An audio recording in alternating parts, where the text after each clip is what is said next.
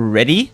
We're going live on TV now. Oh wait, shit, I forgot Twitter's still playing a thing. Hi chat, how are we doing today? Oh shit, I'm still in the top right. I didn't fix this since last stream. Hello everyone, how are we doing today? It is I, JinJinx, incredibly well prepared and definitely not late VTuber who definitely did not oversleep today and not get the stream scheduled until way later than it was supposed to be. I was planning on streaming at like 8 o'clock or something. I need to make a new stream schedule because I don't really follow shit otherwise. Stretch. Hello chat, how are we doing? Hi Dread, appreciate the hydration check. I actually, good point, I will drink a little water right now. I have been like so fucking dehydrated the past few days. I actually woke up earlier. I woke up like fucking 2 hours ago, because I have been kind of just recovering from the mass amount of sleep deprivation I've had for the past few weeks around my Atlanta trip. Because before the Atlanta trip, I still had some time scheduling issues and did not get a lot of sleep. I had to like stay up for my flights and get like 3 hours of sleep on the plane, and then not sleep again until later that night. Then on top of that, having jet lag fucking up my sleep schedule, but also still trying to get up early so I could, you know, go do things and see friends and family in Atlanta and go do things in like the limited time I was down there. And then not ever actually completely getting used to the jet lag, and then coming back and still being reverse jet lagged. And then also struggling with getting proper sleep and stuff due to other time scheduling things and streaming and stuff. So yeah, I slept for 12 hours today and 12 hours yesterday, and I'm feeling a lot better. But also, I actually woke up earlier than that today, like a few hours earlier, and then woke up with a fucking splitting headache, and like stumbled to like take some ibuprofen because I love having autism, and then going back to sleep for a longer nap, I guess. Hitting my vape. I actually don't know if my mic ever picks up me hitting my vape or not. I don't know if it's set to be sensitive enough because I don't have it. I do have like a decent noise gate on the low end of things, so I actually know if it ever catches my vape. Oh, well, looking at the levels, it definitely caught that vape hitting. Okay. Also, hi Coldrith, streaming so early I don't have to feel bad about not being asleep. Let's go! Check my Discord pings. What the fuck?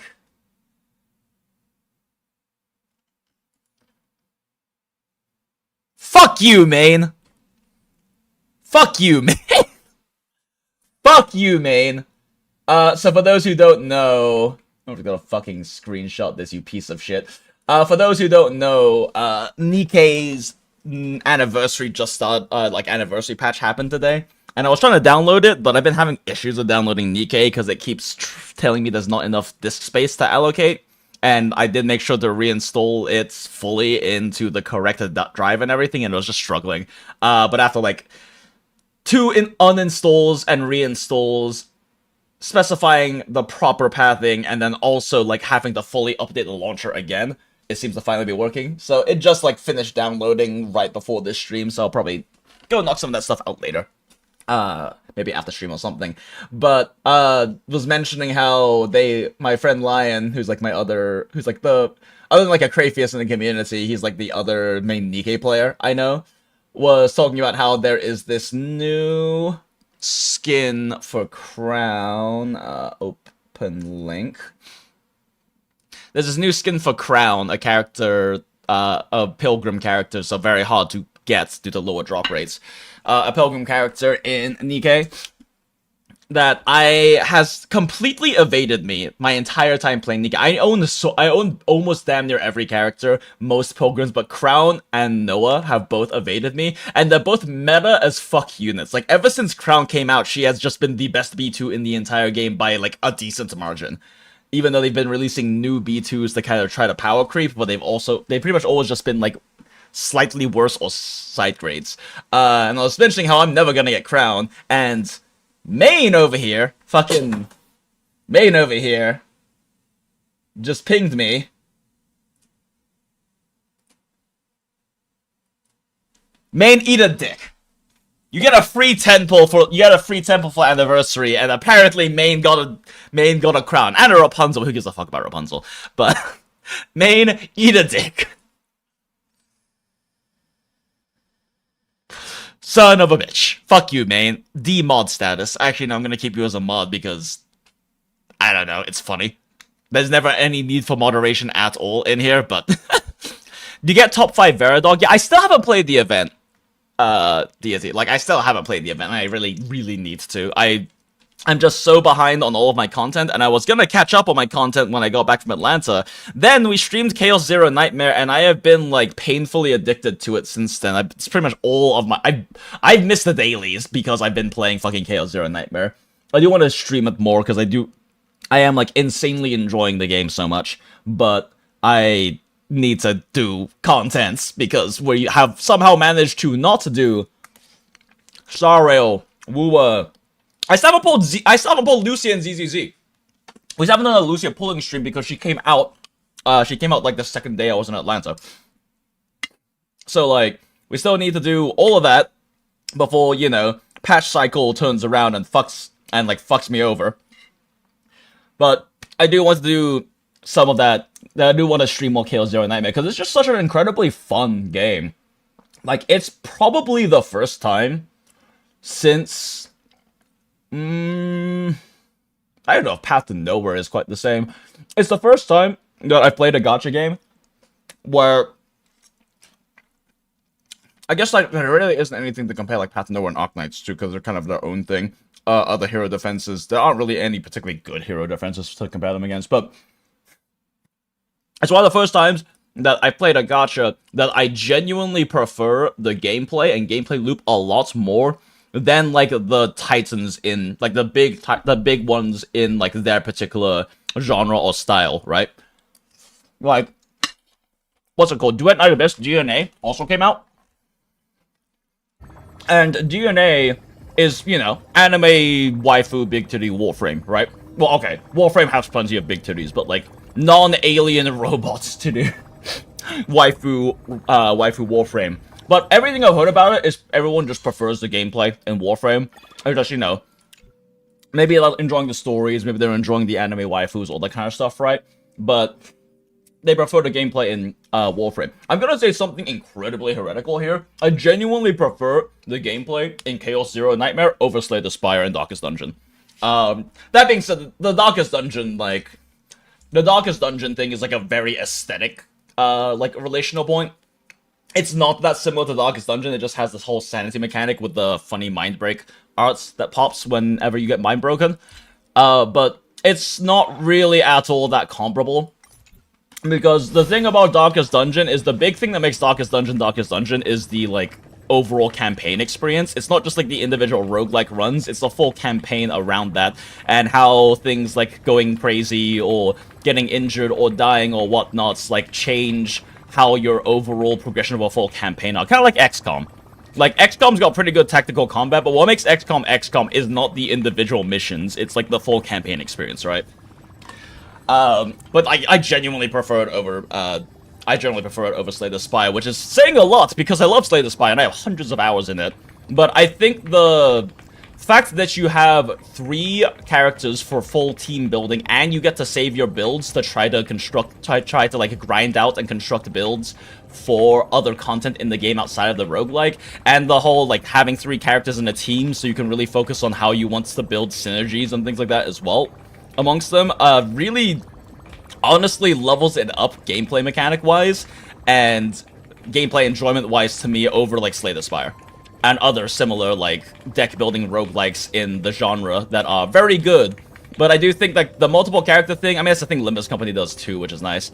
But I think also just the whole deck-saving mechanic, and also us not really understanding the full way that deck-saving works right now, because it does have, like, card overwrites and removals and adding them back in based on quote-unquote save data score, but we don't really understand the in-depth parts of the mechanics of that yet.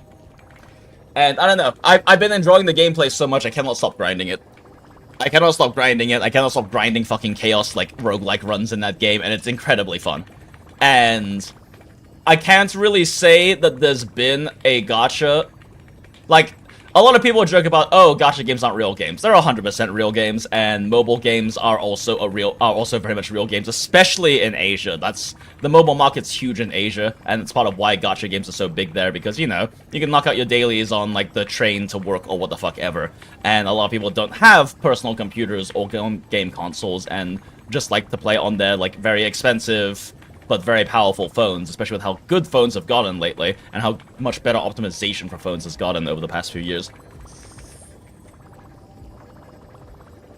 But, like, generally speaking, the vast majority of gacha, like, gameplay is at most comparable to, and in a lot of cases, a downgrade from, like, the titans in their industry, right?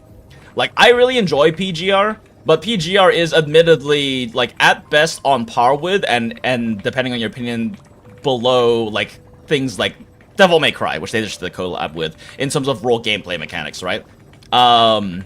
Especially because PGR kind of moved heavily in, like, a rotation-based thing, and it's much less, like, reactive gameplay. ZZZ, I think, is also probably another case. ZZZ's gameplay depth is actually incredibly great, and I genuinely would prefer playing ZZZ over, you know, other third-person action games like that, just because of the mechanical depth that exists in it, as well as, like, the team-building aspect of it.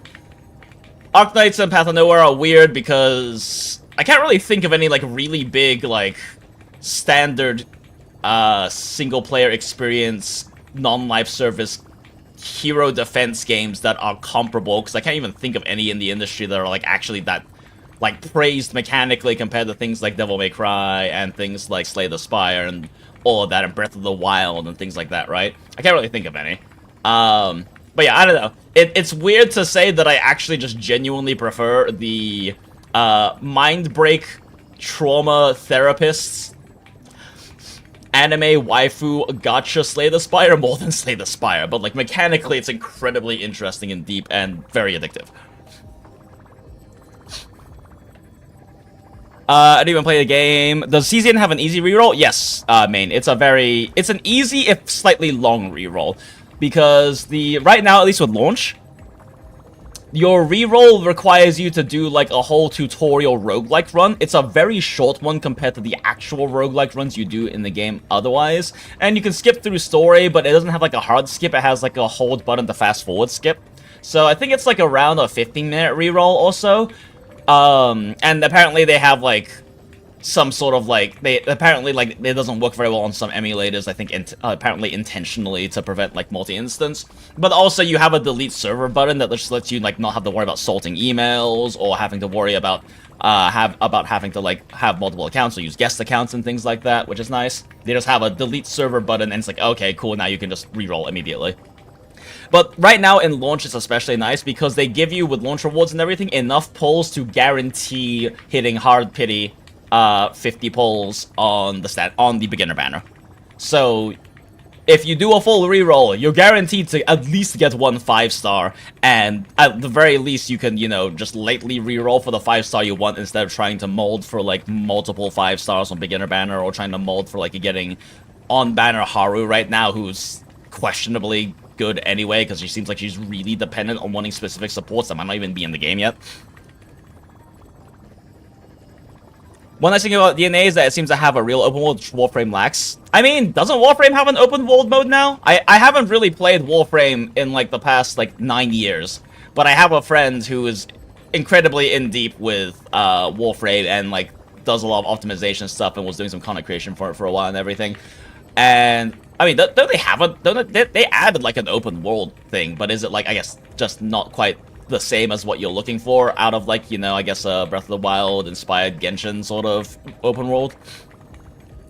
Though we still have Ray death counter in case we kill Ray all the way from HSR. I fucking forgot about that. Alright, let's hide that. Whoops. Also, how's it going? Undeniably, some guy. Smile. Nice new name change.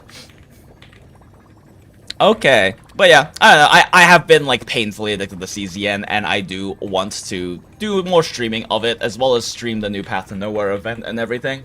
But we have priorities, which is, 4 days left on this bullshit. I will probably just do the events off stream, honestly. I don't know. I am going to be able to, and we'll decide how many days I want to, like, stream. I could stream late nights for the next, like, 5 days in a row, just because my work schedule will allow it. Basically, until, like, Sunday. Okay, that's not 5 days. Tonight, 1, Thursday, Friday, Saturday. Okay, I can stream for, like, the next 4 days in a row. Because my work schedule is set for, like, evening shifts, so that wouldn't really be a problem. I will see how many of these I actually end up doing. I can't do it on Sunday because I do work an earlier shift on Monday, but also because it's an earlier shift on Monday, I can also stream Monday night. But by then, HSR patch cycle will have happened. I'm also eating because I haven't eaten yet. I woke up like 2 hours ago, so I made food and then didn't eat it because I was doing other getting ready for stream bullshit. So you're gonna hear me chewing and eating through things while we stream, I guess, in this little preamble. The mandatory 30 minutes of random bullshit before we actually do the thing in the stream title. Om nom nom nom nom.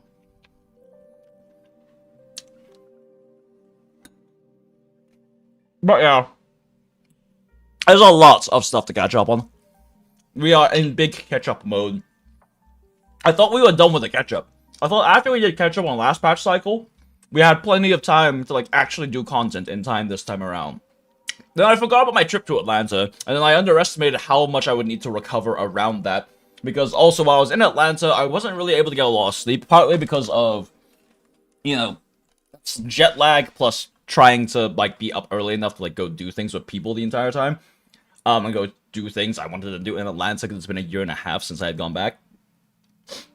But also because of, part of the reason me going down there is spending the weekend at Alchemy. It's a Georgia regional burn event. Basically your Burning Man style thing, but much smaller, local, and more like Burning Man 10 years ago before it got kind of dominated by really big, heavily commercialized, like big party camps and everything like that. And I did not get a lot of sleep while I was at that event. It was a lot of fun.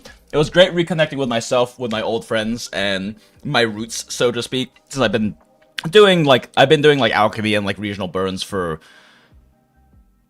Fuck, how old am I? I'm 32 now, so for 14 years, holy shit. Yeah, I've been doing that shit for 14 years now. I started when I was, like, just freshly 18. And yeah, I don't know, it's been a whole, it was, like, a really nice experience. It was a whole thing.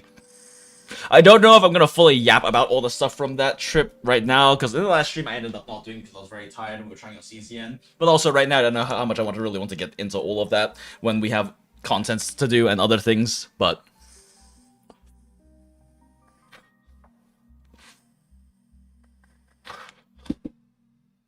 Looking at my sound leveling, like, it didn't catch me vaping that time. It's kind of tickling with vaping that time. Yeah, it seems like it doesn't really consistently catch me vaping, but I also have a fairly quiet vape, so that does make sense. Okay, I should probably be burning stamina while yapping like this. I spent this entire patch just farming fucking these relics, and I'm pretty sure I still don't have a better Evernight setup after spending an entire patch farming for him.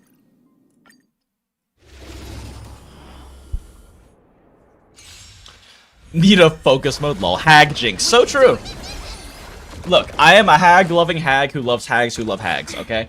This is why I love Path to Nowhere so much. I love my toxic lesbian hag gacha. There's always more ketchup, it's a renewable resource. So true. So true, Coldred. And you still need to do 2 of the Sorrow events too. I think the Spark one's gonna be pretty long. From what I remember from... Oh my god, that is loud. We do not need it to be that loud right now. From what I remember Sniper mentioning, main, another one of our mutual friends for those in chat who don't know. But from what I remember, Sniper mentioned that, like, the Dromus one is the long one because it's, like, Uma Musume roguelike grind running. And the others aren't that bad. But yeah, there's a lot of content to do. I say as we continue to not do content because we have a mandatory 30 minutes of yapping that needs to happen before we do the thing on the thumbnail smile.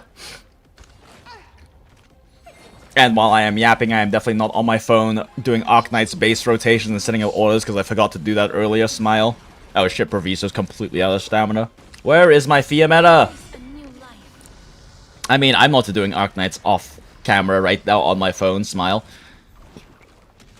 No, wait, seriously, where's Fiametta at? Oh, there she is.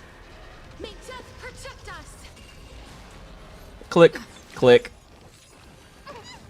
Rotate. Beautiful, that's all rotated. Click, click. Drones, max. Drones, max. Drones, max. But yeah, I don't feel that bad about adding Chaos Zero Nightmare into my like gacha rotation because dailies are really fast. The really big thing is gonna be the weeklies because the weeklies want you to do like 2 roguelike runs and they can get pretty long. But also, I don't know, they're really fun. Like, the other roguelikes in these other gachas have not been, like, the most entertaining. Sim U is, like, kind of fun when you're trying to, like, push the higher level content and things like that. WUWA doesn't have difficulty settings, so it's kind of boring, honestly. Like, WUWA gameplay is always fun, and it's fun to do the gameplay in there. It's just everything dies so fucking easily because I'm endgame, like, I'm built for endgame in WUWA. And ZZZ, similarly, Hollow Zero is pretty fun, but, like, after you do your first difficulty 15, you do, like, your first, like, difficulty 15 clear, it's like, what else do you have to really do other than just making the run take longer compared to just doing, like, a 0 difficulty clear for weeklies? But CZN has been, like, consistently fun because it is built around like, its roguelike mechanics and modes, so, I don't know. We'll see. We'll see how much I get in terms of weekly, weekly fatigue from that game after a few weeks, but Juris one is like decently long, but it's not that bad. I think I'm not actually sure, but I think the Sparkle one is the Elation preview event probably. Interesting. I like how the trash can summoning was one was for remembrance. Yeah. Sparkle one is a combat event, so it's kind of long, but ultimately autoable. Dromus is long and also needs to actively participate. For real, CZN feels like an actual roguelike. Like my play and decisions feel like they matter for beating the game. Exactly. It's like genuinely challenging. Like, it doesn't pull punches. If you don't play well, and also, I guess right now, because all of us are still, like, week 1, so unless you're, like, max refreshing and stuff, you probably aren't level 40, which is required for you to access the tier of gear farming to get max rarity gear, because it has, like, you know, your classic Genshin-based relic system, where you have like randomized substats and you have to farm for them and yada yada yada. And those stats do affect your roguelike runs. But now that since we aren't at the point where we can actually like build proper investment in gear, because it's just kind of dumb to do that until you can get max rarity memory fragments they call it in the game. Stats definitely feel like they're a little bit lacking due to not having full investment. And once you kind of get that built up, chaos runs will probably be a bit cleaner. But even saying that, that might not be true, because they could also just scale the difficulty of the next level of Chaos runs to account for that, but who knows. But yeah, I mean, right now, it's fun, it's challenging. How well you play matters a lot. Decisions you make in terms of deck building and things like that matter a lot.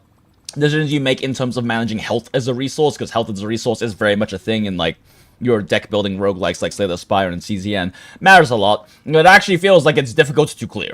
And you don't have to clear. Like, the entire point of, like, the roguelike really ultimately is to make builds and save them for your characters to use for other content. And you don't have to clear to save your builds. It's just clearing gives you more things you can do to make your builds better.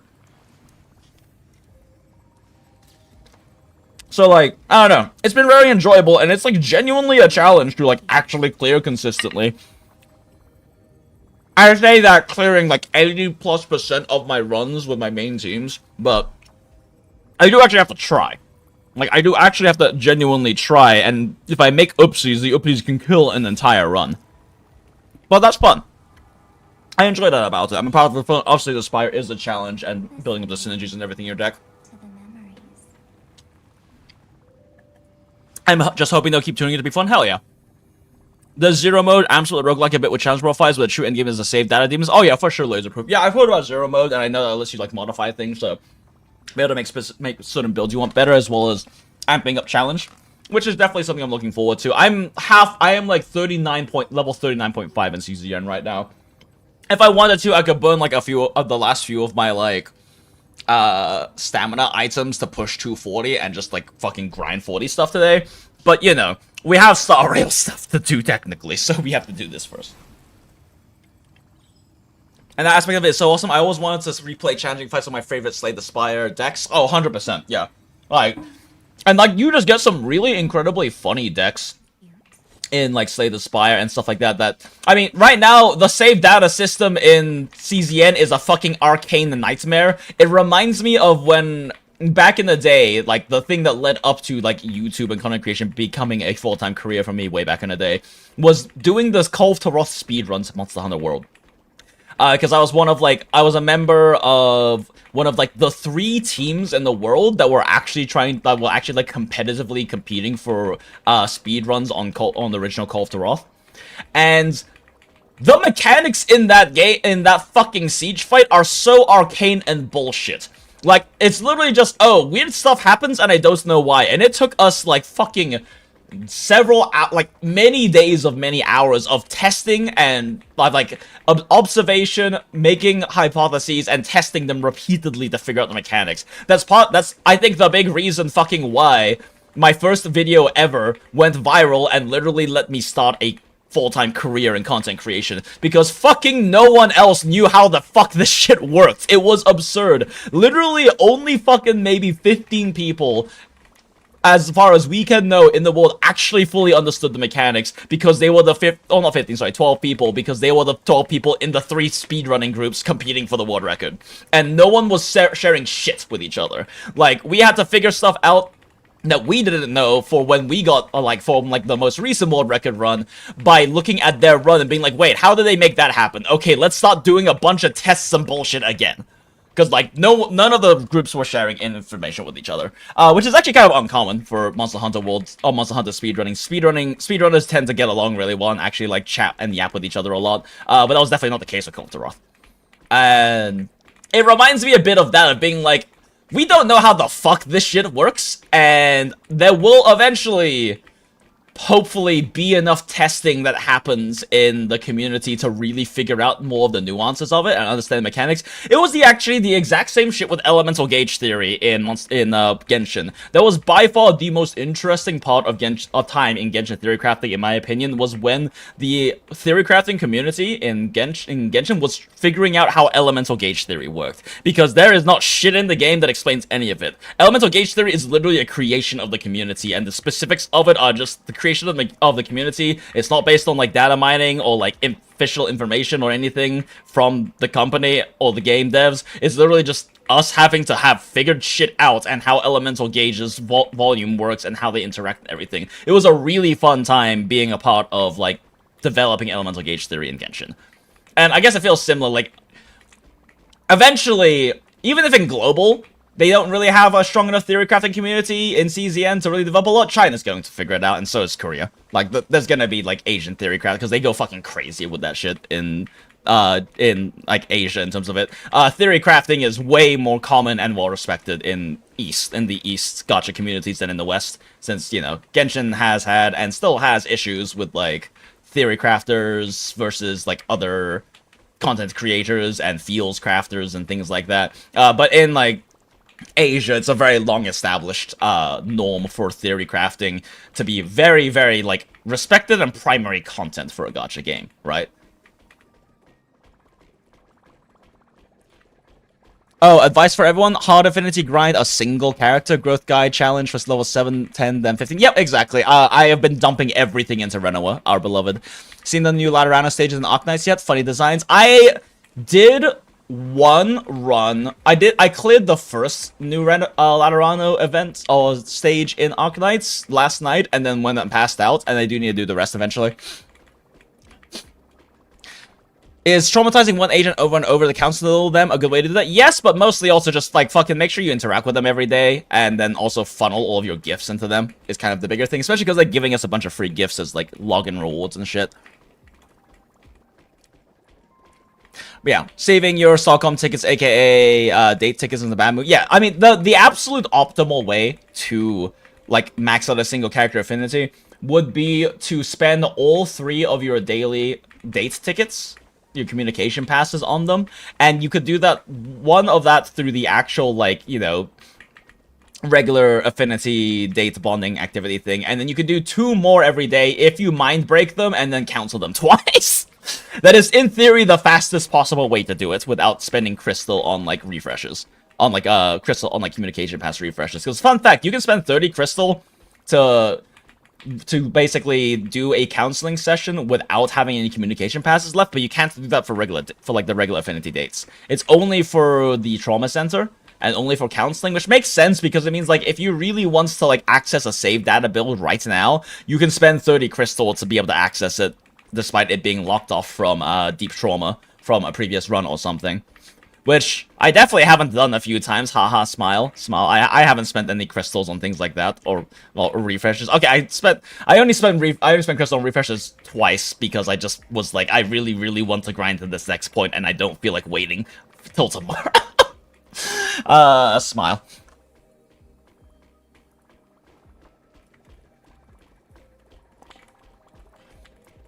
So I think they understand how annoying that mission is? Yeah. Is there still anything to TC and Genshin, lol? I don't think there's anything aside from the usual new character TC grind. I mean, yeah, at this point, I don't think there is. I don't keep up with Genshin theory crafting, but it's definitely in that, like, oh, new patch is happening maintenance mode thing, because, like, what else is there left of theory craft? That's why I say it was by far the most interesting time in Genshin theory crafting was during the very beginning when we were figuring out elemental gauge theory, we were figuring out what actually produces biggest multipliers. Like, very early on in Genshin theory crafting, until we better understood elemental gauge theory, elemental reactions weren't considered that valuable, and more so just raw more motion value per second output was more valuable for at least, like, the first, like, 2 weeks. And then we started understanding better how multipliers like Elemental Mastery work with things like Vaporize, and how to make Vaporize do, like, proper vapes instead of reverse vapes so you can have more consistent vape output, because we started better understanding Elemental Gauge theory and understanding why if you have Hydra application and then do Pyro damage on top of that, you get multiple vapes out of a single Hydra application instead of vice versa. And so, like, we started better understanding that, better building and realizing, oh yeah, like, fucking, like Jingchu and was it Jingchu? Jingchu and, like, Diluc and Bennett, and it was crazy. It was like, it is, like, such a meme now, right? How fucking overpowered and good Bennett is. But it is crazy that the EN community in Genshin took weeks to accept that Bennett was good. Like, Zedjef, like, my friend Zedjef, who still, of course, does, like, all of the theory crafting and content creation for Genshin, and fucking great guy. If you do like Genshin theory crafting or just Genshin content, go check him out, on Twitch, just look up Zedjef, he'll show up, Zajef, but, like, he's, like, now, as I understand, he was and is still considered, like, the used car Bennett salesman. I was the original one, though, because day 2 of Genshin, I realized, wait a second, Bennett's fucking busted. Why have we not been prioritizing this motherfucker? Like, you have to make their ult work for like, attack buffing, but Jesus fucking Christ, like, Bennett was ridiculously strong, and it took weeks for, like, the general global, like, EN community to accept that. Like, Bennett was considered fucking, like, C tier and B tier in tier lists for weeks in Genshin. Because, like, people didn't understand well enough how his ult attack buffing works and everything in order to understand how consistent you can make it even without constellations. And so they just assumed that he's not very good because of how situational his attack buff was. But yeah. I also accidentally made the national team before national team was a thing. Because, like I said, we didn't really understand elemental gauge theory that well, right? And national team is reliant on vaporizers to be good. So I didn't really understand it, but I did accidentally run on the very first ever Abyss. My side 2 was national team. My side 2 was national team completely accidentally because I just decided that was kind of like out of all the magic value per second options, Bennett's still pretty decent in terms of just, like, on-field E-spam. Jingchui is very high, especially for field time uses. Xiangling also very decent, and then I threw Chongyu. Is it Chongyu or Chongyuan? I don't remember fucking his name in Genshin. There's so many Chong Y characters in different Chinese gachas. But I threw him in there because there was a lightning fatui that required you to use ice to break their shield. And so I accidentally created and ran and cleared Endgame Abyss with National Team like 2 weeks before it actually became a thing in China. And I didn't even, and like, it was completely an accident, right? Like, National Team, as it was developed in China, was developed because of the synergies between those characters. I kind of just accidentally did it. I didn't build that team because of like trying to understanding elemental gauge theory, because we didn't really understand it very well back then, and having like these strong vaporizers, as well as having enough like hydro application with Jingchu or Jingchu. It's Jingchu, right? I don't remember anymore. With Jingchu to have like both Bennett and Jiangling do constant vapes for high output and everything, yada yada yada yada. I just thought it was very funny that I accidentally used that for endgame clearing, just because it's like the other team that made sense to put together for the content after I already had like a Venti, Diluc, Kaya team on the other side. Because again, we didn't understand elemental gauge theory very well back then, so I wasn't running Diluc with Jingqiu. I was running Diluc because he just had really decent raw MVS value multipliers if you animation cancelled on him, which is what we kind of prioritized in the first few weeks of Genshin.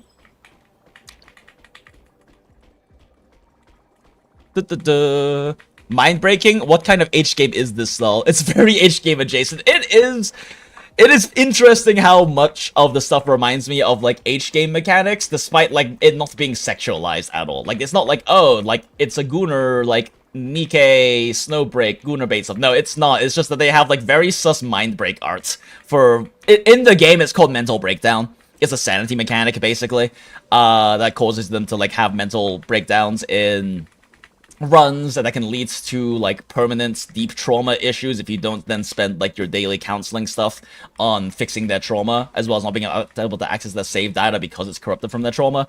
And then also in game lore, they kind of link it through, because the whole idea is that you as the captain, your special thing is that you aren't affected by the chaos, which is where you do your roguelike runs, and you kind of have to be there to help stabilize the actual combatants who actually do the fighting. To be able to stabilize them mentally and emotionally. So it is required for anyone who registers as a combatant with you, for them to basically trauma dump their deepest traumas to you, so you can help keep them mentally stable in the chaos. And I just think that's really funny. Right now, the thing in Genshin is the old character buffs that are happening. Oh, they're buffing old characters like Mona and Razor becoming competitive DPS, and ooh, interesting. Ray's going through a similar arc in CZN because of how many non-card gamers are playing, not understanding how good deck thing is. Yeah, no, I was about to say laser proof. I am like genuinely curious how many people are fucking struggling in like CZN because they picked it up and haven't played. Well, even if they've played deck builders before, a lot of people who played like roguelike deck builders have never learned how important lean decks are and deck thinning is. Like, there's plenty of people who probably have over 100 hours in Slay the Spire who don't understand how important it is to get rid of every single basic card you have in your deck, for example. Or how important it is to just try to run, like, to not accept every new card when it comes up just because it seems like it might be good. Because that's like a very big beginner trap, or newbie trap, or just like less sweaty trap. Because like I said, there are players who probably have hundreds of hours who don't understand this concept in like deck building roguelikes. But just don't understand how important it is to run lean decks. Especially when you have 3 fucking characters. Because, you know, yeah, you can have a bunch of extra cards that might have minor synergies, but what if you have like your 3 primary cards that cause absurd amounts of damage per round, like outputs, and you can have those every other turn because your deck cycles every other turn. Much better.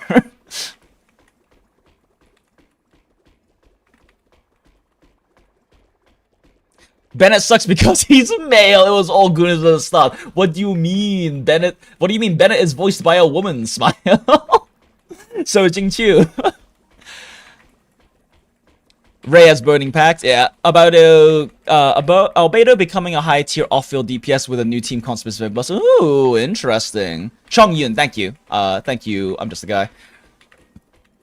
Are they direct buffs or are they repeating Dendro affected new characters? Direct buffs to the base kit. Oh, nice. Just gotta do a quest to activate them. Okay, so they are like actually just pushing out like buffs now, after doing it in HSR and ZZZ for a while. Smile. They are themed groups based on lore, and they both get buffs to their kits and other buffs if they are played with fellow members. Ah. Like SKK and Mind Deviations. Yeah, kind of, yeah. Yeah, pretty much, yeah. Actually, yeah, exactly, yeah. Like Shikika and the Mind Deviations, exactly, in a sense. The big difference being that, like, Shihuigua in PGR is still a fucking, like, Chad.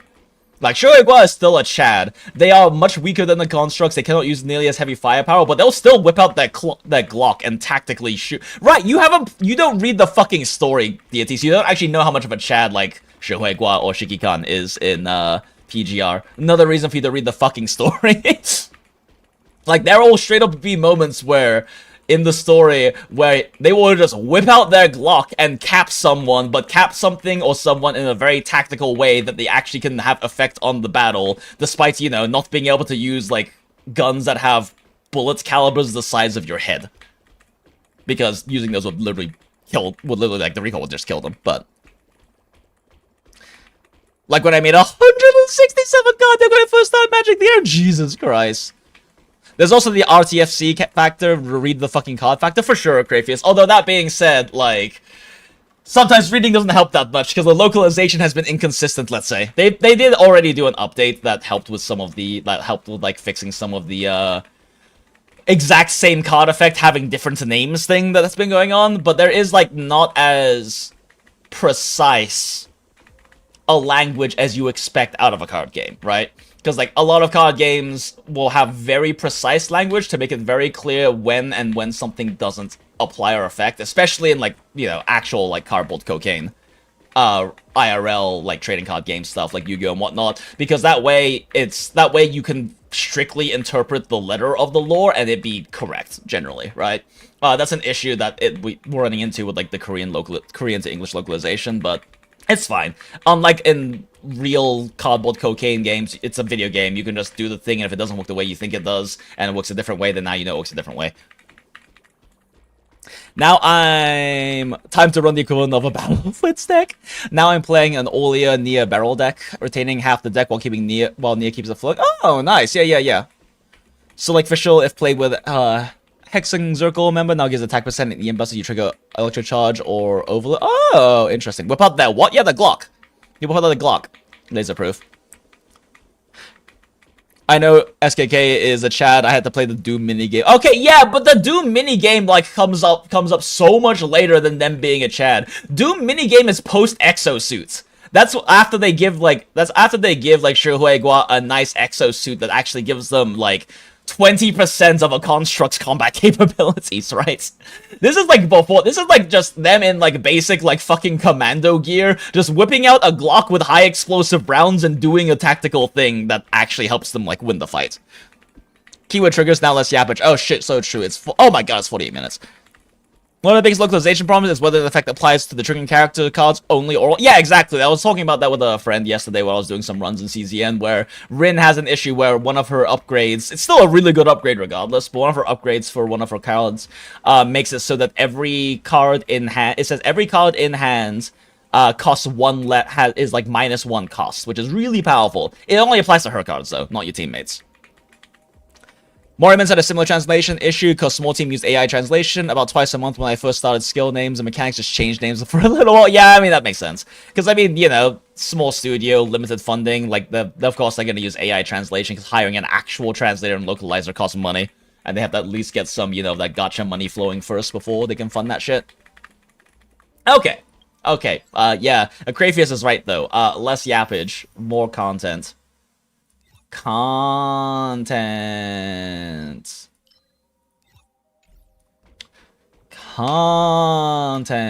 Okay, here we go. I can eat while this happens. I crossed paths with Cyrene and reconnected with Screwlum and Herta. They revealed that the world-bearing core flame must be secured in the world's next cycle. But Lygus would stand in our way. Only with the power of the law could we hope to oppose him. Oh, that was probably not oil. I'm gonna turn up. Flame Chase journey, where we met the Flame Chase heroes of old, including the Monarch Saridra, the Chrysos heir of law, and Hycelens, the Chrysos heir of the ocean, who served her. To ignite law, we needed to overcome Fagusa, who had sealed the vortex. However, we discovered at the rallying feast before the battle that Lygus had already forged a pact with the reigning Ceridra. Until Ceridra During owned your our reverse clash, card. I was Yeah, cast yeah. out of this world, and Ceridra broke her alliance with Lygus. Guided by Herta's hints, I obtained the Garden of Recollection's aid and left Lygus's cage. Within the path space, a mysterious guest bearing the likeness of March 7th, Evernight, appeared with the world-bearing core flame and sent me back to Amphorius. While I was away, 1,000 years had passed in Amphorius. Amidst the desolation of Akma, Cyrene left behind memories of a long war between the Chrysos heirs and Jinx Lygus. mukbang, so true. Their sacrifices laid Is the it mukbang or groundwork for my mukbang? return. I don't know. I don't know Korean With words. it, the Era Nova. Do you remember the PJ dates? I did. I knocked them out right before. The tales of High Sealands and the first Appreciate you checking though, journey Innocence. were unveiled to me. High Sealands, who had been waiting in the ocean's depths, led me to the vortex. There, Lygus emerged, revealing his true identity. Xander! Genius Society number 1. Zen. You know, deity, I can never decide whether to call you Innocence of Heart or deity, because your But the Discord name is geniuses of deity. Cyrene acted just in time, wielding the power of the remembrance to drive him back. And now I think about it, we've actually known each other for a weirdly long time. It's weird remembering or like realizing how long I've known some people in Discord because of how long ago like Another all the force Monster Hunter now stuff was, seems especially. stirring. And like people, if I met or know someone from like the Monster Hunter World era of times, like I've known them for fucking like almost 7 years now, if not more. And that's kind of crazy to realize.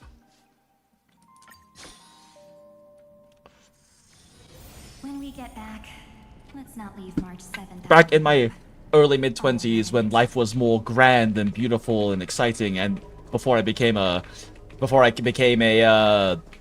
jaded, cynical hag. I've always been cynical. A jaded hag in my twilight years, according to content creation and the internet's smile.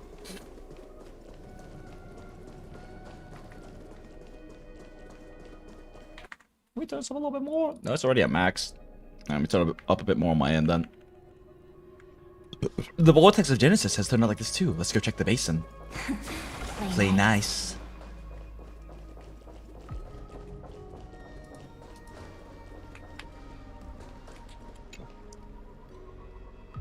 You are reminding me I'm getting old. Hey, it is a good thing to grow older and wizened and more mature and more hag-like and more sexy, okay? I don't care what the mainstream peeps thinks with like the whole fucking teenagers and high schoolers and like younger women being sexier. They don't understand the joy and glory of hags, alright? They don't understand what it's like to have a experienced, wizened, gorgeous adult woman be in your life instead of a tiny... Instead of like a tiny fucking high-pitched voice, immature and not as life-experienced young person, okay? It is a glorious and honorable and wonderful thing to become a hag. Not right. And to be around and surrounded and with hags. Cycle has no demigod of time. Time has always stood on humanity's side. Alicia! With this core flame, Not Alicia, but hotter every night. hopes and blaze a trail to the future. I will finally understand all the Evernight memes. I've just been seeing so many and I don't understand the memes yet. This. The core flame of time. I just flashed back to when you were ranking Madam Ping on your waifu tier list. Hey, I have always been a lover of the hags and the uber hags, okay? Like, oh, I fucking forgot about that. I fucking forgot about the Genshin waifu tier list back in the day, where I was like very consistently WUWA FBI open up and like, you're a teenager, get the fuck out of here. And then I was probably the only person in the Genshin community who S-tiered Madam Ping, because she can teach you some things, okay? She's been around the block, she's seen a lot of stuff, she knows things you could not even conceptualize from ages that you have no idea about, alright? Madam Ping will teach you some shit, and your life will be changed forever.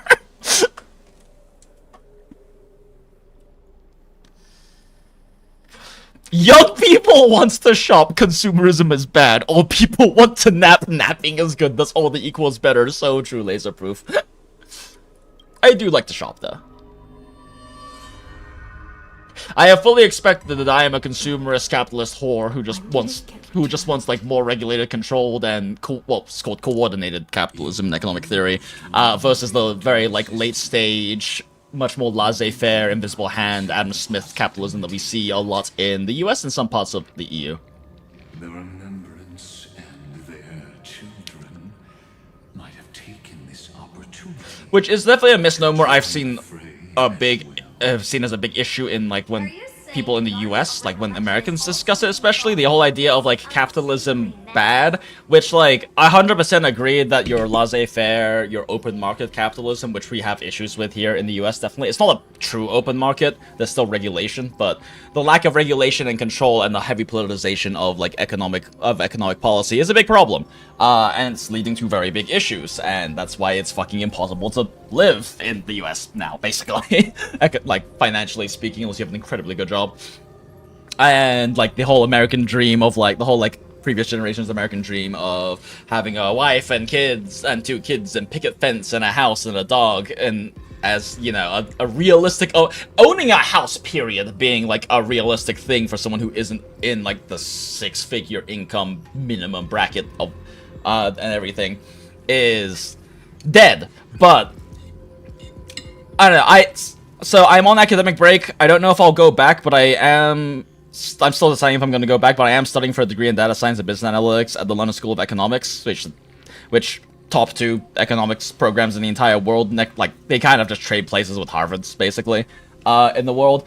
And economics is a required class for every single major over there, regardless of what department you're in. I mean, I'm in the economics department because data science is part of their economics department, but learning a lot more about like actual like proper globalized economic theory and whatnot, and understanding the context of like understanding the actual proper definition of things like capitalism and the context of it outside of just the raw American domestic understanding of it. Like everywhere in Europe, in the EU, is still fucking capitalist. Like they are not. Well, communist isn't the right term, but they are not.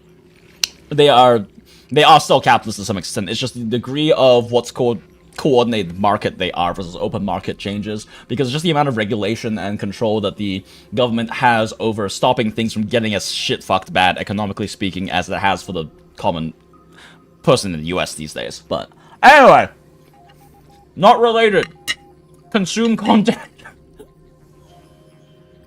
Madam Ping will teach you spear techniques. Spear techniques from eras you could not even conceptualize in ways that you could not even think about, and you're still probably confused after experiencing. Then I welcome them. If the Metal Keepers can disrupt your little experiment of destruction, I'll give them a standing ovation. Hell yeah. We love Thurza. But you know deep down that they can't. In fact, the memo snatchers will be more of a hindrance to you. The memo keepers covet Amphorius's secrets, just as they covet the knowledge of every genius. In the war between the eons, the remembrance is never the erudition's ally. But they are certainly not an ally of the destruction either. Right now, following behind the Trailblaze, numerous cosmic powers have cast their sights on Amphorius. They all have vastly different philosophies, but the desire to survive will unite them against a common enemy. How can you be certain that these powers don't have their own end goals, waiting to seize an advantage in the war among the eons? The war has long begun, Screwum. 4 paths will push the cosmos to its end, and the destruction is only one of them. Polka saw these ripples, but had no way of stopping them. So she found in Device 9 Dr. Primitive also Command market, that's the term. I was trying to remember the term since it's been a second since I studied my economics textbook and stuff, but still a command market, the opposite of like a capitalist free open market. they could have ascended Communism is a form of governmental theory of management, not actually a market theory, or a way of controlling and handling markets. That's called a command market. Or was it? Wait, is it a command market? Shit. Okay, I have to review this stuff. It's been a while. Second Emperor had a body made of flesh and blood. Wait, shit.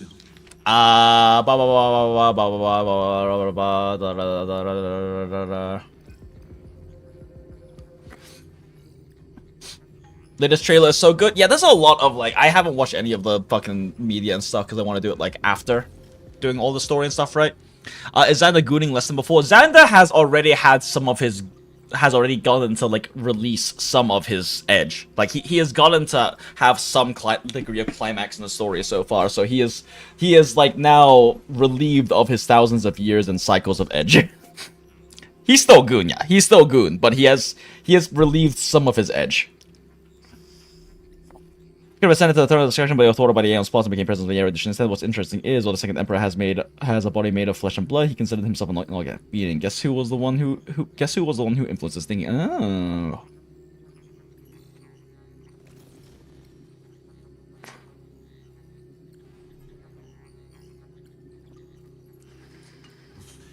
An inorganic being.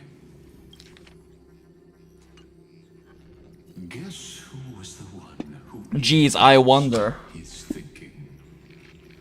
We have no interest in chatting about logic. You are stalling, which means you feel trapped. I think command market was the right word. Yeah, it is. It is command market. Yeah. Trapped. Yes, looking back, when Xandar was a human, he often felt trapped. Command economy. Yeah, okay, no, that's it. It is a command economy and a coordinated I've always market. so No, wait, no, it's not even a coordinated market. It's just command economy, right? Because, like, a market economy, it's the two sides are a command economy and a market economy. Market economy being, you know, what we see in the vast majority of the world. Even China has a heavily coordinated market economy at this point. They don't actually have a command economy like Cuba does. As an example, despite being, you know, governmentally communist. Despite being governmentally communist and focused on focus culturally on collectivism, their market is actually a market economy. Or their economy is a market economy, not a command economy. It's just very heavily coordinated and still has a lot of different command economy elements to it. And that's the thing I think people who lack the education on it, which to be fair, the American education system is kind of shit at teaching you this if you don't actually get a degree in economics or something along those lines. Is misunderstanding the difference between a command economy and communist governmental structure and things like that. And quote-unquote socialism, which is a whole fucking thing in and of itself in terms of like issues with misnomers and misunderstandings of definitions and things like that. Anyway, content consumption, video game, not real life depressing economics in theory. Oh, you're right. We won't get anywhere the way things are going right now. Every member of the society has their own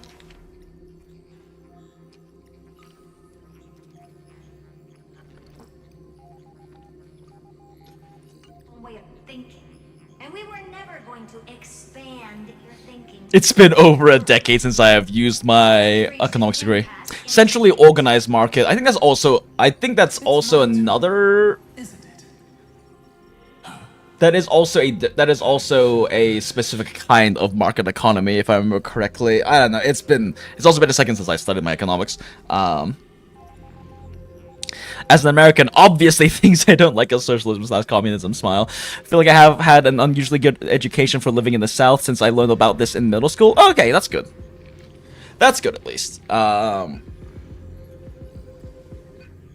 I've met people in college who didn't know about Malcolm X. Really?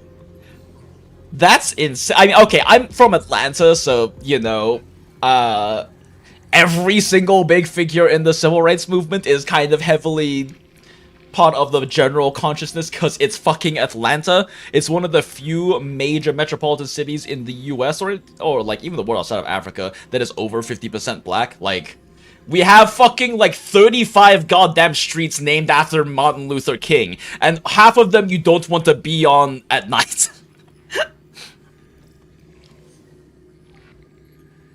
If I recall correctly, China is centrally organized. Yeah, it is. It's still a market economy, but it is a centrally organized economy with much more heavy, like, coordinated markets policies, I think is the correct usage of the terms. It's been a second, but I think that's the correct usage of those various economic theory terms. Can I ask something? Yeah, totally, go for it. Bay Up, Utra Pratama 20. I'm just going to call you Bay Up. Yeah, go ahead, Bay Up. I was told the civil was about states' rights. The civil. That's a whole fucking thing, the Civil War. Oh my god, it's especially interesting growing up in the Southeast, right? Where, like, Atlanta... I think Atlanta makes people forget that Georgia is still the South, because Atlanta is where, like, all of the, generally speaking, more liberal, all of the gay and queer people especially, and all those kinds of peeps, like, congregate because they're fleeing from their smaller Georgia towns, and they're fleeing from the much more hateful areas that make up the majority of Georgia, outside of, like, some of the bigger cities, because Atlanta's, like, insanely gay and insanely queer positive and insanely, like, accepting, but, you know, there are still small towns in Georgia where you will get disowned for coming out of the closet, and in fact, a lot of people who live in Atlanta have been disowned for coming out of the closet, which is why they moved to Atlanta. But yeah, it's wild. It is kind of wild because there are still legitimate people who exist in Georgia who call the Civil War the War of Northern Aggression. Which is just like, I can't even with that.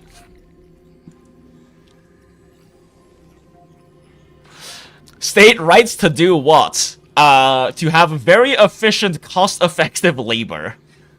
That while completely ignoring the concept of human rights and ethics. I was never told about Malcolm X, only MLK in school. I mean, that's, to be fair, MLK is the one that ends up more in the history books, because Malcolm X was the foil to Martin Luther King in the Civil Rights Movement, and also the one that a lot of people, and historians especially, want to sweep a bit more under the rug, because Martin Luther King was very much about, peaceful, peaceful resistance isn't the right word, but causing change through peaceful means. Malcolm X was all about the violence. Malcolm X was very much more about, we have to do big things and make big actions to cause change to happen, and we have to, show people how angry we are over this. It's a much more punk mentality versus punk in the traditional actual alternative culture sense, because punk as an alternative culture is largely defined by anger and action, not sorry violence, but oftentimes, but by action as a counterculture versus all the other alternative countercultures which have different ways that they philosophically counterculture. In a very different sense, of course, we're talking about civil rights movement of human beings, of an entire demographic of human beings versus general counterculture things that oftentimes gets mistaken with just aesthetics and musical culture, which is not punk music culture is a thing, but actual punk culture is a very different, completely different thing. Anyway, content consumption question mark. The Georgia rebrand to peaches instead of slavery is so effective, unlike Alabama, whose branding is cousins. So true. I'm in a dilemma because I'm torn between pulling the Hyacinth E0 S1 or Trippy's Eidolon and a signature weapon. Oh, okay, gotcha. I mean, why do you want Hyacinth E0 S1? Hyacinth E0 S1 is very specific in usage. In terms of power spiking. I'm going for Hyacinth E0 S1, but that's because I want my Evernight to be as strong as possible. And Hyacinth E0 S1 is mandatory for Ever Knights to get close to her ceiling. It's just such a huge power boost for her. But Tribby and Tribby Eidolon is much more universally applicable. And Signature Weapon on someone else is also universally applicable, because Hyacinth doesn't really need S1 outside of Everknight's teams. And Acheron teams. If you're running her with Acheron, Yayi, right in May, Yayi is the Chinese, is like the original Chinese name for her, and I play Honkai back there in Chinese, yada yada yada. But Hyacinth S1 isn't really necessary for anyone except for, and even then I wouldn't say it's necessary for Everknight, it's just a huge power spike for Everknight to have it. And it is generically useful, right? It's generically good to have for her in basically any team, but like Tribby is gonna be a lot more impactful as a general unit if you're not specifically targeting either Everknights or Acheron teams. Because Hyacinth doesn't really work well as an Acheron sustain compared to like Adventuring S1 or even like Gallagher really into the stack generation unless she has S1. But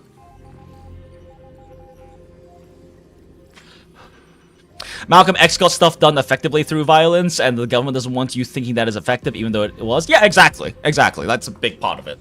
Is that like there are many people who want to sweep that under the rug. A, because of just like the general perception of like, oh, yada yada violence, like violent civil rights movement, but also like you said, because he actually got shit done, but people don't want that. The government and a lot of people just don't want that to be recognized and celebrated because you don't want to encourage. The government has a lot of incentive to not encourage violent uprising. And violent, God, what is the fucking word? And like, not protest. Ugh, I can't think of words right now. My word recall's kind of shit, but.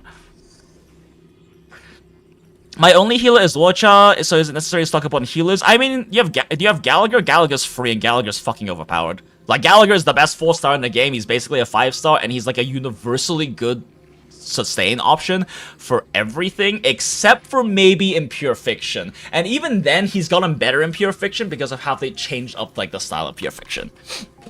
But Gallagher is like an insane free 5-star because he's been free in so many fucking patches as a 4-star character that can basically always act as a second sustain unit. Plus everyone got Dan Hung, so like since you got Dan Hung for free as well, I'm assuming you also have another sustain options through Dan Hung. Dan Hung does want Signature to be a really good sustain, but he's still a sustain. He's still a decent sustain without it.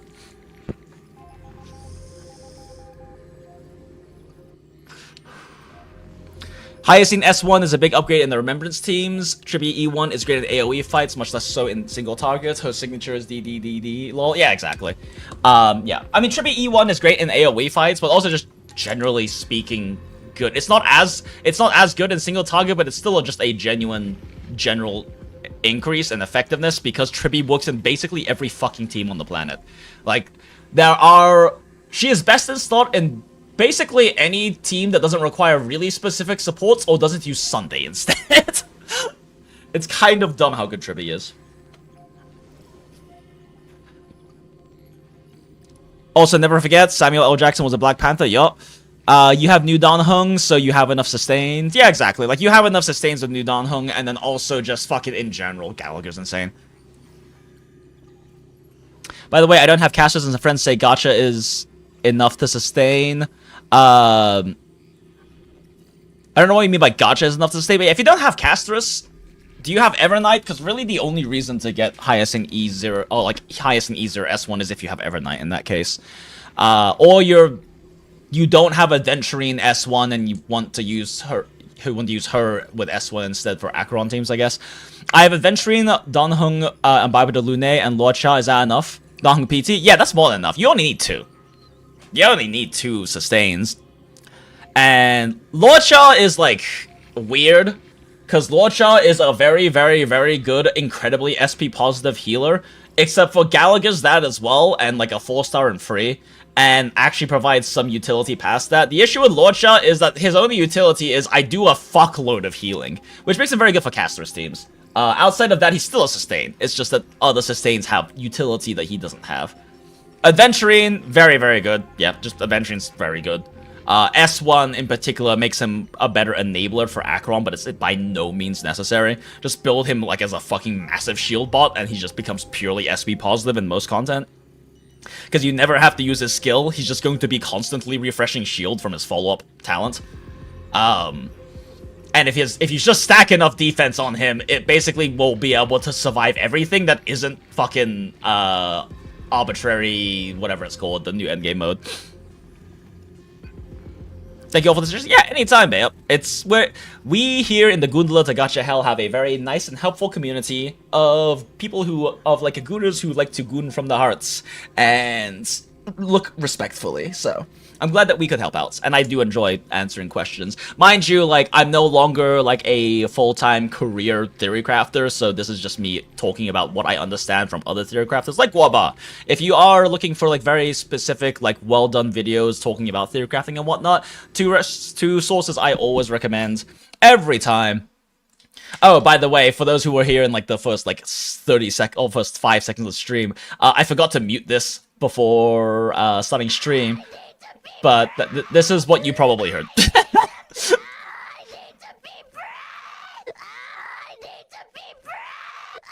Yeah, apparently Bao the Whale VTuber had something that clip go viral. It's pretty funny. 4 hours till WUWA events. Let me gather cheese of funds. What do you mean WUWA event? Wait, shit, is there an event ending in WUWA?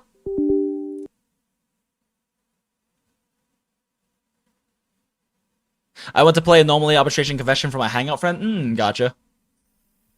I mean, Anomaly Arbitration is fun. It's just also, like, very much whale content. If you actually want a max star clear, you basically have to be a whale.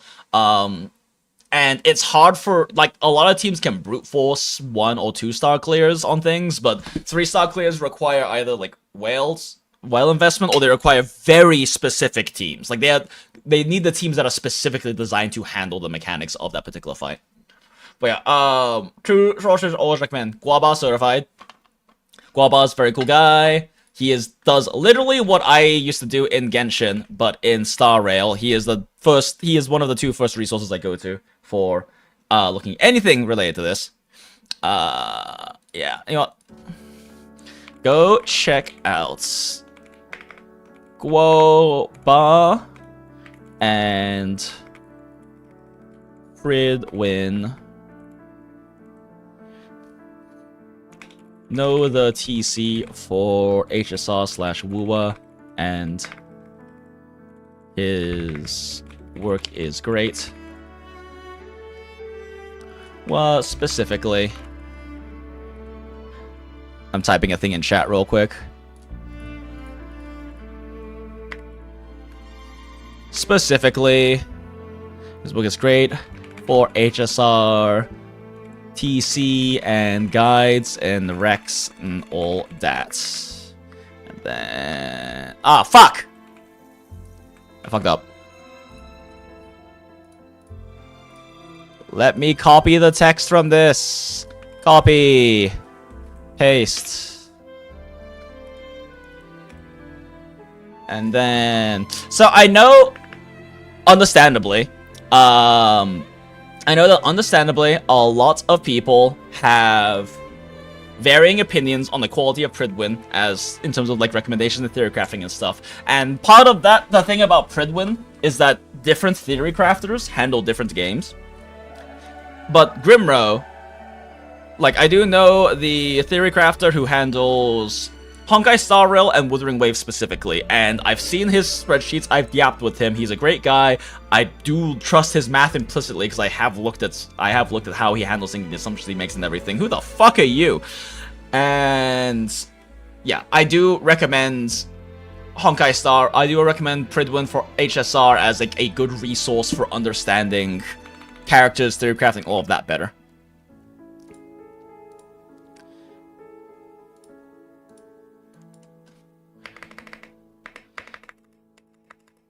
Okay, cool. Send that, and then we pin that, and we're good. But yeah, definitely recommend them for any of that sort of content. Heavily recommended. Go send them a like and stuff like that. The fuck do you mean insufficient storage space? What is going on with, like, my fucking... Everything is saying it has insufficient insufficient space, but everything should be on my C drive, which has space. Yeah, my C drive has space. Why are things on my D drive? What games do I have installed on my fucking D drive? Okay, I can delete that now because I moved it to... I definitely moved that to my C drive. In before it wasn't.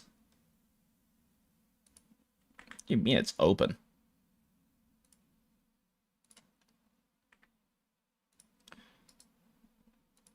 Wait, but it shouldn't be. Why is this in my D drive? Why is WUWA in my D drive? Is this why my fucking loading times are shit? Why is WUWA in my D drive? My D drive is an HDD, not an SSD. Oh wait, no, my D drive is an SSD. I forgot. That's right. I did make it an SSD. My E drive is an HDD, right? I think so. Yeah, yeah. Time to uninstall a gacha game. It's me hissing. I don't know how well my mic picks up me hissing, but I'm hissing. I did actually uninstall R1999 from my computer because I just play it on my phone, but because CZN is eating up even more storage space. It wants to be on the D, so true. Real quick, is the WUWA event ending on this reset? I thought we had one more day. What do you mean insufficient resources?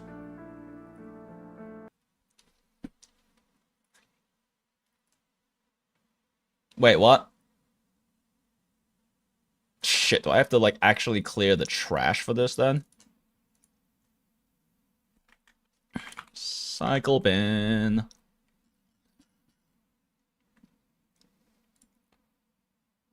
Oh my god. What? There's so many things in my recycle bin! When was the... Does this not auto-delete anymore? I thought I had set to auto-delete every 2 weeks. What the fuck? There's so much in my recycle bin! Crafttopia's in it? When the fuck did I delete Crafttopia? That was like months ago. Huh?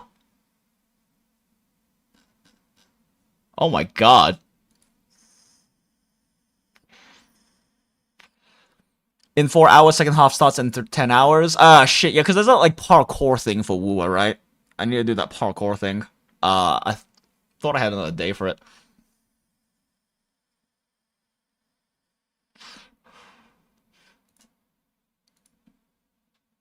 Okay, now you don't have a fucking excuse. Jesus Christ, I had... Wait, how much space did it free up? It freed up 50 gigabytes on my C drive and 26 on my D drive. I had 75 gigabytes of bullshit in my recycle bin I didn't clear. What? Chat, I'm mad. Apparently my recycle bin isn't set to auto clear anymore. I don't know why. I'm gonna have to fix that. So I shift delete everything fair. I mean, I don't mind keeping things in a recycle bin just in case, like, I fuck up or something, I guess. Enoxa? Thank you, Acrapius. Greasing Jordans. Trash Panda allegations will never be beaten now. Thank you, Acrapius. So true. I was holding on to 75 gigabytes of Trash Panda trash, and we finally cleared all of it. Thank you for the thank you for the Australian 10, though, Acrapius. You didn't have to do that, but it is appreciated. Okay, well, I guess we do the parkour event. We're never going to get content done. That's a Dodo audio. Oh, yeah. Yeah, that's an old one I had attached to it that I never actually, like, changed. The whole Sam Creases Jordans thing. It's like my generic entering VC soundboard clip as well. Outside of the ones I have, like, specifically for... What the fuck is this open? The fuck? Outside of the ones I have set for, like, specific servers and stuff like that, it's just my generic entering VC soundboard clip for Discord.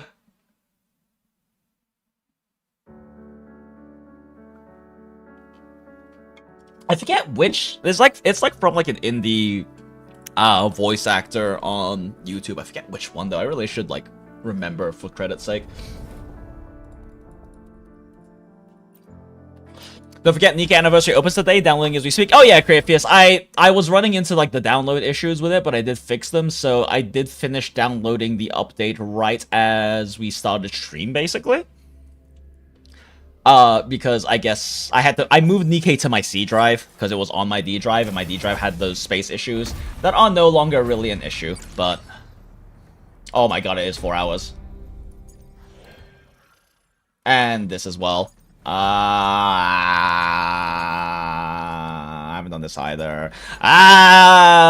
We're so behind on content, chat. I also still need to do this. And I need to do and I need to do this. I mean, that's just polls to be able to get for Chiyuan though, right? Because I do kind of want to pull Chiyuan.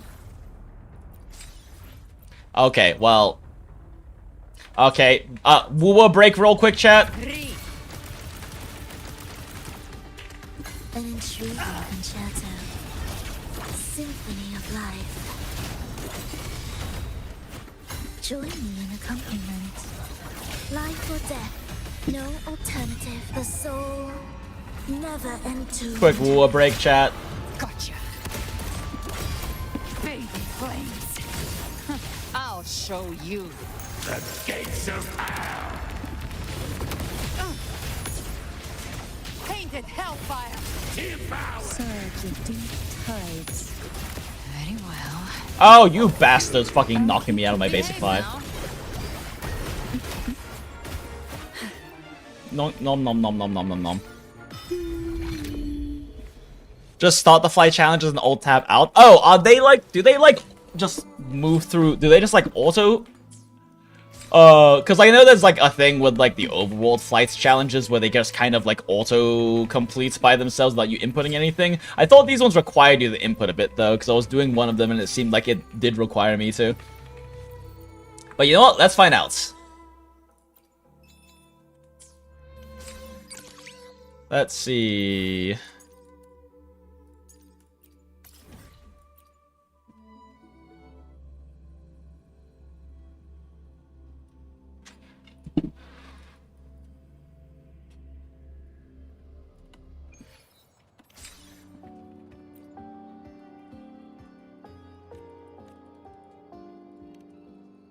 Gotta say, I do love running Hag team.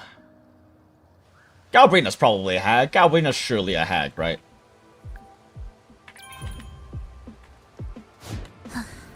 Zoomies! And Frolova is uber Hag. She has lived for hundreds of fucking years. Okay, so if I just don't press any buttons... It's enough to get rewards, usually. Okay, I'm just going to, like, not press buttons. And we'll see what happens, and I'm gonna continue eating while this happens.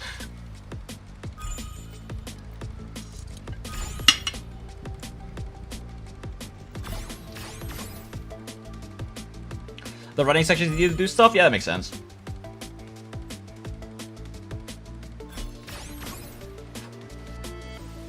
Such challenging gameplay and contents. Much wow. Cookie clicker events?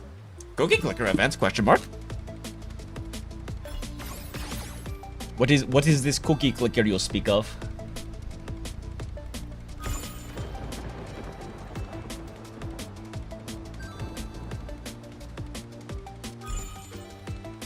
Fuck, I really have to pee. And we already achieved back score, so I'll be right back, chat.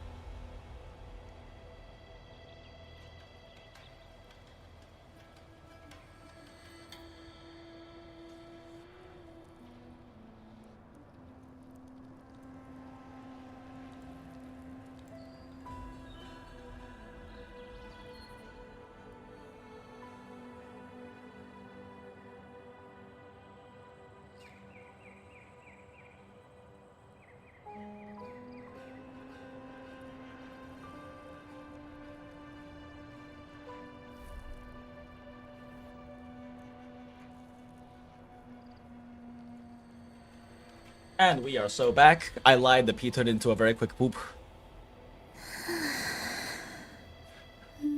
Flight events are relaxing, lol. I just meant like, it's an idle game. Oh, gotcha. That makes sense. Well, we get to watch Frolova's incredible idle animations. They really cooked hard with her animations, holy shit. It's so Frolova for me.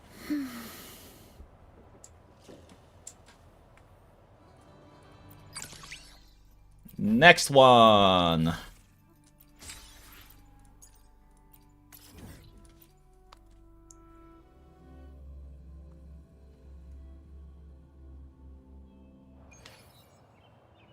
One sec, my vape got wrapped around my vape lanyard got wrapped around something. I'm trying. Actually, wait. This autos. I can just unwrap my vape as soon as we start this.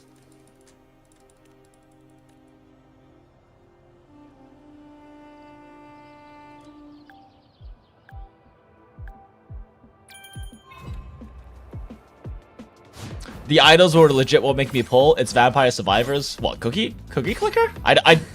I know actually nothing about Cookie Clicker. Okay, and now I unwrap my vape.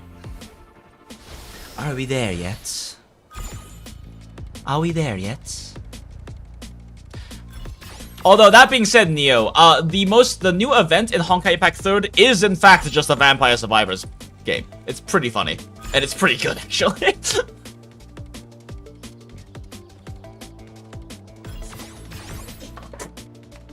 Like, they're releasing Alicia in Honkai Star Rail in 5 days, but they released Alicia in the new Alicia in Honkai Impact 3rd 2 days ago. And the new event is, like, literally just Vampire Survivors, but it's pretty great. Okay, well, apparently this will just go, so... Oh, wait, fuck, that's right. WUWA doesn't mute itself.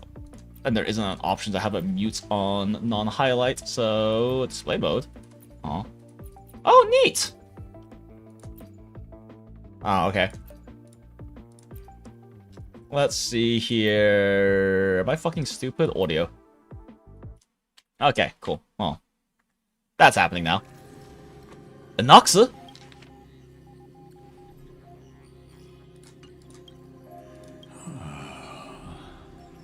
I see. Oh, Xandar's got a little edge back. Exactly. The benefit of dealing with intelligent individuals is that there's no need to waste words. The answer is exactly as you think. Loop Sealands in.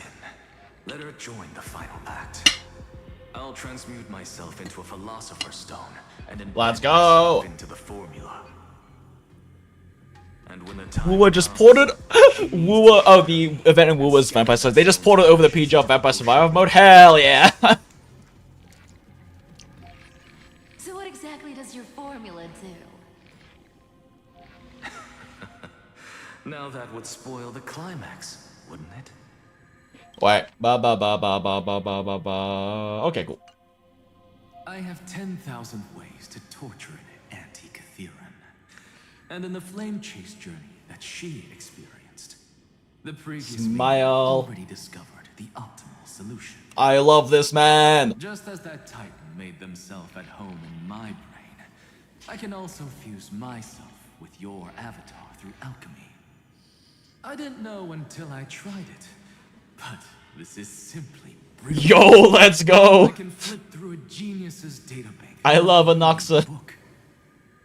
Then I will step onto the stage at the perfect moment and use the truth to end this long debate. And just as always, I'll leave the audience speechless. You waited in the data stream for hundreds of years. Yes, the man is fucking insane. Of course he This did. universe is worth all that time that I invested. How absurd. But I can't help but admire it. You managed to avoid the Oh god, Enoxa brought back Xandar's fucking edge. plan His voice is dripping with it again. within Amphorius. It seems that there was a slight oversight in my assessment of the experiment.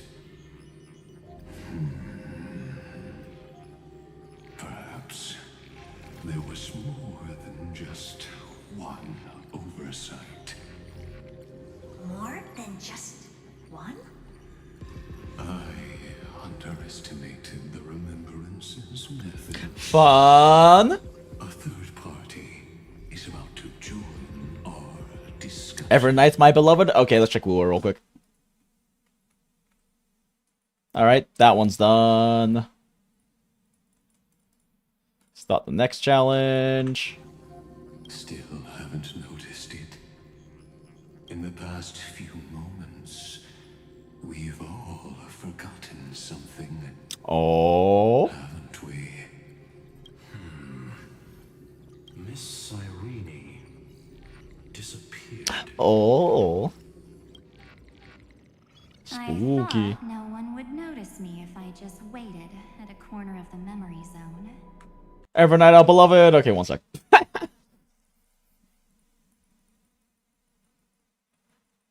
Start this up. Oh, this one just start immediately into flying. Even better. Okay. But I see that wasn't enough to fool you, my dear. My dear. Do you steal my memories? Looks like you're no longer that surprised to see me. Even though I am an uninvited guest. I wouldn't do that. Ever. Only you can see me right now.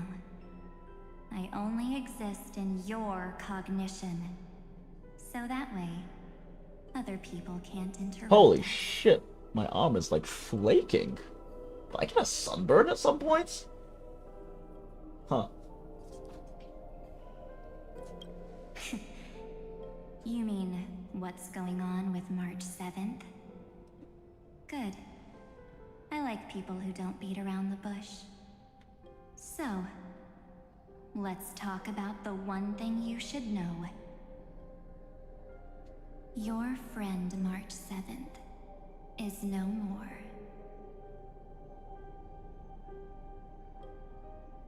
Good. She can get the fuck out. Evernight is the new March 7th now. I accept and love this.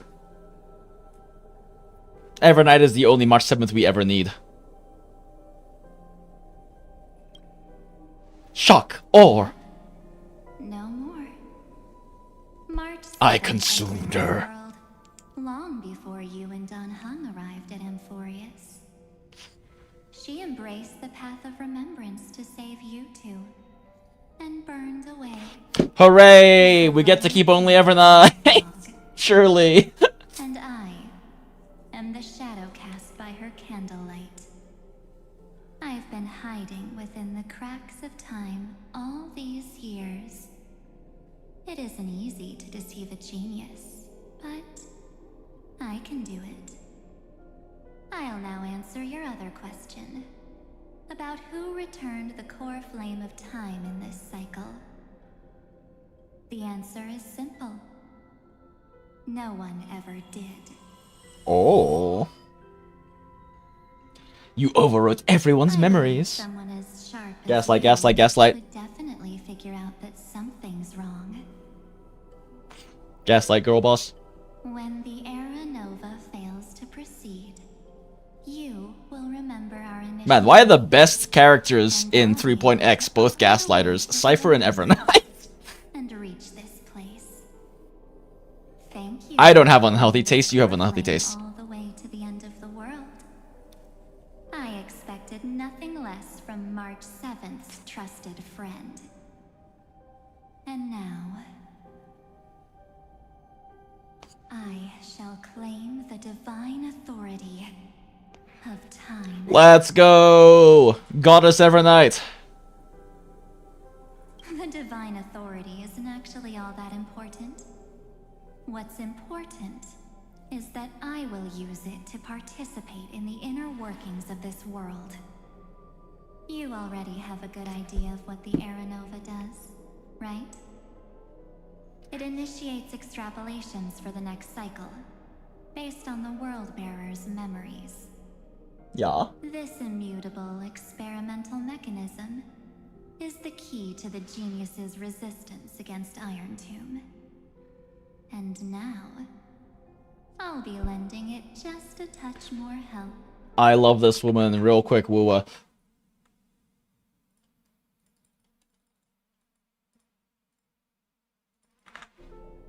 Let me filter your memories.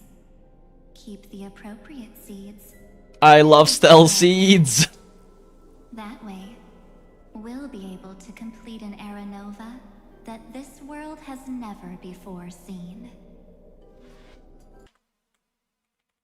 All right, last flights mission, flights minigame thing in WUWA,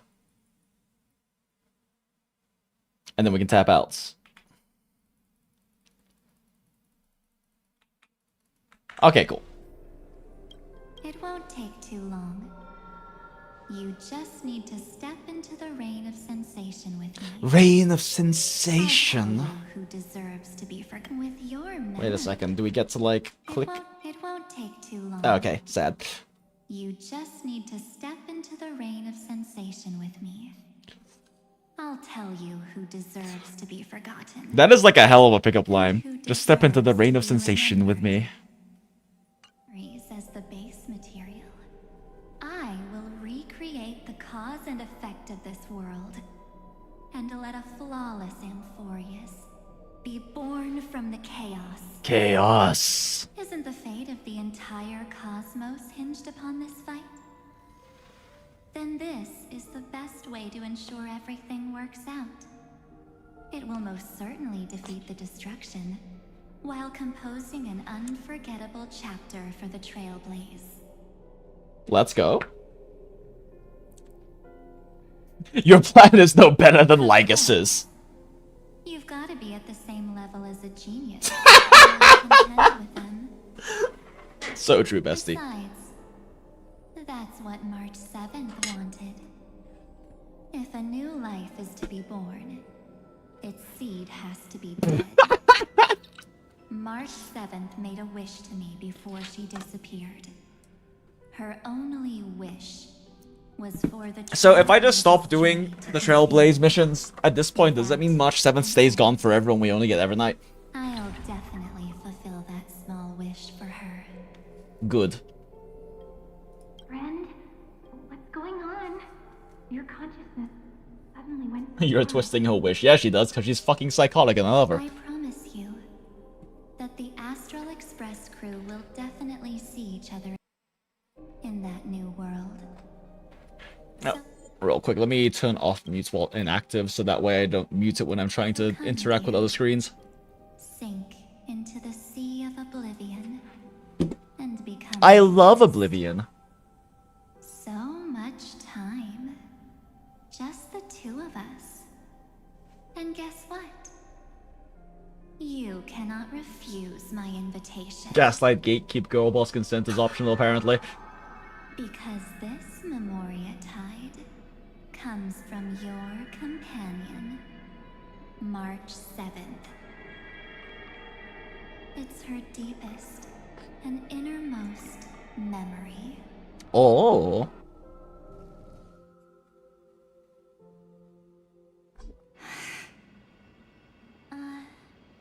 Well, I'm not actually all that surprised. So peak, so peak, so peak. After all, it was on that night when a certain knight of beauty dropped by uninvited to the Astral Express.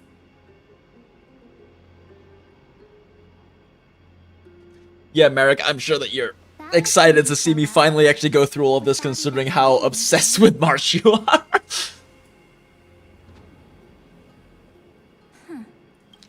But I have also really been wanting to do this chapter. I just haven't gotten around to it. I see.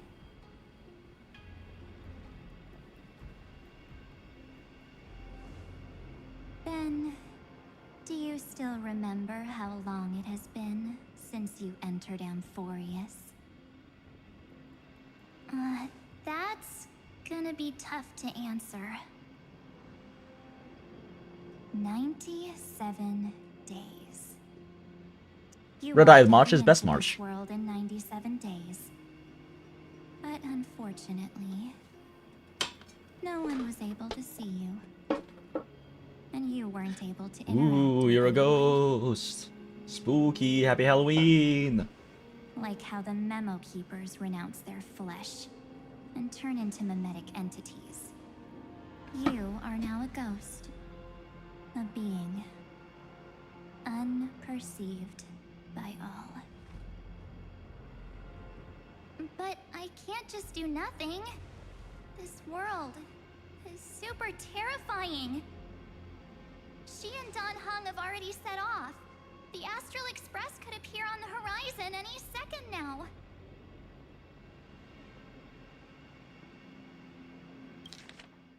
Wait a second. Okay.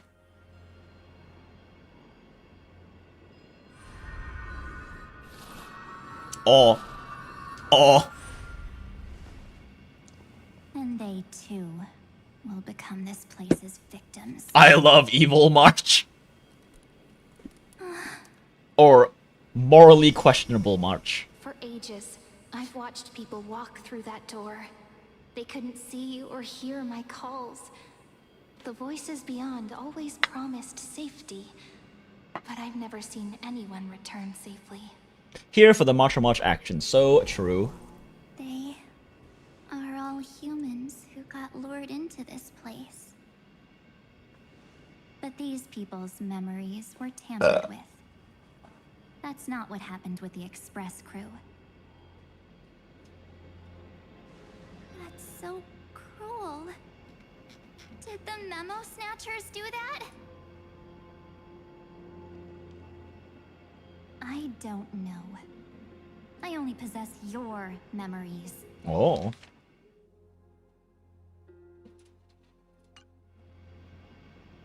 None of these people managed to break through the skies. Firewall?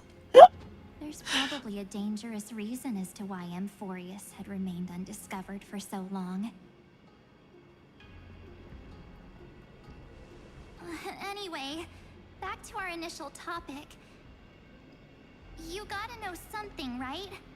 We practically look like twins. Maybe you know a thing or two about my past? Or any hidden powers I might have? How do you feel about Eldritch Victorian horror blood explosions Tell and me what I need to do to jellyfish? protect them.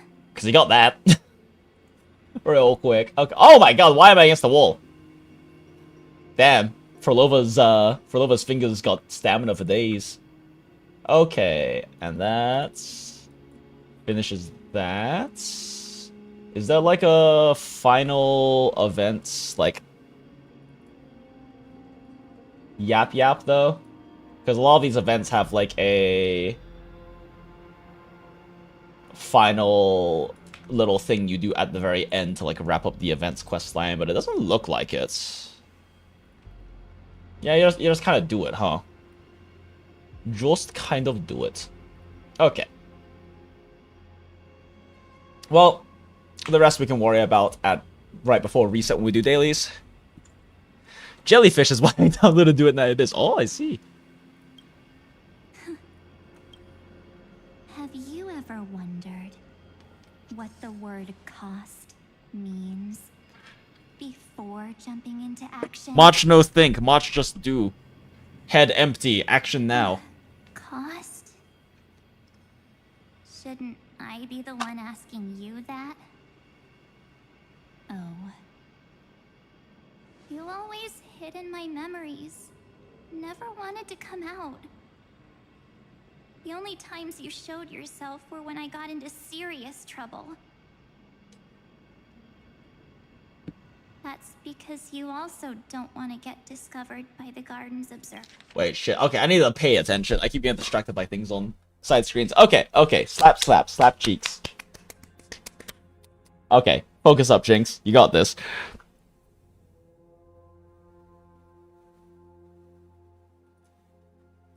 Observers? Am I wrong?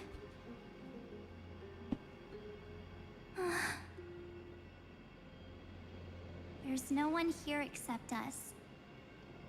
If you help me, then I'll help you. It's just you and me, alone in the entire universe, in this still moment in time, staring deeply into each other's eyes. Fine. Let me drop a single pebble into these stagnant waters and watch the ripples reshape everything. Ugh, I love poetic goth. But Why did they have to make Evernight one as well? this pebble with your own hands, and it will require all of your memories. What will I turn into after that? Maybe you'll turn into a guiding light.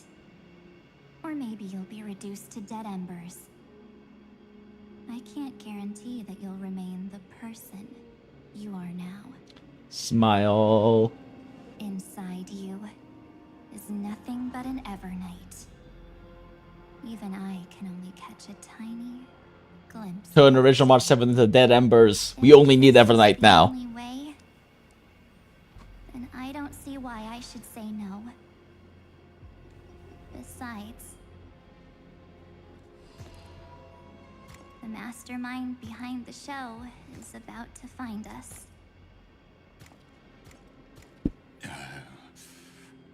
Apologies, lost young lady. Ah, yes, this is still like pre-Edge relief Lygus. Back when he was just dripping with 35 million cycles of Edge. Oh no, there's 3 of them. You can't see Oh no, I've seen this hentai. as expected. Or maybe he's seen through our true essence. The Garden of Recollection's methods are puny party tricks. But you... how did you overcome God. the ultimate... I forgot how much his voice drips with Edge. Looks like we don't have time to keep talking this out. That's right. Some opportunities will never come. You got one again. shot. Lose yourself, March. Disappear forever. We only need Evernight.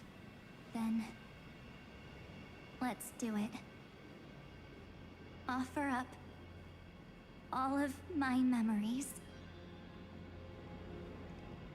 Cast down this pebble and let everything Jellyfish! in this world I just realized the jellyfish has like a cute little neck scruffle. Torrents of oblivion.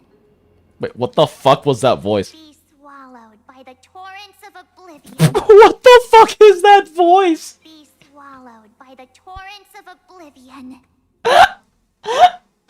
Hold up.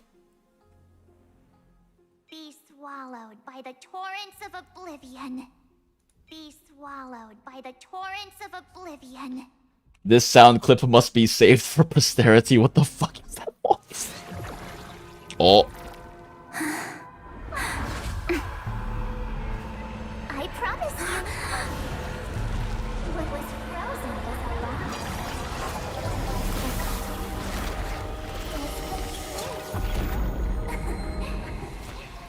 This is a nice sequence.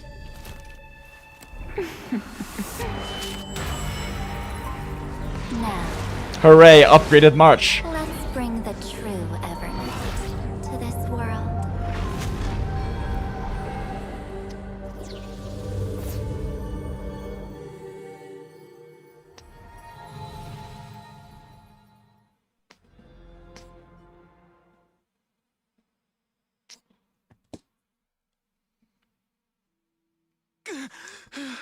Oh no.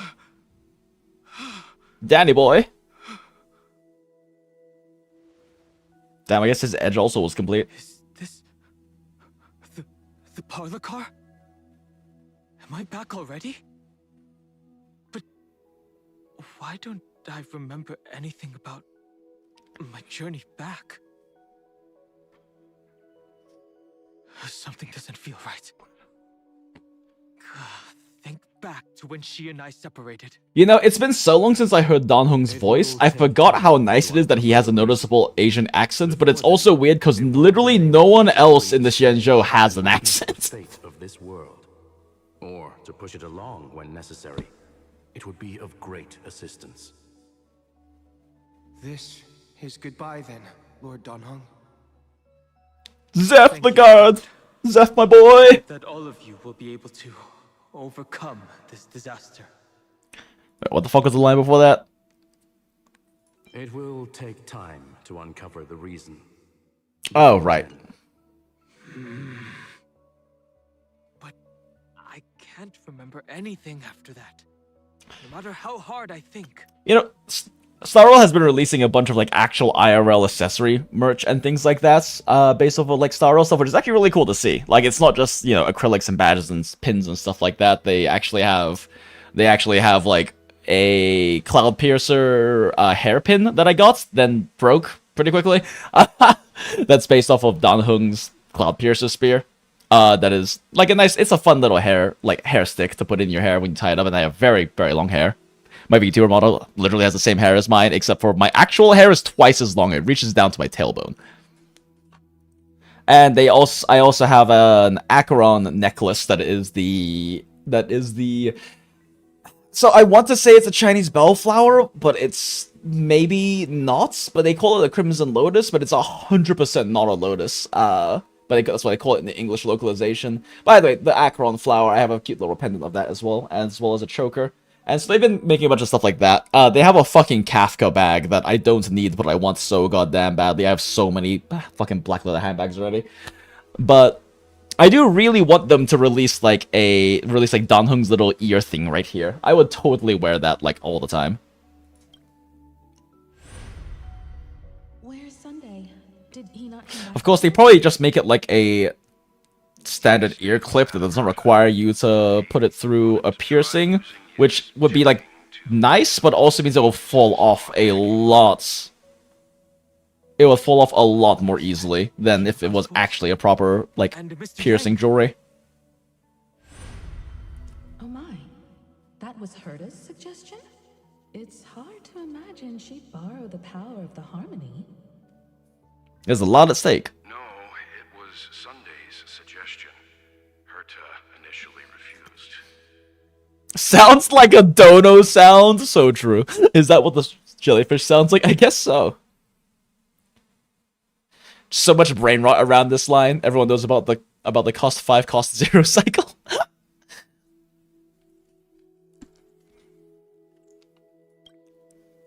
she changed her mind after Xandar's identity was revealed.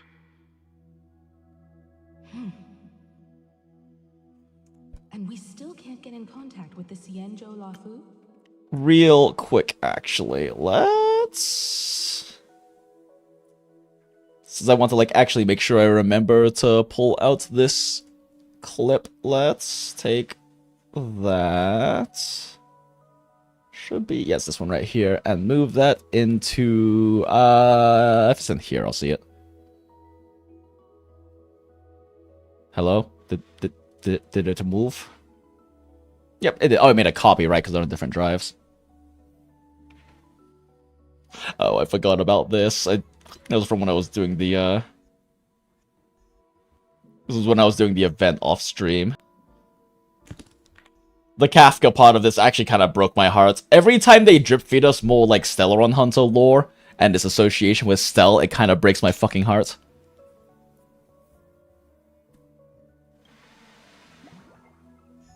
Who left us note behind? Thanks for your hospitality. Cries. I'm still trying, but this place is outside the inter-astral peace communications coverage zone, so there's a limit to what we can do. What about Aventurine's chip, the mini transmitter? Surely it can get through to the IPC's lines. Damn, Himiko has never been so involved in the plot and strategizing before.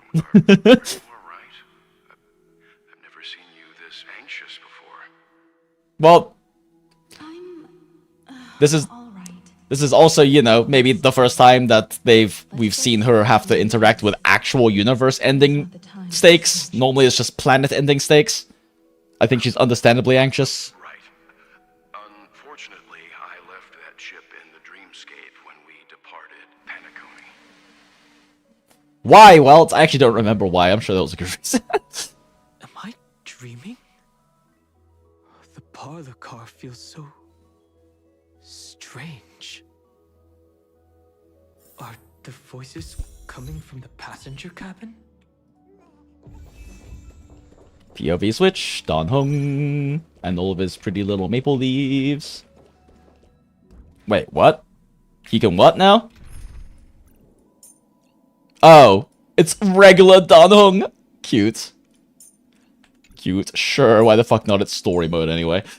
I'll say this up. Look, it's the gang. The whole gang's here, chat. Wait, was he gonna say something? 1 second. Are you ready for a duet together, little Grave?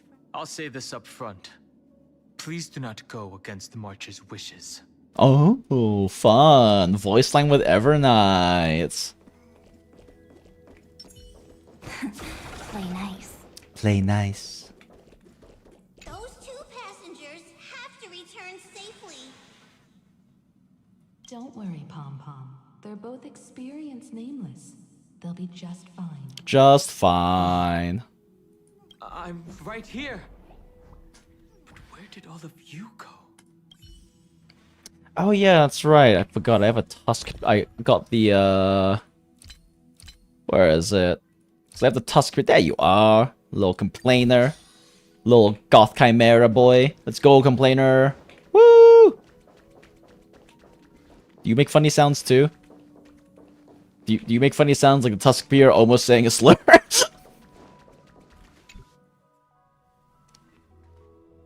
It's hard to believe that their car is still floating in the vacuum of space.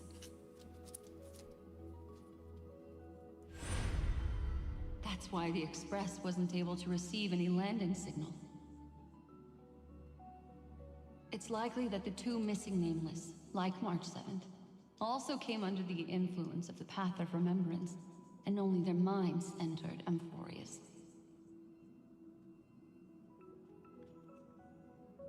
We can analyze all we want, but the real question is, what can we do right now? I was just about to get there, Miss Himiko. Right now, Amphorius's memory zone is extraordinarily full. Extraordinarily. I can also take this opportunity to enter the world and seize as much of an advantage for the Astral Express as possible. Oh, Black Swan. Their memo keepers arrive. We love stained glass goth mommy. For example, I can light a beacon in the memory zone. Although I guess she's really just more of a hag. Black Swan doesn't really have much in terms of like mommy energy, does she? Mostly just hag.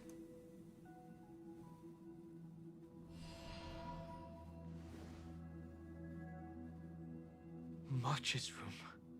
I haven't heard a single peep from her this whole time. March already wasn't feeling very well when she like was out.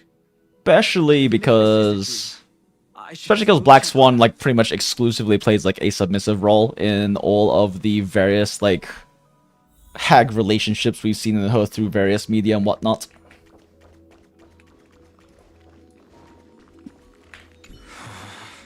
Ooh, that was a sound, Dan Hung.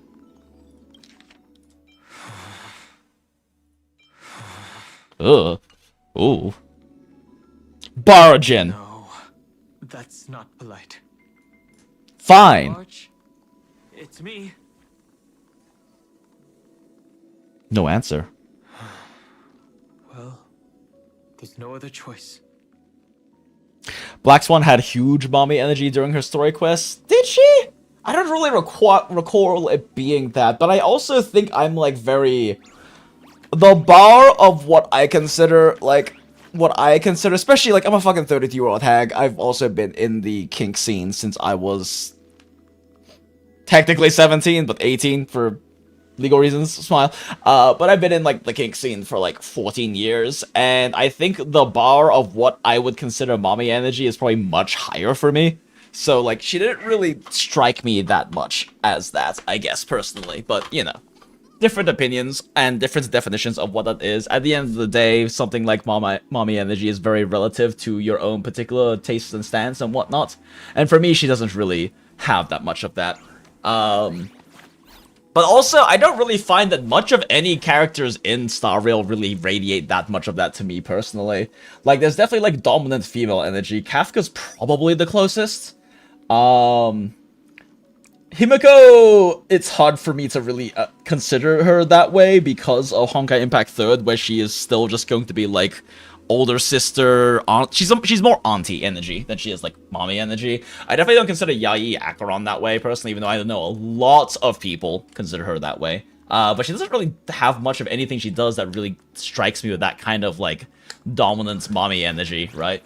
There's like, I think maybe it's because Star Rail is generally speaking a bit more sanitized and tame compared to like MiHoYo's previous games and other things and like other games in the gacha space, and no one really ever strikes me with that much of that because of how it does have to be. They do have to, and they do keep it a little bit more tame and a bit more tame. Like Path to Nowhere has so many characters with like strong mommy energy, but they're also like not as sanitized, I guess, for lack of a better term. I think Jade, yes, Jade is the only one that I think really hard for me at least had that hard like mommy energy built in, and like yeah, I definitely think that she's the only one that really strikes me that way. Everyone else just kind of strikes me as like hags or like onesans or aunties at best. Like even Kafka radiates more auntie energy than like mommy energy for me. She definitely has cats. Knockin', so true. She is the goth hag with 15 cats, which also is like a lot of my exes, I guess. But definitely not kink dommy mommy, more nurturing and sweet. Yeah, exactly. But like, I guess like I don't see that much in terms of like motherly energy too, if you were to put it that way instead, right? Where it's kind of the more nurturing, sweet stuff.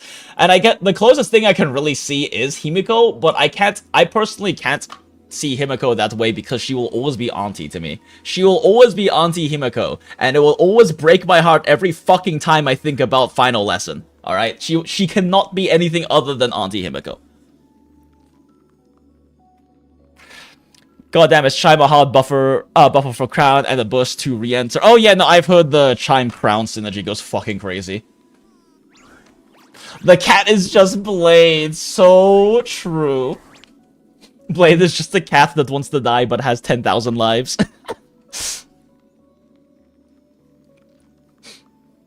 Yeah, let's see. Yeah, like Kafka's kind of the auntie. Silver Wolf is like the fucking Zoomer kid. Super talented, very neurodivergent Zoomer kid. Firefly is like the angstier kid, who understandably has reasons to be angsty, but definitely is a bit more along those lines. Blade is the cat. And Elios is the dad, I guess. All three skills are just hard the king crown buffs, yeah. I mean, it makes sense though, it's Chime. Like, I'm glad they made it that way, because it's Chime and Crown, right? I'm just never going to get Crown, so Christ. Sorry much.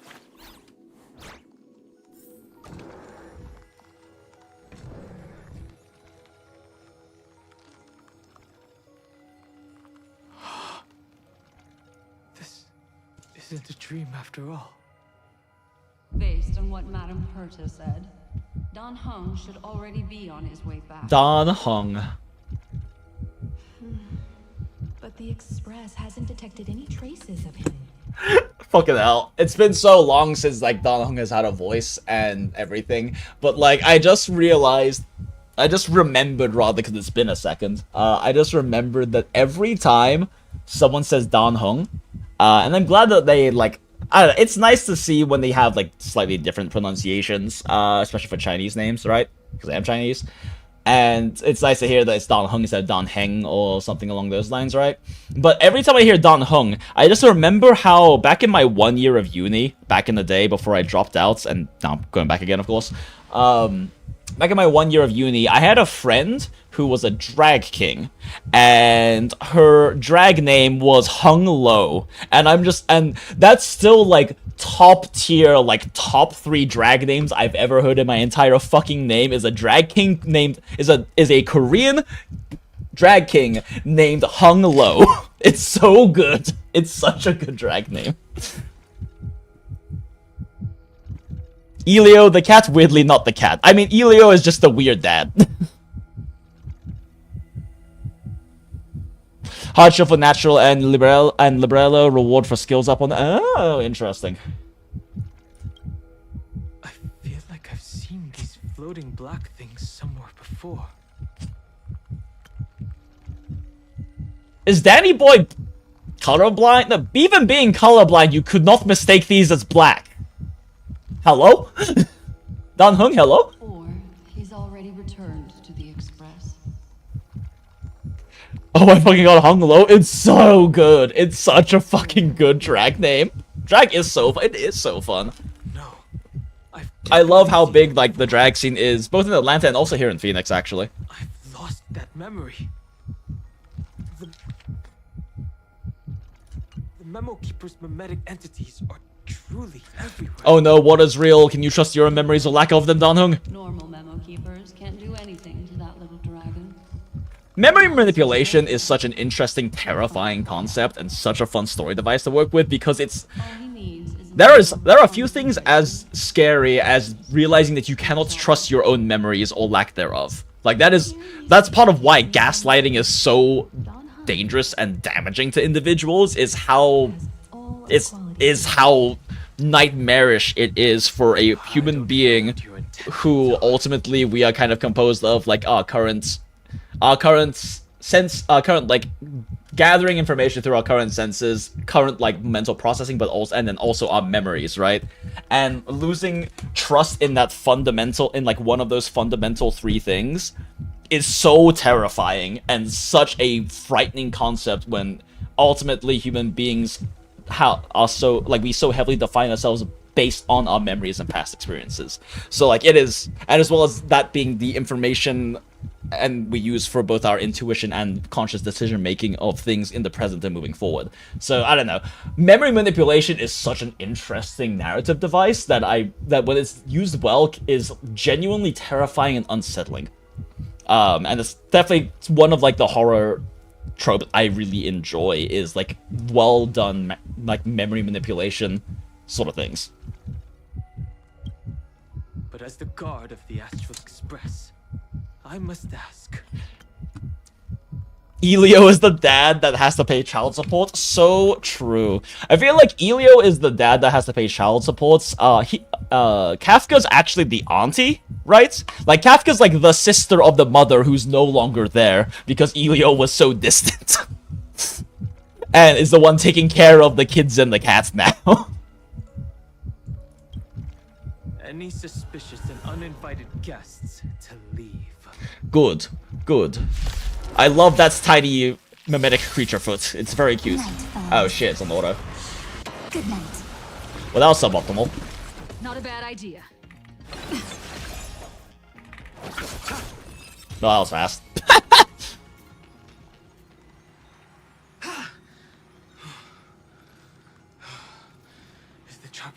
Oh, how I hate the costume gacha. I want Happy Red Hood, but I'm free to play with Nikkei. Oh, are you free to play with Nikkei? I didn't know that, Graphius.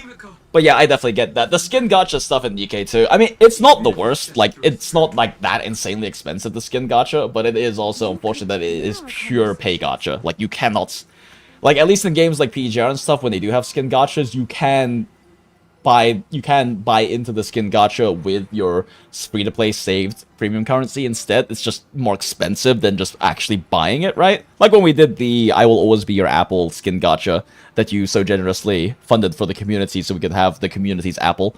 But yeah, it is nice that you can buy into those with savings, while it is unfortunate that Nikkei just requires you to spend money. You can't participate in the skin gacha unless you spend money. Did she just automatically kill all the enemies except leaving one at basically one hit left? Yeah. I mean, it's story combat content, and my Evernight's built for endgame. Yes. It was thanks to your voices that I could pierce through the memorial barrier. Although... I just will on Gundam and stream. Oh, fair, Graphius. Fair. The tax evasion apple, so true. The Express. Can't argue with that. Miss Black Swan has been on the crew's side ever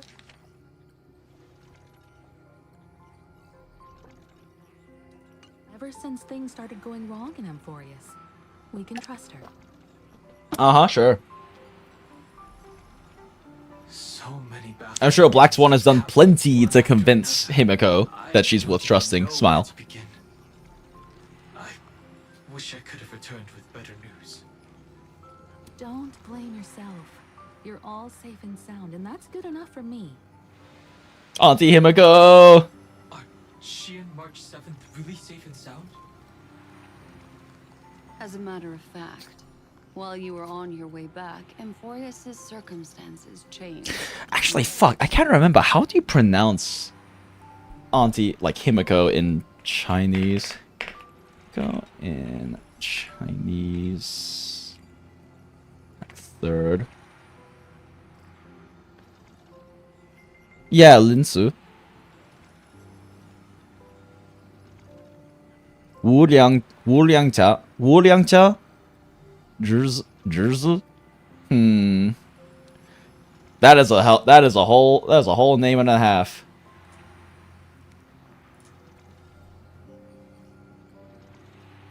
Oh, the voice actor is Lin Su. That makes more sense. How the fuck do you pronounce her name?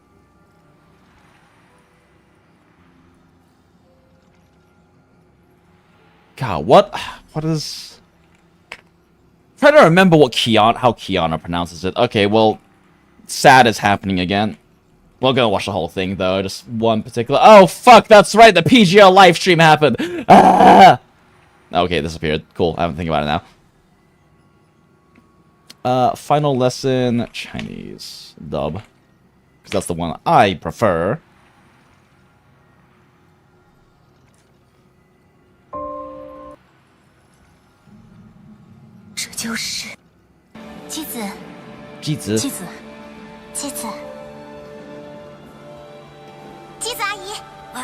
Yeah, Jizi. How was the opinion for that, though?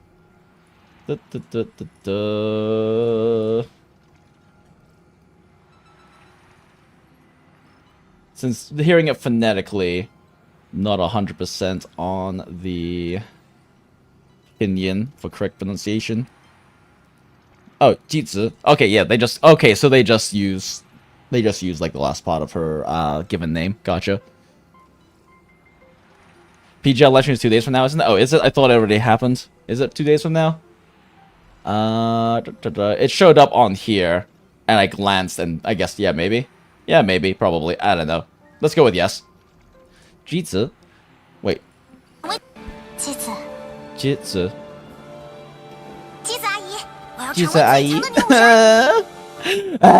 Okay, continuing. And these circumstances have something to do with the two you just mentioned.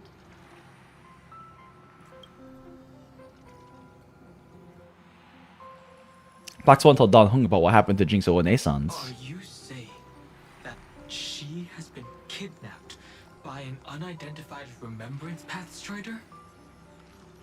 So you're saying that person's appearance is identical to March 7th? It's too early to say that, as I haven't seen her with my own eyes. I've only detected a similar aura in the memory zone. Oh, can I make HSR a little louder? I have no way of knowing what March 7th. Oh, is it too quiet? Okay, cool. I will fix that. Real quick. Oh, interesting. It's already at max. I guess I have to adjust it in my actual soundboard then. Yeah, I wasn't sure how the levels were looking, but I guess we need it a little bit higher then. But I can assure you, if we sink too Oh, that's far still low as into fuck. the Wow. Moria Okay, that's tide been of low. that Miss March. What will happen? Is that better? Everyone Okay, it's here hitting yellow now. will be torn to pieces. Oh. Please, trust me on this. Let me turn it down on my actual... But I also trust in our trailblazing companions. Okay, that should be better, I know right? This isn't what March would want. We have no way of knowing what March 7th has experienced. But I can assure you, if we... No matter what secrets No problem. we'll do whatever we can to find that March 7th and bring back No problem. her Happy and the to help, March we Merrick. all know. I mostly understand what we've learned about the erudition and the destruction. But what roles do the remembrances intruders play in Amphorius?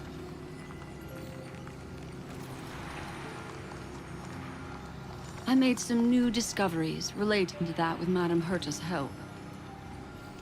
Madame Herta is As a part of the peerless deal, gem. Do you mind Madame if I Herta is share an them with inimitable you? beauty. Madame Herta is an unrivaled genius. All right then. Fourth mirror. It's finally my turn to shine. Oh, this fucking thing! I forgot about this Such guy. a grand occasion. It's really been too long since I last appeared. I love the personality of the mirrors. Friend here Friend? is Madame Herta's very capable assistant. They were the ones who helped you complete the spirit warp jump. Additionally, Good news, Nintendo loses in power with Legal Fight. thanks to Oh, them that I was able which to one? learn the secrets of that There were a lot of simultaneous lawsuits happening. I appreciate the praise, but I didn't have to lift a finger. I mean, mirror.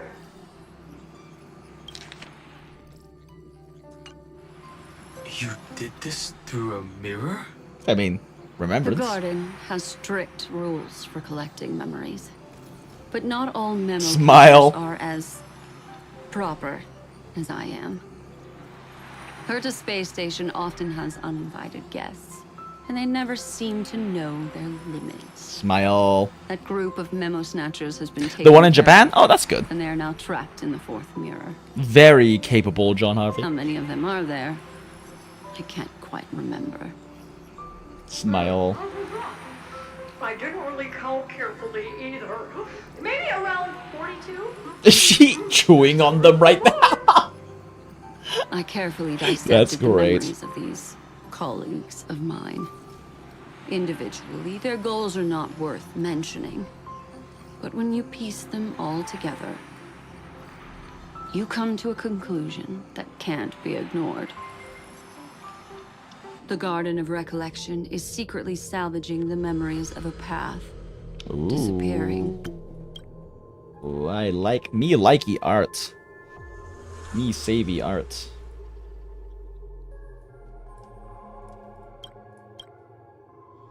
In other words, their goal is to gain the memories of a god's death. Hell yeah. The moment an eon falls?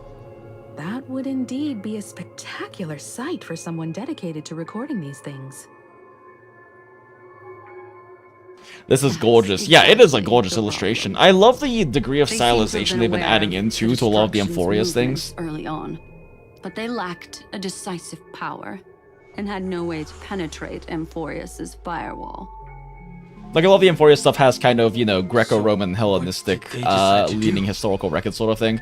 But also, like, what they've been doing in general with a lot of their illustration work has been really cool. Now it seems that letting memo keepers guide the right people here was also part of the plan.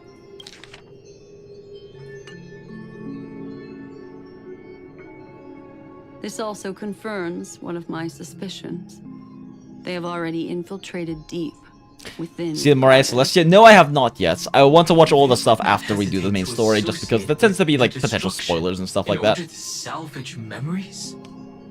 Could they be the cremators? The cremators? I don't know. Perhaps there are even deeper things at play here.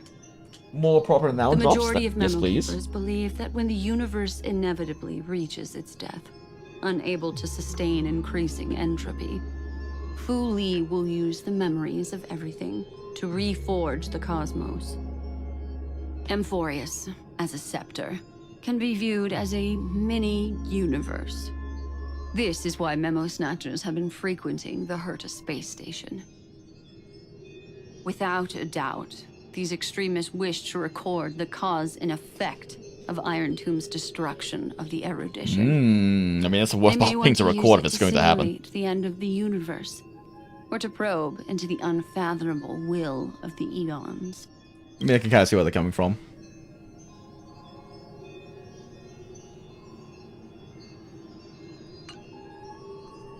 Wait a second, wait, what?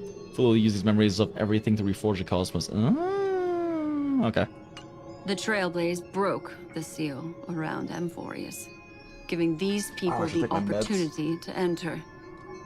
Now, they'll do anything to prevent outside powers from interfering. Because your involvement will certainly influence Iron Tomb's final outcome. Laugh and Iron Tomb You actualizes. said that march is closely linked to the remembrance. Is what she's doing related to these memo snatchers? I do not believe that Miss March is on their side. In fact, True, it is a big in lore part, dump. you The third used one the lens dips for them, lol, so true. contact with Amphorius. A violent surge of memories flowed past. Combined with what we know now, I have reason to suspect You know, WUWA that web the event for the flash asteroids. There's a power came WUWA from- web event for asteroids? Fuck.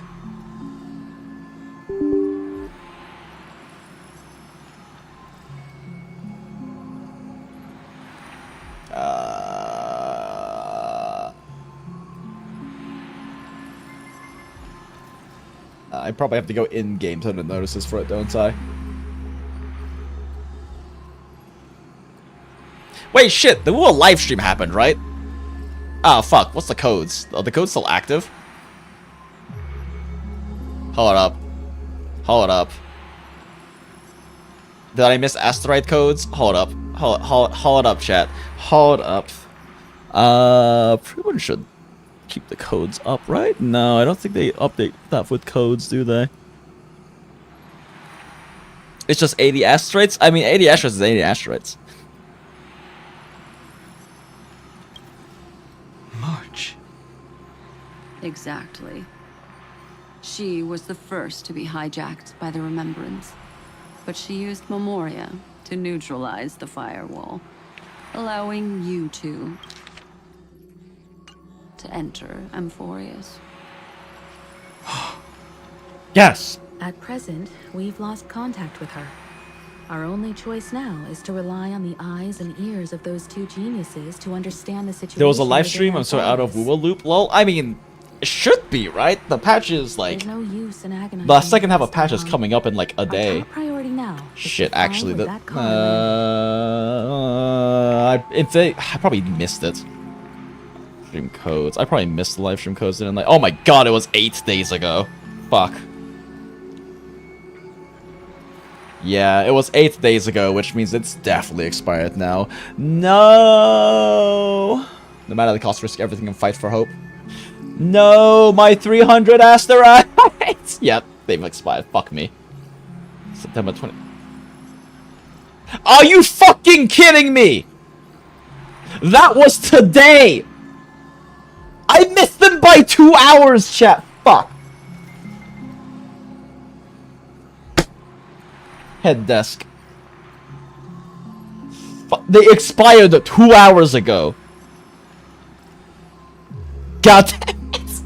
This is what I get for getting addicted to Chaos Zero Nightmare. Yes. I don't recall there being a WUWA live stream. Passenger Dong Hung! You finally found your way back home! Jinx, I think it's September. Oh, wait, was it? Oh, okay. Oh, wait, were these the ones from the other, from earlier? Never mind. Let me look at the... Oh, wait, no, that does say September. That's a month ago. Never mind. I'm pretty sure I missed those codes anyway, but never mind. I think I remember missing those codes and being mad during the live stream. Yeah, that's September? Yeah, that is a month ago. I missed them by a month and 2 hours. Bring you good news! Passenger Welt says they found those two passengers! What month are you in? I don't know. I'm in the haze of recovering from trip to Atlanta and Chaos Zero Nightmare addiction, okay? What is even time or dates? Everything is relative. Everything is relative, and we march on forward towards inevitable entropy. Welt. And Mr. Screwlum. Himiko, you seem to be feeling much better now. Welt. And Don Hung. Uncle Welt. It's great to be able to talk to you. Once again, we owe Madame Herta a huge favor. Madame Herta Later looks to be a team buffer? Oh, hell yeah. but she'll be I don't know happy to anything receive about her, you. but I love her design. Back to the topic at hand. Nayuta is the Mr. Don Han. We did a metal... survey of the is the one on, like, the Nikkei launcher, right? the metal fists and the we finally discovered the bodies of you. new Helia from Honkai Impact 3rd. Look. The two of you were very fortunate, as there was something protecting your bodies. Wait, what? Okay, cool. All vital signs are still present, and your functions are all intact. Was it March? Thanks, March and or Cyrene, whoever ended up doing that off-screen stuff. Determination is that the bubble enveloping you two in the vacuum is made of a substance. Yeah, the monk-looking one, exactly. Yeah. Conjecture. This substance is connected to the lost Miss March.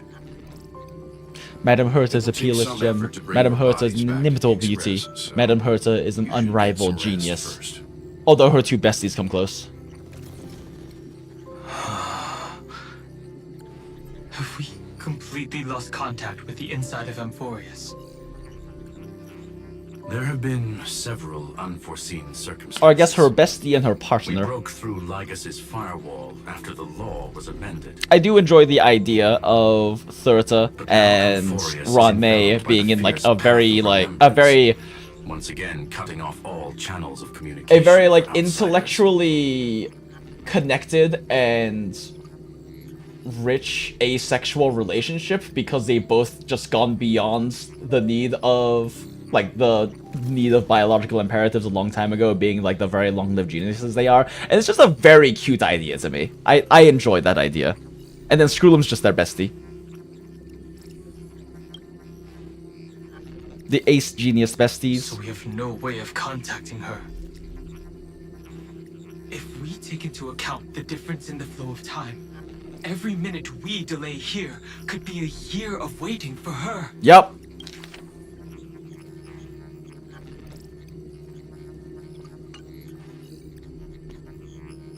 Don Hong, what are you thinking? Good thing Stell skipped 1,000 years in the future. March, who helped us get past the firewall initially. So y'all got 1,000 minutes. Then, does that mean only she and I have the travel permit for Amphorius right now? That is a logical inference, Mr. Oh. Hong.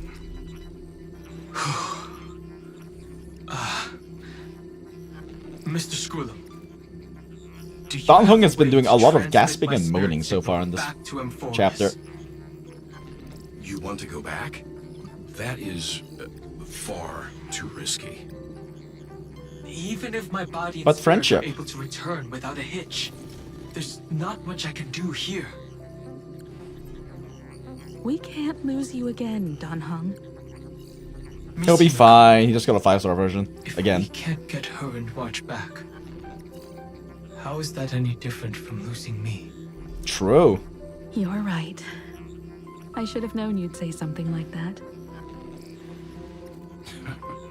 Well, I suppose there's no point in trying to dissuade you. Mr. Yang, Miss Himiko, I will do everything in my power to bring the Express crew back together. Let's go, friendship. Use the power of friendship to kill God. Again.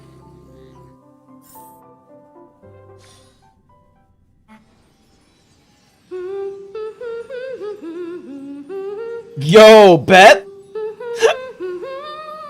It's funny to me because I know for a fact the bathwater there is just filled with chili oil. In the air. That would be the fragrance of the 7-colored bath salts from Marmorial Palace. I'm so glad Stell gets a room. No longer hobo trash panda sleeping on the couch If I may say so. in the With Pala car. Era Nova now complete, you have granted the hero the perfect conclusion.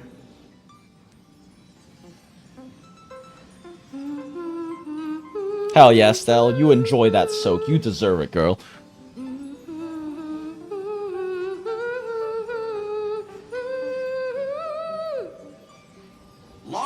Look into surface exploration and hex upgrades. Okay. Ooh, interesting. They introduced some new systems in the Gates patch. We need one more version for a full Don Hung team. Yup. Ravager, Iron Tomb? Ha! Mere playthings in the hands of the Trailblazer. The cosmos is safe once more because... Retcon room. What do you mean? It's always been there. Smile.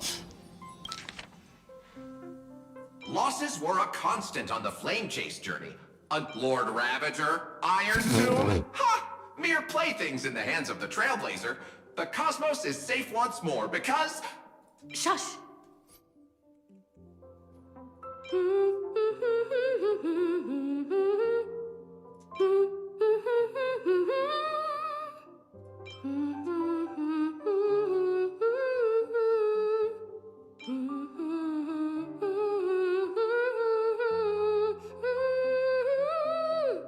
Shush! I love that Stell is like slightly off key for half of that.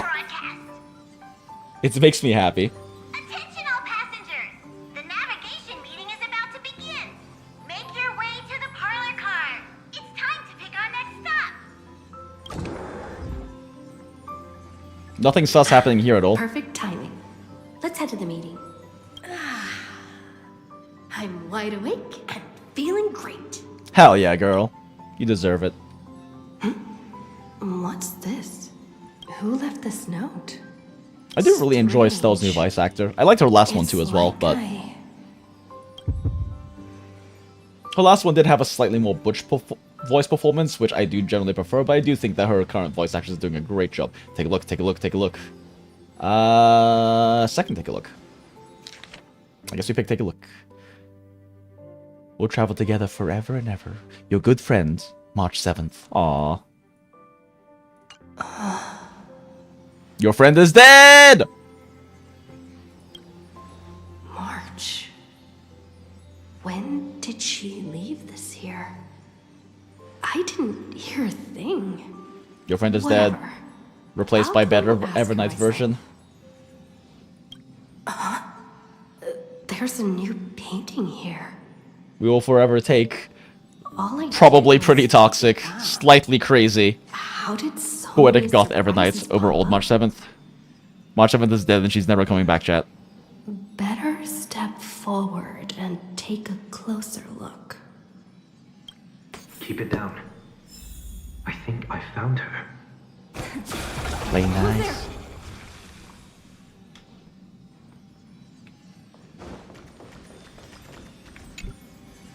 What's this? Morning, Gareth. Good to see you.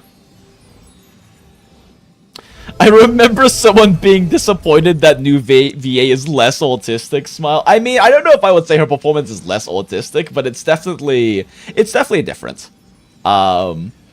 It's definitely different. I guess I can kind of see how they might have taken the old VA's performance. I mean, are they talking about the VA or are they talking about like the performance? Because whether the VA is like neurodivergent or not doesn't really matter that much to me. I mean, I am neurodivergent and everything. And it can definitely be entertaining when like the VAs have interesting, like, not to say that someone does or does not have an interesting personality due to their, you know, neurodivergence or neurotypicalism. But it is kind of neat when VAs are entertaining as well in terms of social media and stuff like that. But I don't know. I mean, I enjoy both performances. I do like Stell sounding a bit butchier, but I do really enjoy the degree of emotiveness that the newer VA has brought into Stell's performance. Because it is nice to hear her being a little less laissez-faire than she was in previous chapters. I don't know if like when they redid the voiceovers with the new voice actors for the older chapters, if that's the case, because I played them when the old VA was there. But I kind of enjoy the degree of the more emotive performance that we're getting here, because it does kind of represent better the stakes and make Stell seem a little less laissez-faire about the whole, oh wait, this is like universe-ending stakes right now. Wake up, wake up, wake up. I guess we pick wake up.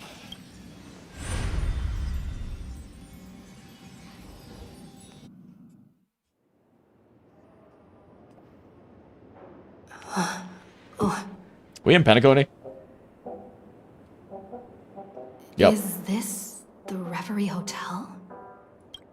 Seriously, what is happening?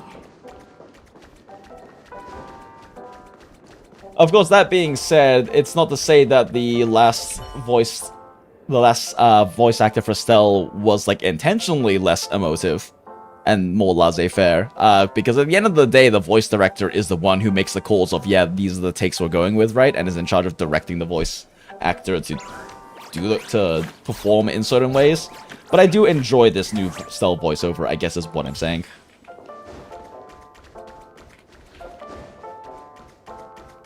Let's wait and see. Soon, TM. Hyacine S1 soon, TM. There you are. What took you so long? The performance being less autistic, gotcha. We never left, so true. We've just been stuck in the dream the entire time, chat. Hurry up. The navigation meeting is about to start. We never left the top layer of the dream. Something something exception, something something spinning top. In Penacony? Come on over. It's time to choose our next destination. I don't know. The whole thing about the are we still in the dream or are we in reality thing kind of feels similar to me to the whole idea of like, oh, but what if we are in a matrix? What if our reality is just a simulation, yada yada yada yada yada. And I guess my thoughts about those things have always been, it's fun to think about. I don't really fucking care because the reality that my senses can perceive right now and the things around me that I am able to interact with are my reality, regardless of the source of my reality.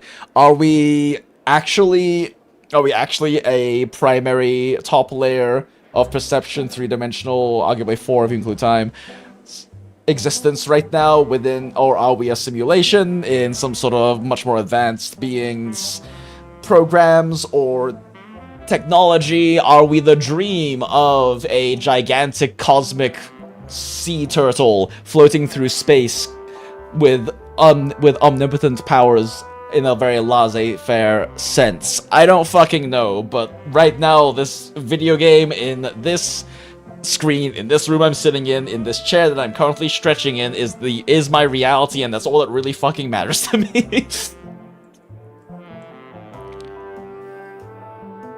I was wondering about that being a Penacony portal painting. Yeah. I mean, there are story stakes around us being in the dream since there are things out there we need to be helping with, but the Silver Hunters will probably break us out if we're in there. So, oh yeah, no. I mean, in the context of this game, it actually does matter, right? Because of the whole greater cosmic narrative that exists, and it not just being a narrative existing within the particular world or planet that we're in currently. So it definitely does matter narratively in this game. The vote's split 2 against 2. Everything For each smile. I mean, that's just my thoughts on it, right? That's just how I view it.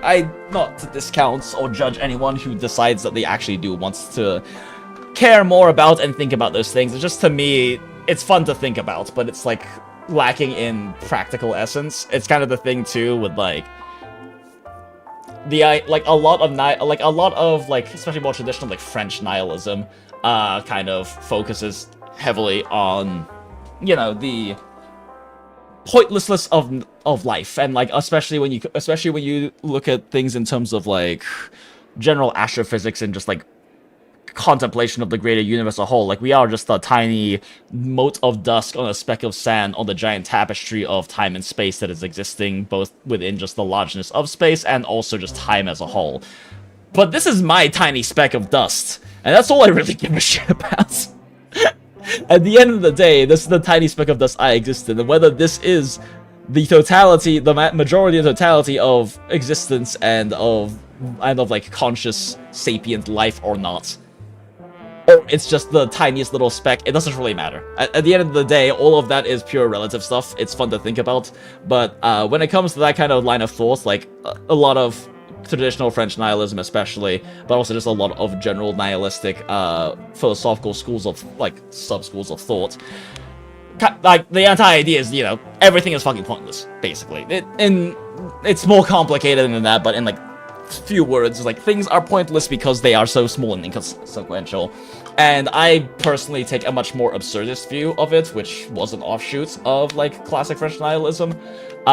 Because for me, it's like, yeah, nothing fucking matters. So that means that the things that we choose to matter in our life and the things that we care about are what matter, because there is no inherent innate purpose or meaning in life and the universe.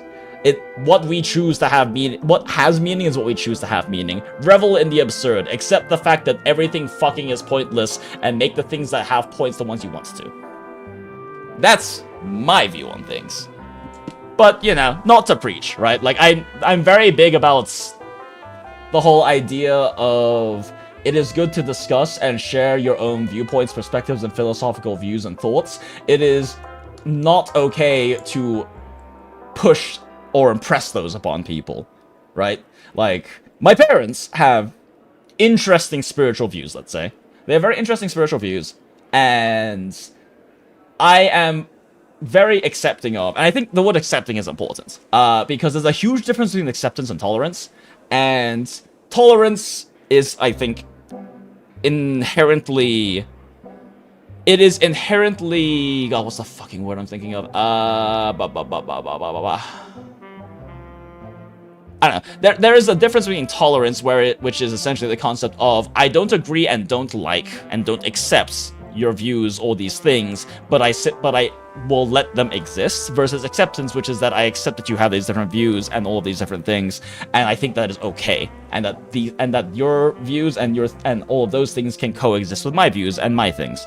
So I am very accepting of theirs, as long as, you know, as long as they don't allow us to, they don't use their spiritual or philosophical, at the end of the day, all of these different things with religion, philosophy, everything just come down to how we decide what is and is not okay to live life, and what are the explanations for various things in life, right?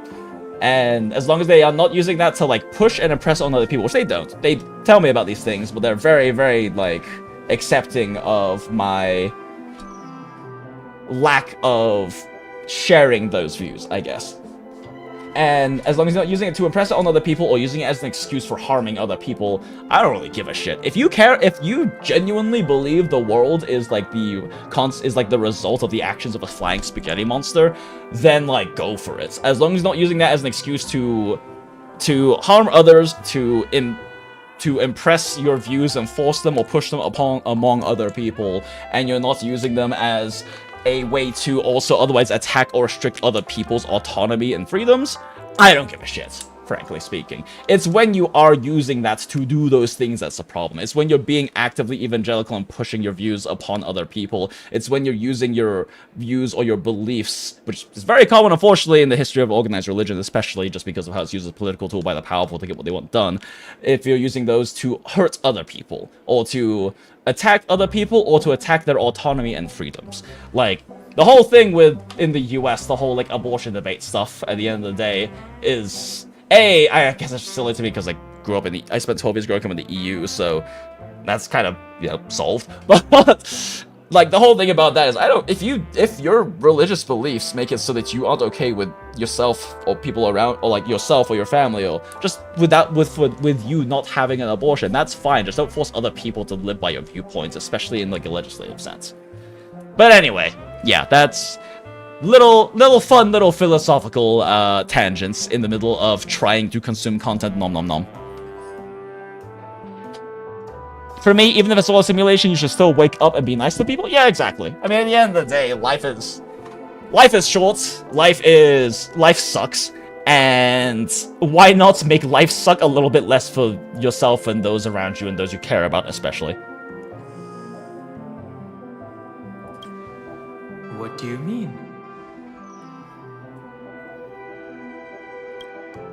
And once again, the passenger is talking nonsense. Americans forget about the idea of stuff people do not being their business, Lamau. I mean, a lot of people do. It's just that in America, it's a big push for... There's a lot of push for adjusting legislation and national and federal standards along the lines of those things. You said you didn't see March. True, she might be hiding somewhere in the lobby. And admittedly still exists in other governmental systems as well, in other places, even and in the EU as well, but it's particularly prominent here, and I think a big part of that is the issue with the bipartisan political system, basically forcing people to pick whether they like red or blue better, and having to agree with and push every single platform and legislative policy of the color that they picked. Very problematic compared to having actual, like, multiple competing potential political parties that are able to have, as well as also, like, having systems that allow you to specifically vote for or weigh in on particular issues you care about rather than the entire platform as a totality, which you don't get to do in America. You don't get to do. I am incredibly liberal. I am significantly more liberal than even like the Democratic Party in America because I was fundamentally still initially raised and had a lot of my initial perception and views and understanding of the world and personal life philosophy crafted from having grown up in the EU, especially growing up in like, you know, 90s and early 2000s EU.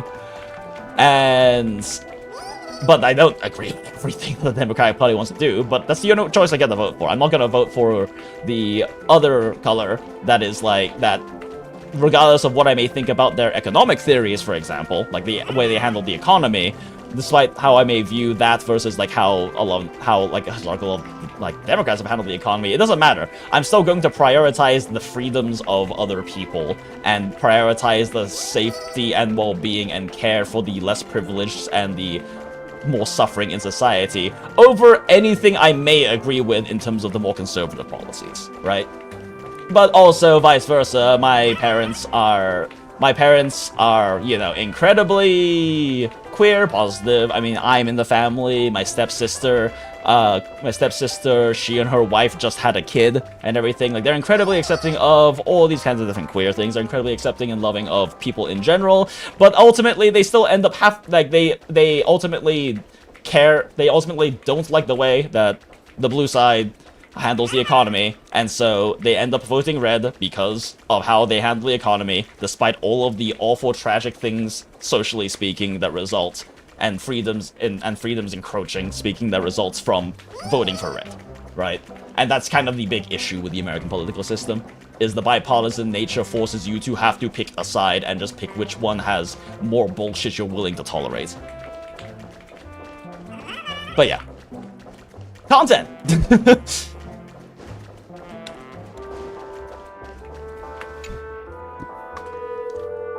Front desk phone. Weird. Did I even make a call? Hello? Hello? Is that you? I knew you'd call. Missed me, didn't you? Nope. Don't worry. We'll see each other very soon. Because... I mean, it's like trickle-down economics has a great track record, or even the current administration. Oh, agreed. Definitely agreed, but... The trailblazing journey never really ends, does it? I mean, do they even argue for trickle-down economics anymore at this point? Like, is that even really much of what they try to push with their platform? That's not her. No, fall for it. I just wish the US had cared more about investing in their workers. 100%. 100% agreed.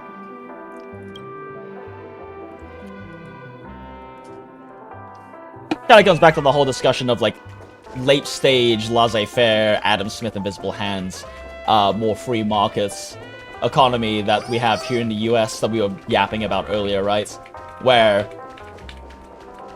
you know, we are definitely encroaching on a point where it's becoming less and less sustainable and of an option for the economy to be treated this way, and for people's standard of living like slowly and increasingly faster plummeting for the vast standard majority of income brackets. And it's gonna lead to problems. How quickly, I guess, is a different story. Yo, let's go. This is the Interastral Peace Broadcast. Such like a classically designed fucking broadcast riff. Experimental ground has separated from the entanglement. The Lord Rabbit did not emerge as had anticipated. In the end, salvation of Amphorius was not only thanks to these, but also to one crucial. Piercing frequency interference noise. It won't be easy, I know. But you've got this. Find your way back. Find yourself. Who the fuck is that? I don't recognize that voice. Not feeling ready yet? Jizu. How about a cup of my special coffee blend to calm your nerves? Jizu Everyone says ai. great things about it. Wait, everyone is saying great things about Google's coffee. Yeah, sure. Lying liars. Smile.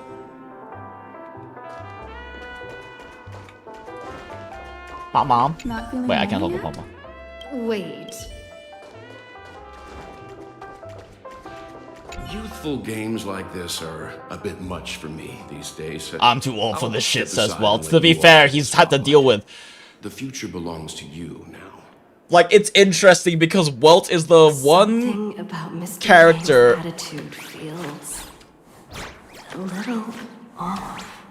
It's just interesting because, especially if you are familiar with Honkai Impact 3rd lore, Walt is like the only character we actually know a massively intense volume about his backstory, because the Walt Yang in Honkai Star Rail is canonically the same Walt Yang from Honkai Impact 3rd's main world line. And so we actually know all the shit he's been through, and it's like, oh yeah, nah, if Walt's saying he's too old for this shit, good for you, uncle. Take a rest and sit the fuck down, because holy shit, you have had to deal with so much bullshit.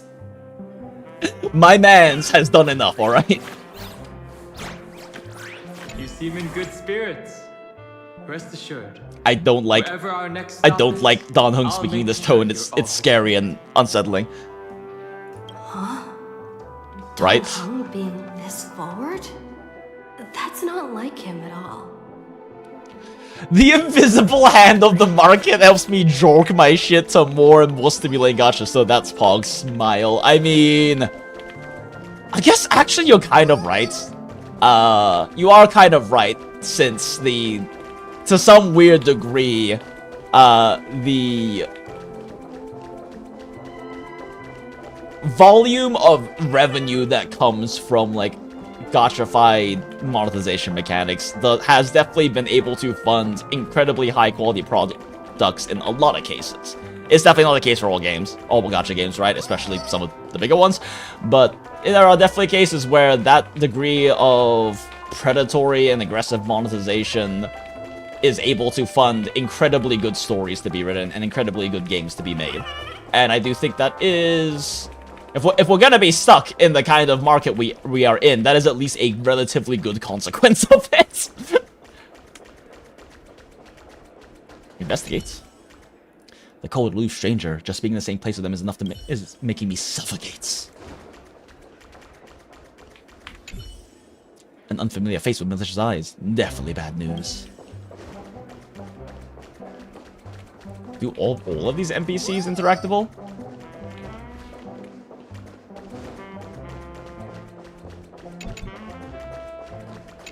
I don't know how I feel about this little chimera actually being, like, sapient and commenting on things. Message from unknown visitor. Visited on Sunday. Visitor's name. ... Guest name message. Careful, blank. Listen to the voice. An unsigned guest log. Can you really call that a log? Can you really call that a log? Wait a second. Why am I looking for March 7th in the guest book? True. Friend. Pink voice.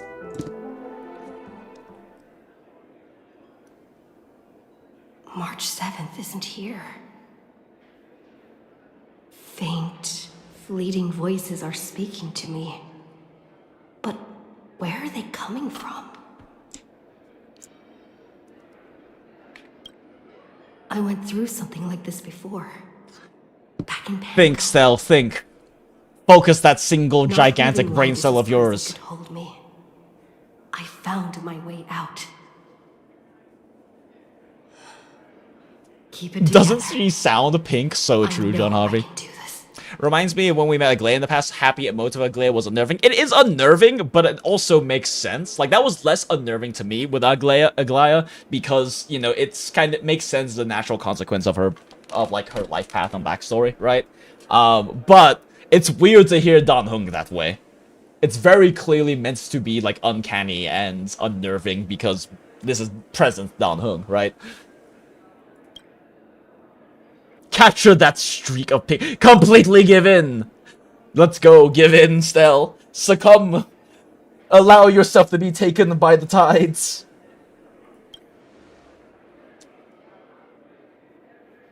No matter what, don't give up. Oh, it's the fucking Catholic priest. Take my hand. But I want to rest. I'm so tired. And the remembrance. Ooh. My, what a fascinating partnership you I love Everknight's tone. She just has this constant, like, aura of, like, oh, how cute. No, it's a feudal game, isn't it? In truth, Succumb, Stell. don't have to go to Allow such yourself to be lengths taken to by the find waves of March time and existence. Because in this memory zone, March is everywhere. Give in. We're It's time to protecting rest, March hero. 7's It's time wish. to rest. You seriously can't sense it? She doesn't want to say goodbye to the Trailblaze. She wants to keep traveling together. Forever and ever. This fucking jellyfish voice, I swear to We God. are her memo sprites. For the sake of her wish, we must give it our all. Finally, the timing is just right. Ooh. That's a voice. A thrilling damsel in distress rescue. Let's go, Alicia. Maybe I got that backwards. It's Mem. me, Cyrene, but now I'm in my mem form. Seriously, one mysterious and cute memo sprite is more than enough. Why not 5? Friend, come with me. We're getting out of here. But I want to succumb. I want to rest. I'm so tired, boss. What does it take to make you understand? Oh no. Gaslight gatekeeping girl boss is upset. Stop scaring her already. Have some strategy intact, Jesus Christ. Play nice.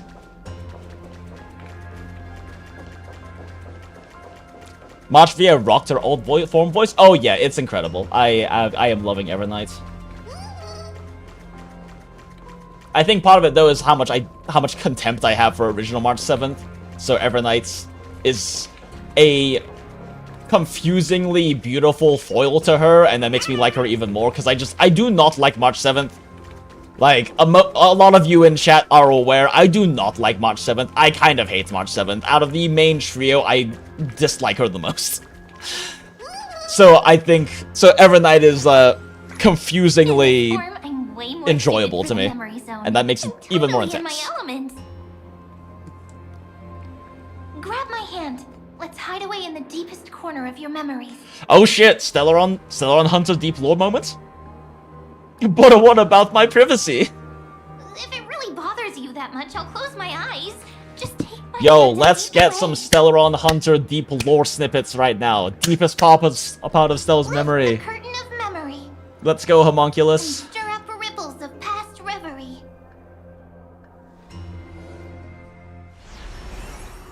Oh. Heard a space station.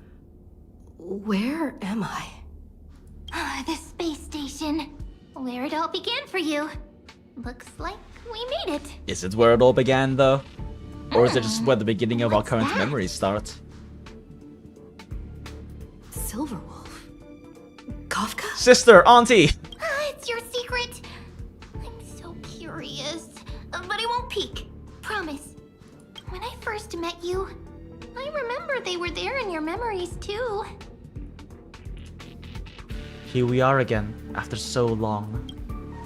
You sound really nostalgic. It's a whole thing, ma'am. Don't worry about it. You sound really nostalgic. Okay. Want to take a closer Sure. look? Go She ahead. really wanted to emphasize that It is point, a I guess. glimpse into the past. Yes, let's look. We have to look. I promise not to disturb you. Drip feed me more Stellaron Hunter lore. I need it. Oh shit, here we go, chat.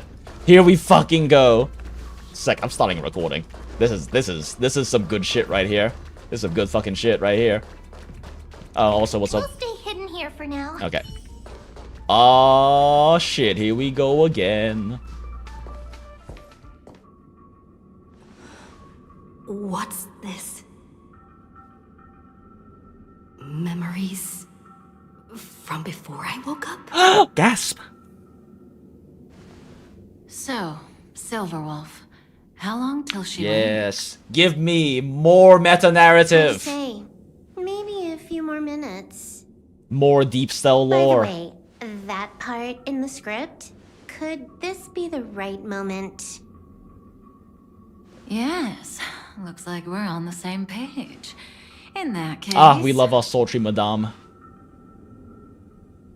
Listen. Madame being a very specific choice. She really does sound like a madame of like an old western brothel to me. Let them slumber in the depths of your memory until the day they are awakened once I was hoping so much for this with all of the themes of memory and remembrance happening. I was just waiting for Stellaron Hunter drip feed lore to happen. It leads to a great crisis. You'll face betrayal, lose your way, and seek answers. So before you hear these words, I don't want you to consider this a prophecy. You arrived at this moment because of the decisions you made. Decisions we made, that means things have happened in the past. Gasp. Huh? Fucking Furious, this is so much more interesting.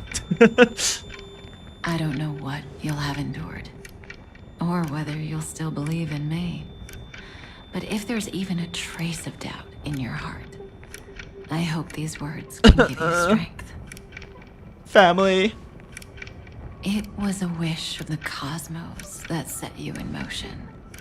And in the tale where you are the protagonist, the stars themselves will defy the destiny of finality.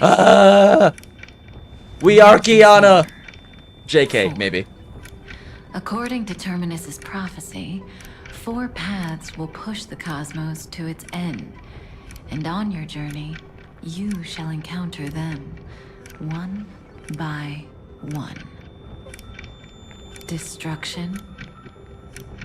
Harmony. Yeah. Nihility. Yeah. And... Reverence. Blah blah blah. Or is it actually gonna be finality? Are we going to get a nice little what a twist moment and it's the last path is actually finality?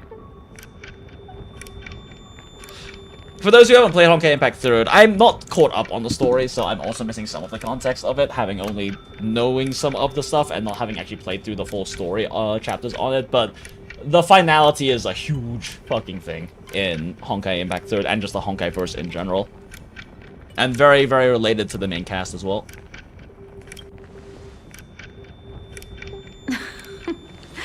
Easy now. Trust what you remember. The 4th path has yet to fully So probably reveal not the remembrance then.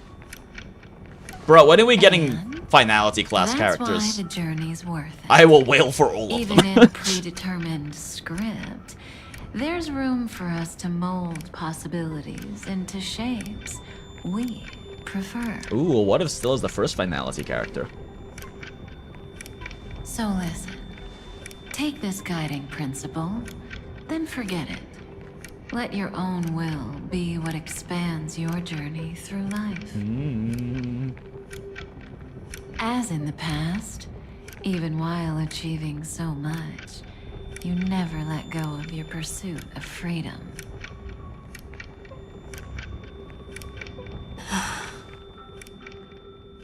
That was so sincere. I might actually tear up a little. She's such a fucking Well, zoomer. we all live within the script, but adding a little color to the lines has never been forbidden. Are you going to say more about those branching storylines?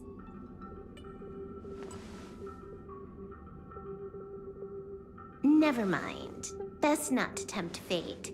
Get ready. Oh. She's about to wake up. Kafka Spirit was so cool. I love everything about Kafka. She's great. No, she's great. Definitely. I believe in you. Near HSR the second. Come back to yourself. Whew. Kafka said that when my link to the remembrance deepens, this memory will resurface exactly when it needs to. And an inevitable crisis will surely follow. But even a Stellaron hunter can't fully grasp the trailblazing journey. Just as I thought. It all begins with March 7th, doesn't it? Even if the Express had never arrived at Amphorius, her secret would have come to light eventually.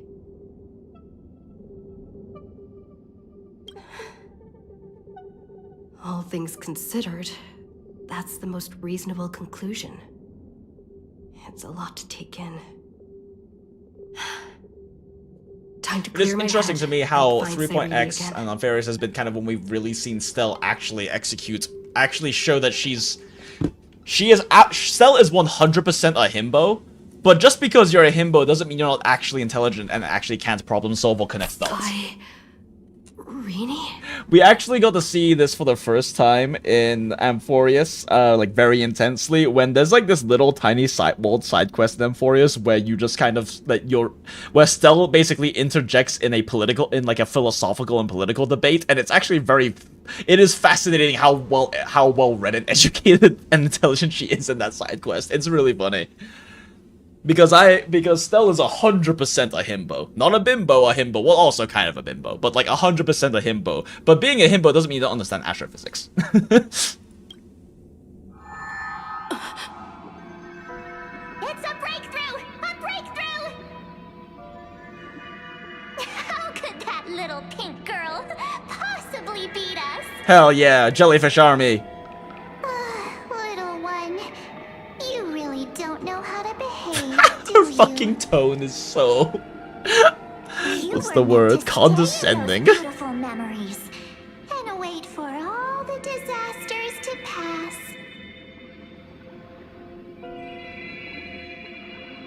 Of course, 10 times stronger after turning evil. Great. Oh, triple-faced soul. Oh, what's up, Catholic priest? Hi. Darkness remain concealed. Hi. Sunday? If there's a character I despise more than March, it's Sunday. This fucking sanctimonious, martyr complex, motherfucking Catholic priest of a man.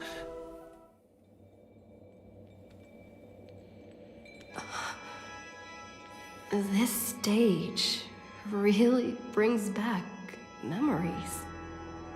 Yes.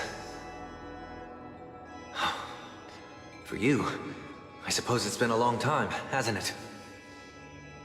None of this would have been possible without Miss Cyrene. Even while engulfed by Memoria, she fought to stay in contact with the geniuses. The power of Christ compels you. I have the power of anime and God on my side. Was I able to undo the memory zone's effect on you?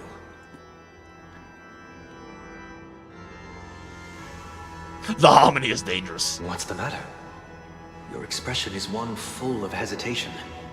Bro, I've been through some fucking shit, okay? Step onto the stage first.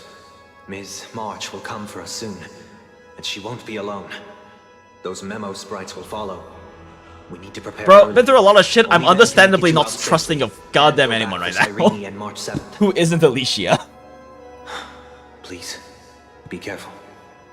Amphorius is being overwhelmed by an unusually violent Memoria tide. I'll do all I can, but even that might not be enough. Black and pink. Two memories twisted together. One of my favorite color combinations. Time is precious. Let's pick up the pace.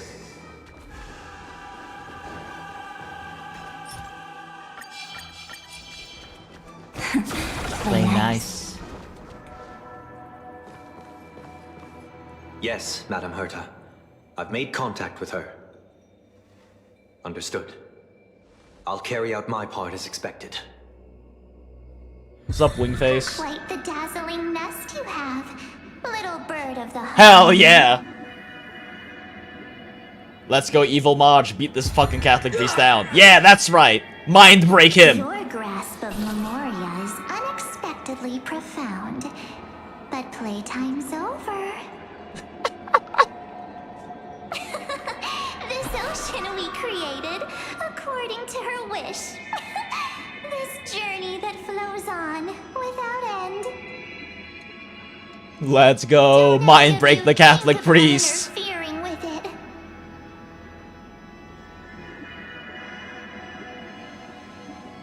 She's coming. Is it me she's after this time? Gee, I wonder. Oh no. He counted with the weird googly moogly. Rainbow colored swirlies. Wake from your slumber and return to reality. Come on, I'll bring you out. Don't touch that hand, you don't know what it's touched. Never trust the Catholic priest's hand. Ow. Self-righteous Bad. past strider of the harmony. So fucking true, Evernight. Oh, damn, that face though. Self-righteous path straight of harmony is so fucking. Oh my god, her expression is great. I love this woman.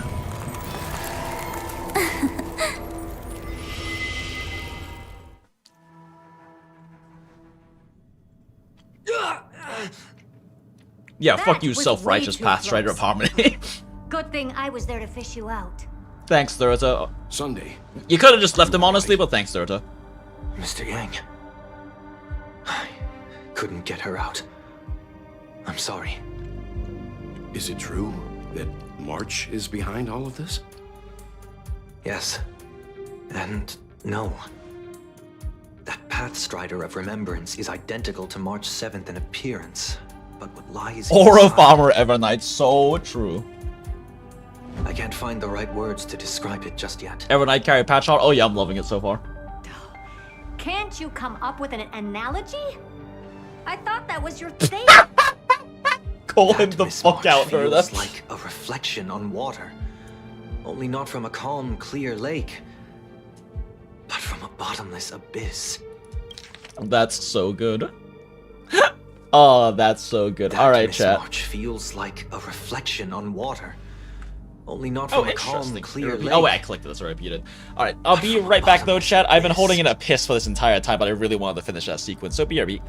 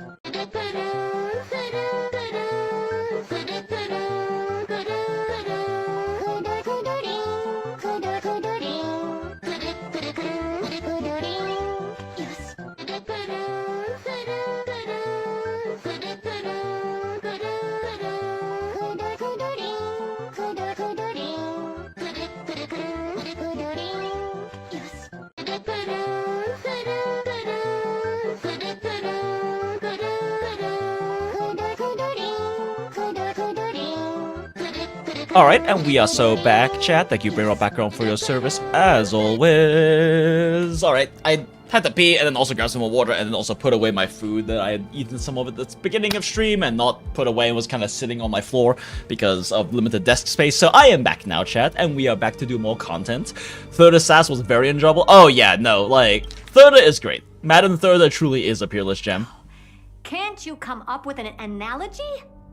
I thought that was your thing. Check the WUWA channel for this on Discord for the link to the WUWA web event. Oh, okay, cool. Utterly pure. 5 hours to do? Protectiveness. For 80 asteroid? Ugh. Protectiveness. This is only speculation, but after being drawn into Amphorius, perhaps March 7th experienced... No. She likely foresaw a tragic end. Oh boy.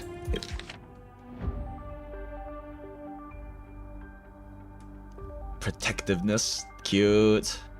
It was out of a desire to protect her fellow crewmates that she chose to awaken a power that teeters on the edge of evil. I love morally ambiguous March 7th. Welt is very familiar with this concept. March 7th won't have to face any Holy shit. Again. That groan spoke fucking volumes.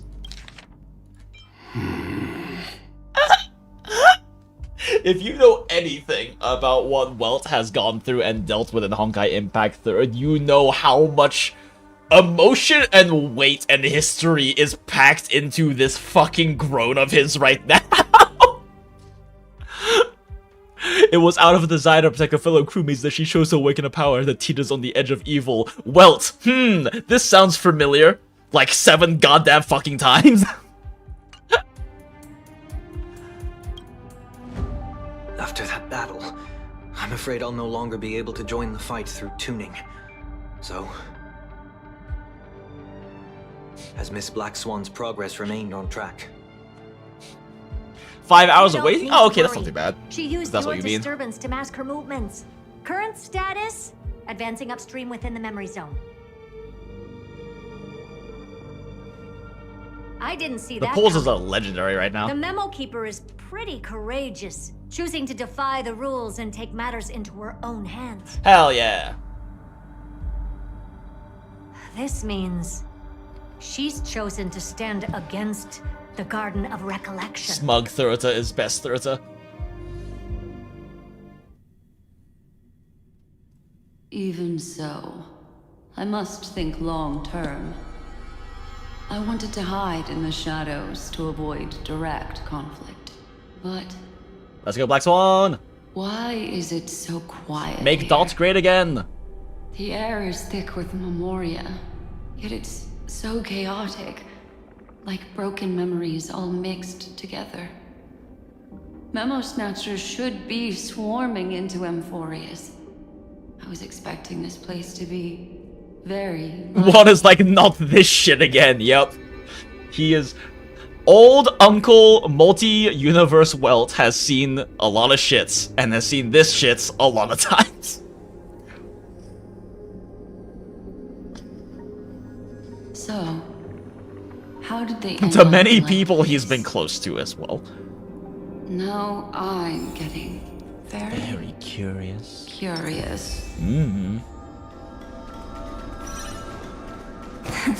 Play nice. An empty shell. The consciousness that maintained this Dharmakaya has disappeared. So efficient.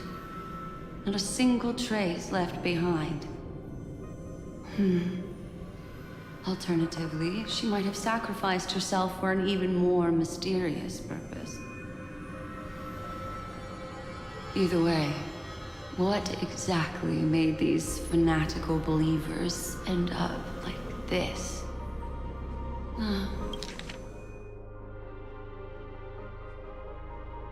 An empty shell. The consciousness that maintained this Dharmakaya has disappeared. Dharmakaya, interesting. Memory. It is indeed a deep ocean of dangerous allure, where fascinating secrets always hide beneath the waters. I keep getting the feeling that the same thing happened in Penacony. The fuck was that sound? Is that the Chimera? Get ready. We're about to head off. Is it really gonna be okay? That world's surrounded by a mass of chaotic material. That white band of... Oh, it's gonna be fine, girl. You're not gonna be trapped in an endless void. In a constant cycle of reliving your memories surrounded by weird red jellyfish that are more powerful than you could ever imagine. The Astral Express broke into Amphorius. That obstructive force preventing the garden from entry disappeared. Yep, definitely not a trap. Definitely not an entry point that is well known that they can, you know, capture you from at all. It'll be fine. What are you so happy for? Aren't things gonna get messier with more irrelevant people turning up? What if those trailblazers find the seed of remembrance before we do? Then we'll just steal it back. Simple. So simple, girl. By the way, there's a messenger and a memo keeper on that express. We don't know where they stand on this matter. So make sure they don't notice you when you make your move. You folks are truly everywhere. Wait, is Black Swan the messenger and the memo keeper, or is Black Swan the memo keeper? Is the messenger the one that just hangs out and lets us do MOC? Because there is, like, canonically another memo keeper on the express that only Stell can see, which is the one that lets us do MOC. These memo snatchers are different from the previous husks. Black Swan's voice is so hot. Oh, yeah, she has a gorgeous voice performance. To have had contact with her. We'll introduce ourselves to gain Has that your nice, trust. like, little bit of, like, We are the Hag Guardian Onesan of huskiness to it. You should be very familiar with that name by now. This memory ends so abruptly, as if a shapeless hand snuffed out its candlelight. With a, like, incredible, It like, appears performance the in terms secrets of ahead her... are even murkier than I imagined. That's what I'm thinking of.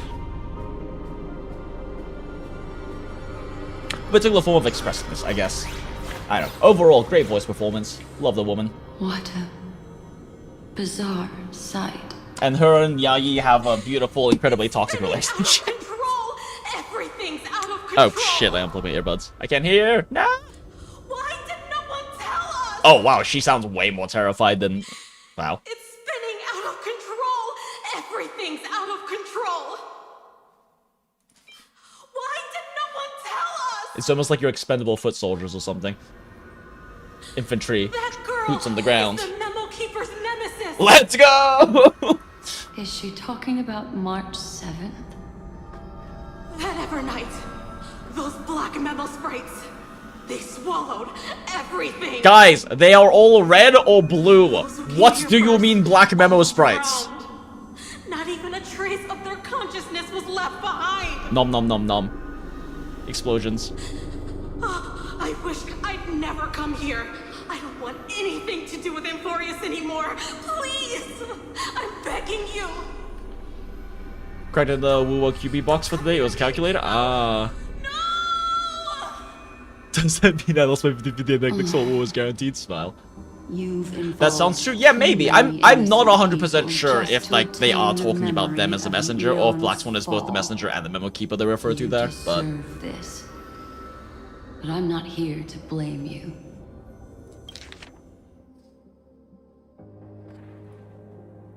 You've involved too many innocent people just to obtain the memory of an eon's fall. You deserve this. yeah, they do, Black Swan. Hell yeah. Am I still recording? Okay, no. Cool. I couldn't remember if I stopped recording That before going to entity pee. you call Evernight. Tell me everything you know about her. We may yet bring a glimmer of hope for those who are still alive in there. You know what? You've involved too many innocent people just to obtain the memory of an eon's fall. You deserve this. Saving that last voice line for posterity.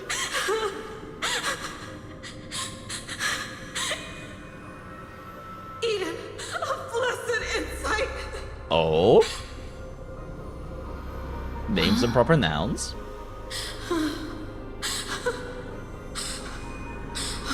So that's what happened. We were tricked. Oh. Drama. We are the sacrifice. The garden used us. Yep, foot soldiers. Boots on the ground. Abandon us. Of Anasarava? We are the sacrifice. The garden used us. The pure child of Anasrava. Anasarava. Abandon us. Interesting, yeah. There's that. They also used the term, was it Ramadana? Or something earlier? It's an interesting naming convention. I wonder what the linguistic roots are. She just wants to find her lost sisters. Like, it sounds potentially like North African or Middle Eastern, but I definitely don't know nearly enough about the linguistic traditions and languages to say. If a new life is to be born, its seed has to be dead. Dead, dead, dead, dead. Okay, yeah, this is what Mind Break actually looks like. Dead, dead, dead, dead, dead, dead. Dead, dead, dead, dead, dead.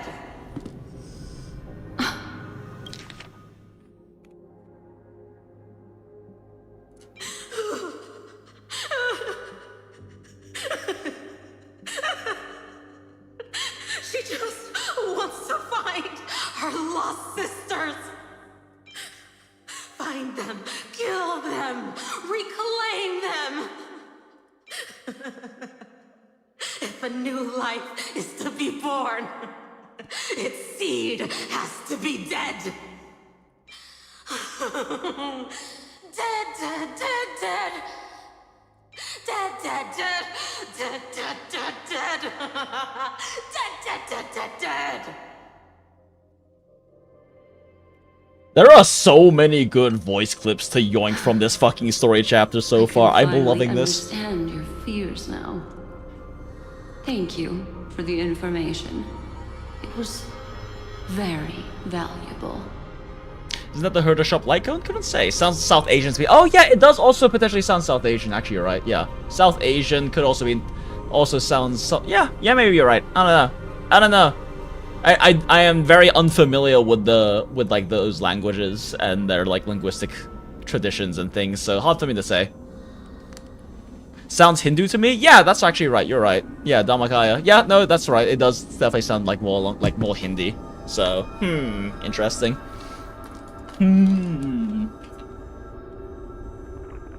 Although, isn't there like a lot of like linguistic cultural cross-pollination between like India or like in general South Asia and like North Africa, Middle East? I think maybe, I don't know. I'm not super familiar with the history for those parts of the world because American education system is really bad about teaching you history of places outside of America and some of Europe.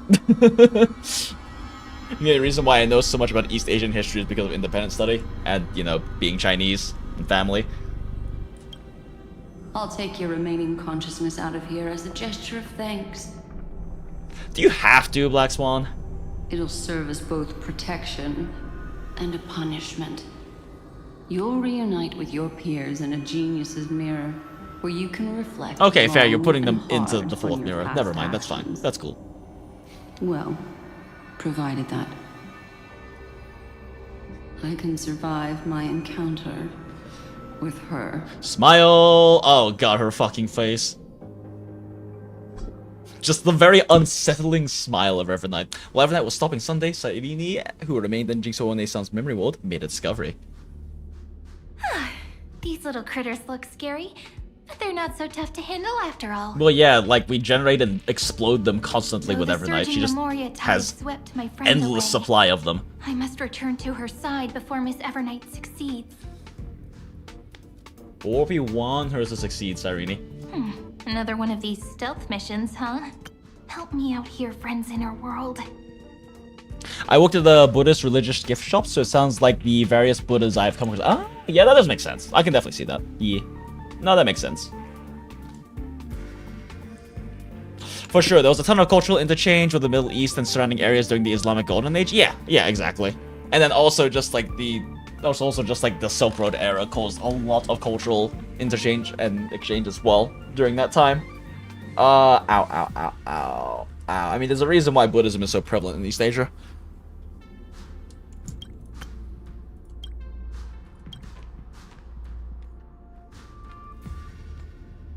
A scorching and dangerous aura. This power shares the same origin as Feinen. Yeah, we've killed like 500 of them. It's fine. And there's that enigmatic, bottomless aura that Oblivion. seems to jolt awake at midnight. Must be Miss Evernight. Better steer clear of her. There's a beam of light over there.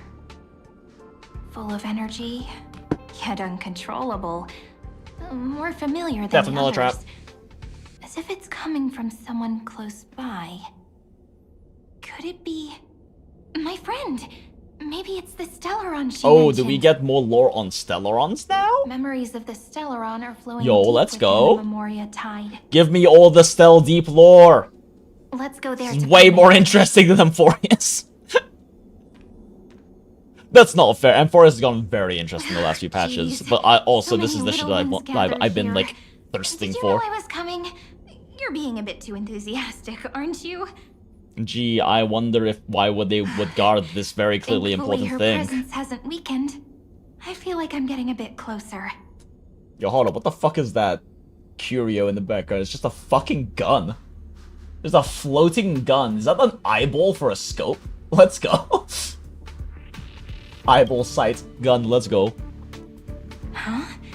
They're guarding That's probably like an something. actual curio in like Simulated Universe 2. I just Is that my friend's don't recognize photo it. stone? What's it doing here? These memo sprites are completely still.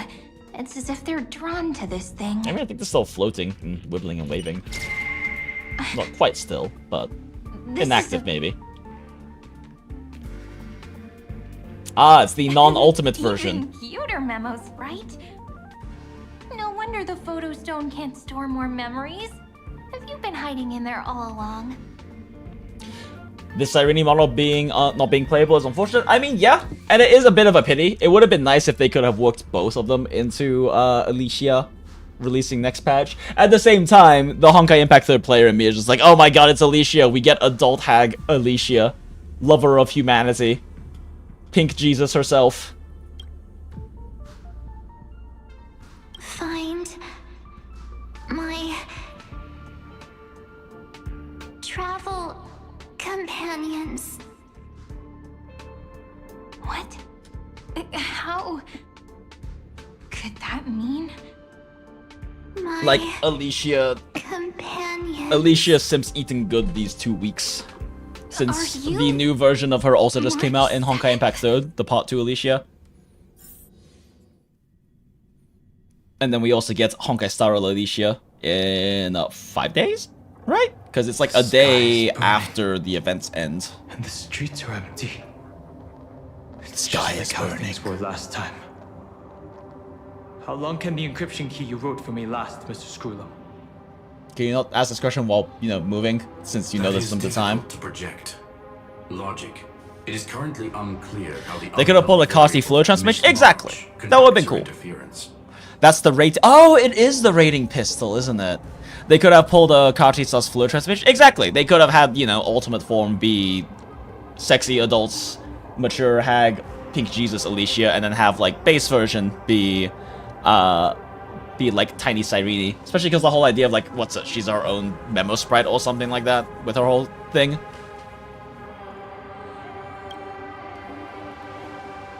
Please rest assured that I will extract you on time before the encryption key expires.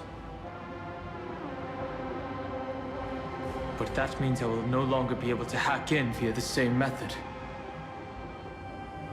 Actually, they're eating only have especially one good chance. because they just Honkai Impact 3rd just released a phone collab with ROG, Renegame, ROG. They just released a collab, an Alicia phone collab with them. So if you really want like the truly hard simp for Alicia, there is a fucking phone for that now. Hoyo truly milking the fan base. I was expecting that. Yeah, no, like it is like an Alicia dump for like the earlier this week and then next week as well. It's wild. You know Hoyo, they only do standing around chatting in black screens. Yeah.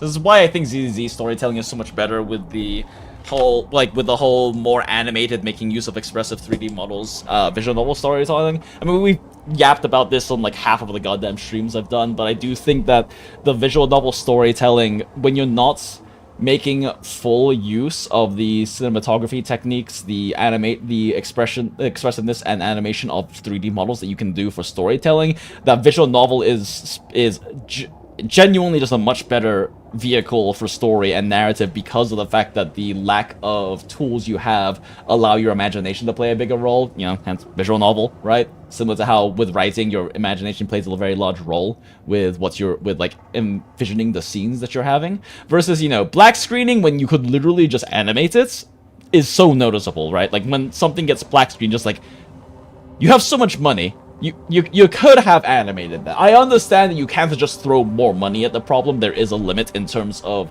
what you can do with staff, making sure that you maintain good staff, and that scaling is not nearly that easy. But ZZZ fucking manages it. And WUWA manages it.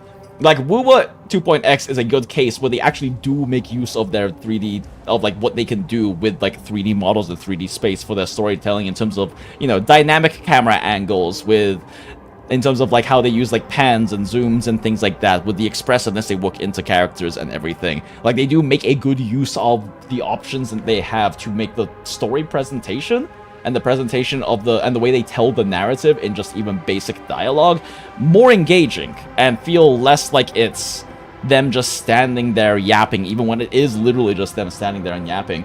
And the disappointing thing is that I say, oh, they can't just throw more money at it with Honkai Star Rail, but like Honkai Impact 3rd does this. Every single story chapter for Honkai Impact 3rd, like the past year, has done this, where they actually make solid use of the tools and they have with the score and the sound effects, with the expressiveness, with the camera angles, cinematography techniques, all these things they can do with 3D models, and they can do with like a fully 3D narrative storytelling style versus something like a visual novel. And it's just kind of disappointing to see it not happen in HSR.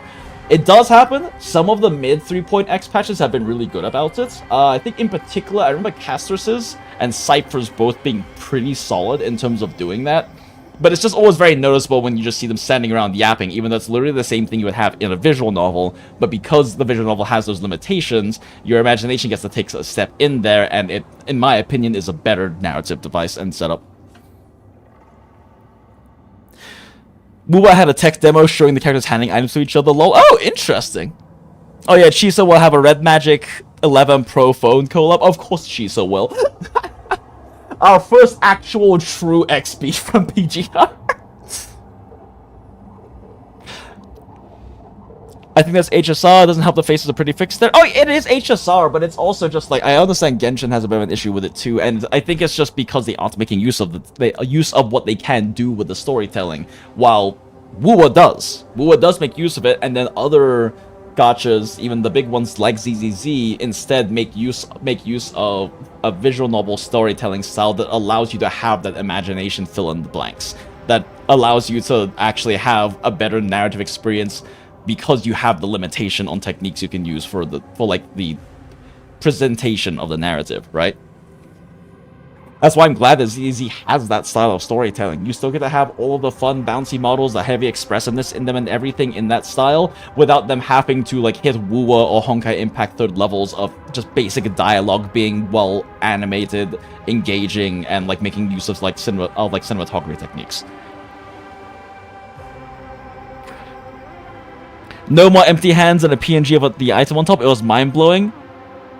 Camellia had the Red Magic 10 collab. Oh, did she? Yeah, I didn't really pay much attention during that time because of the fact that 1.x and WUWA was rough.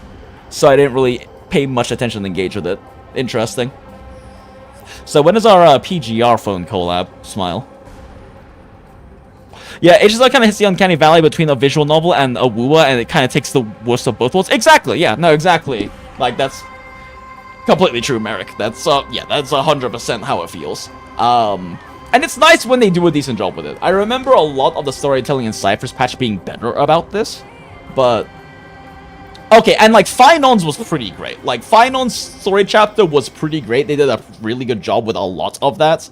Overall, by HSR standards at least. There's still, you know, plenty of like static shots, dialogue with relatively expressionless faces. But at least like Finals was good. The only problem with Finals patch is that it was literally a fucking movie. You barely interacted with it. It was a really good 5-hour movie, but it was basically a movie. Oh, nice, the passing of nothing always ticks me out. Yeah, no, that's really cool, actually. It's really cool to hear that Kuro did a tech demo and, like, actually put the resources in to build that. I'd actually love to hear that. I don't think I would ever get a collab phone because I would feel so terrible if it were ever to break. I mean, fair. At the same time, like, I expect my shit to break. I'm very bad at not breaking things. I am, like, genuinely cursed on this. Like, part of it is, like, sometimes me just not paying attention to stuff, but, like, I am genuinely cursed to break things. When I was... How old was I? This was back in... Was this back in England or... No, this was in the US, so I must have been, like, 12 or 13. My parents... Because, like, we traveled a lot of Europe when I was younger, right? Because I grew up in the UK back when I was part of the EU, so free travel, like, so free movement and everything. And it's very cheap and easy to, like, take your car across, like, the English Channel and go hang out in France or Spain or Germany or whatever for, like, a weekend, right? We do it all the time. And my mother worked for a university. She worked for Cambridge, I believe. Was it Cambridge? Yeah, I think she worked for Cambridge. So, like, lots of time off to go do things because, you know, like, being a uni professor means that you get a lot of time off. And we did a lot of traveling because it's so easy to do in the EU. Like, I think people in the US forget that each state is geographically around the same size as a country in the EU. So, like, traveling in the EU is fairly similar, geographically speaking, to traveling within the US state to state. So it's a lot easier to go from, like, France to Germany or Spain or to Italy or things like that than I think people view it when in the US view it, because they don't have a proper geographical, like, scaling understanding. But we travel a lot, so we had, like, this Spanish Fabergé, like, bowl that my parents had that had, like, these tiny little candies in them, like little wrapped, like, Chinese candies, right?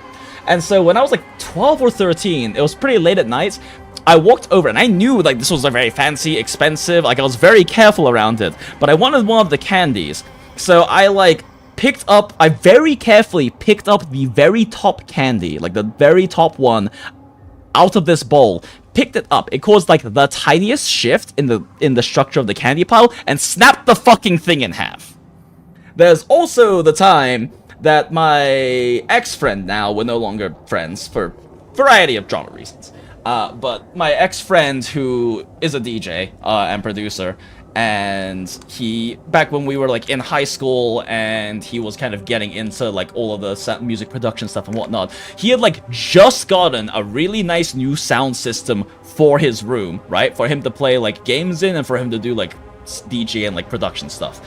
And literally, like, he had just got this, like, 2 days ago. Literally, the moment I stepped a single foot into his room, I crossed the barrier into his room, his entire sound system just fucking bricks, and he had to get a new one. Like, I didn't even touch anything. I stepped into the threshold of his room, and his entire system just fucking bricked. There's, like, a lot of stories like this of shit just kind of breaking around me. I am apparently have Gremlin Curse, so... Or not Gremlin Curse, what the fuck are they called again? From, like, the World War II propaganda shit of, like... Was it Gremlins? I forget. Of, like, the things that, like, the little guys that exist that, like, break shit, right? I have that curse. Yeah. It happens a lot. Like, random technology just kind of will break around me sometimes. It's just a thing. Imagine it was actually broken by your parents and precariously put back together, so whoever gets the candy next, it breaks. That would have been so fun. I didn't hear it break, though, so I don't know if that's necessarily the case, but Curse of Ra, so true.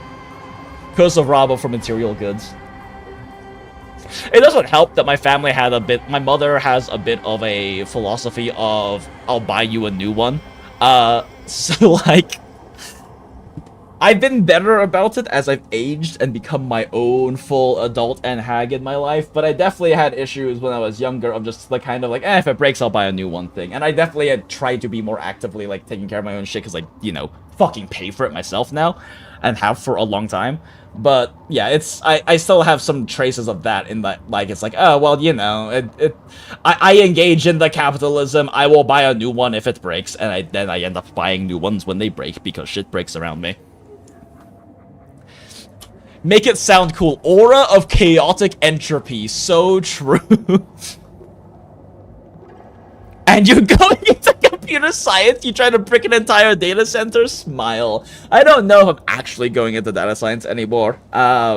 Part of my trip to Atlanta was me reconnecting with myself and my roots and kind of getting a better understanding of what I want out of life. So I genuinely don't know if I'm going to keep going in that direction, because I do think ultimately the career path I'm going to end up in is going to be like entertainment related, not necessarily corporate IT desk work.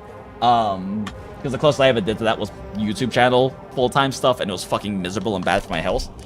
And I am definitely struggling a lot with like the motivation for schooling ever since Jenny and I split, because the primary motivation back then for that was, since we were planning on having a family together, and bartender schedules and bar managing, restaurant hospitality work tends to have, it's difficult to spend time with your kid when you have a kid because of just schedules being bad, right? Like on the weekends, you're busy.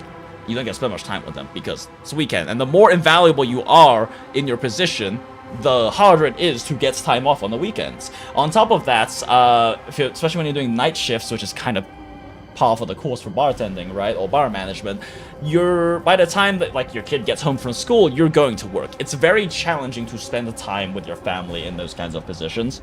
And I've seen way too many coworkers historically through my past who struggle with that. It's a very, very common story in the hospitality industry for like someone who works in hospitality, whether it's a chef, it's a bartender, it's a manager, whatever, for them to have a child with their partner who is not in hospitality, and then the workload, like an unfair amount of the workload and child rearing ends up on the partner's head, and this leads to relationship issues, and they break up or they get divorced or whatever, and they end up, you know, they end up like not getting full custody, because how the fuck can you if you're a bar manager? How the fuck can you if you're a restaurant manager? You literally can't be there for your child to be present during most of your schedule. So they always end up, they're pretty much always like really loving parents. And like when they get to see their kid, it's great. And when the kid comes into the restaurant or bar, they get to very wholesome, lovely parenting, and like really enjoy spoiling their kid when they're at your place of work and business and everything. But it's just really challenging. So a big part of the motivation for me trying to move into like corporate IT work and data science work, because I am a STEM kid, right? Like I'm ultimately a STEM kid, obviously, from making a career out of video game math and optimization on YouTube. But that was kind of the primary motivation, and now, I don't know, it doesn't make me happy, it's not fulfilling, it's kind of painful for me to do, and with me doing a distance learning program with the London School of Economics, and it being entirely on me and self-motivation and discipline to study and do all of these things, without me having to go into like a physical location that forces me to like actually participate and engage with it, and it being so easy to procrastinate, that I don't know if it's the direction I want to go anymore. I do see myself ultimately more so ending up in entertainment, whether that ends up figuring out a way to make it work and make my schedule better in hospitality. The ideal would be something like managing and running and owning my own bar with other owners and partners, investors and whatnot, right? And the setup and startup being much more requiring me to be much more present, and then reaching a point where I may come out and help occasionally, right? But I don't need to be present all the time, and just keep the program running and hire good managers, hire good staff, all of that. I could also try to move more towards like a beverage director role, where I'm doing a lot of the high-level decision-making and things like that, but it doesn't require me to be there in the evenings. It's more of me a matter of like you know, there are like very big restaurant beverage managers, or beverage directors. There's like hotel beverage directors. There's all these kinds of positions that if you can move into that, you get a much more less late night work schedule off of it, right?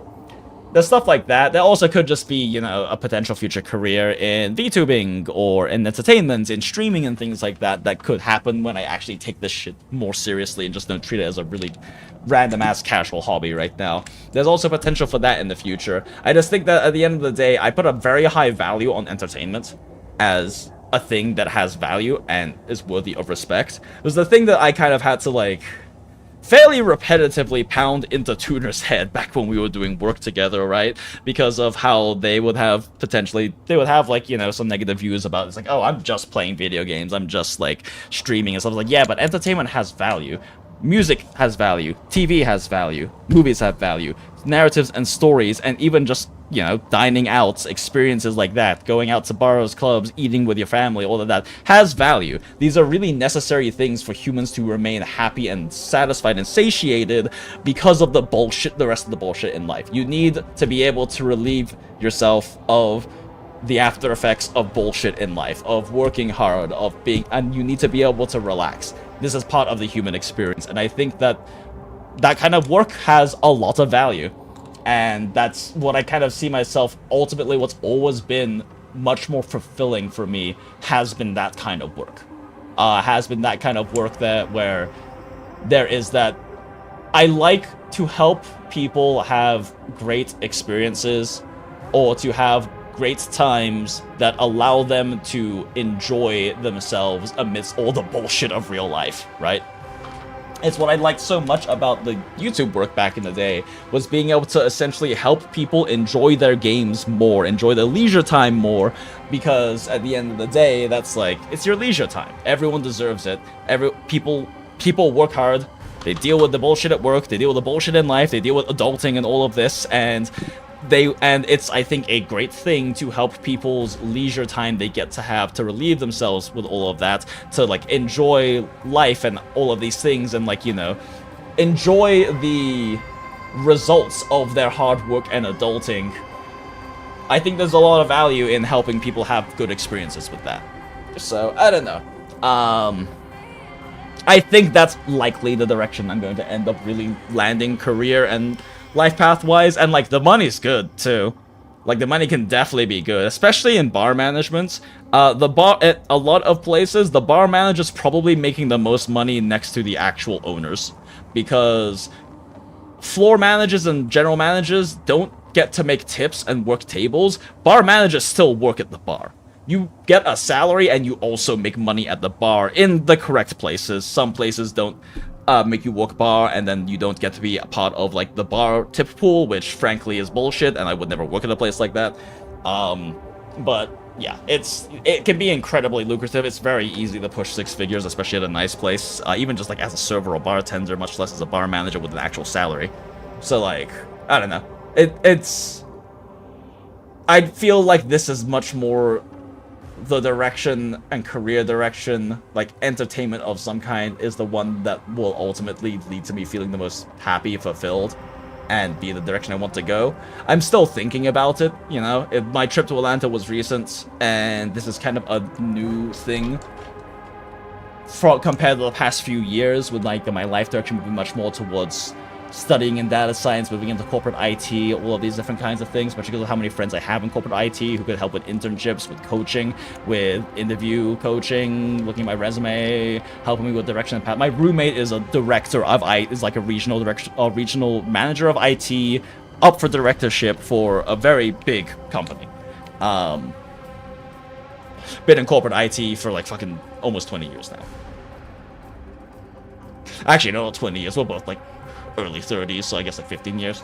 But I don't know, just things about life and thinking about things and what I want to do and all of that. And I'm glad that the 11 of you in chat are still sitting here hanging out as I yap about my IRL stuff and whatnot. And that's, I don't know, it's been really nice doing this streaming thing more casually and kind of just doing the content I want to do and building community, a beautiful community of the Goondola To Gacha Hell, or was it respectfully in Goon from the Heart, that we've been having, because I actually get to just kind of be myself. I never got to do that with full-time YouTube work back in the day. When I was doing Genshin theory crafting, Monster Hunter World theory crafting, all of that stuff, I never really got to do that.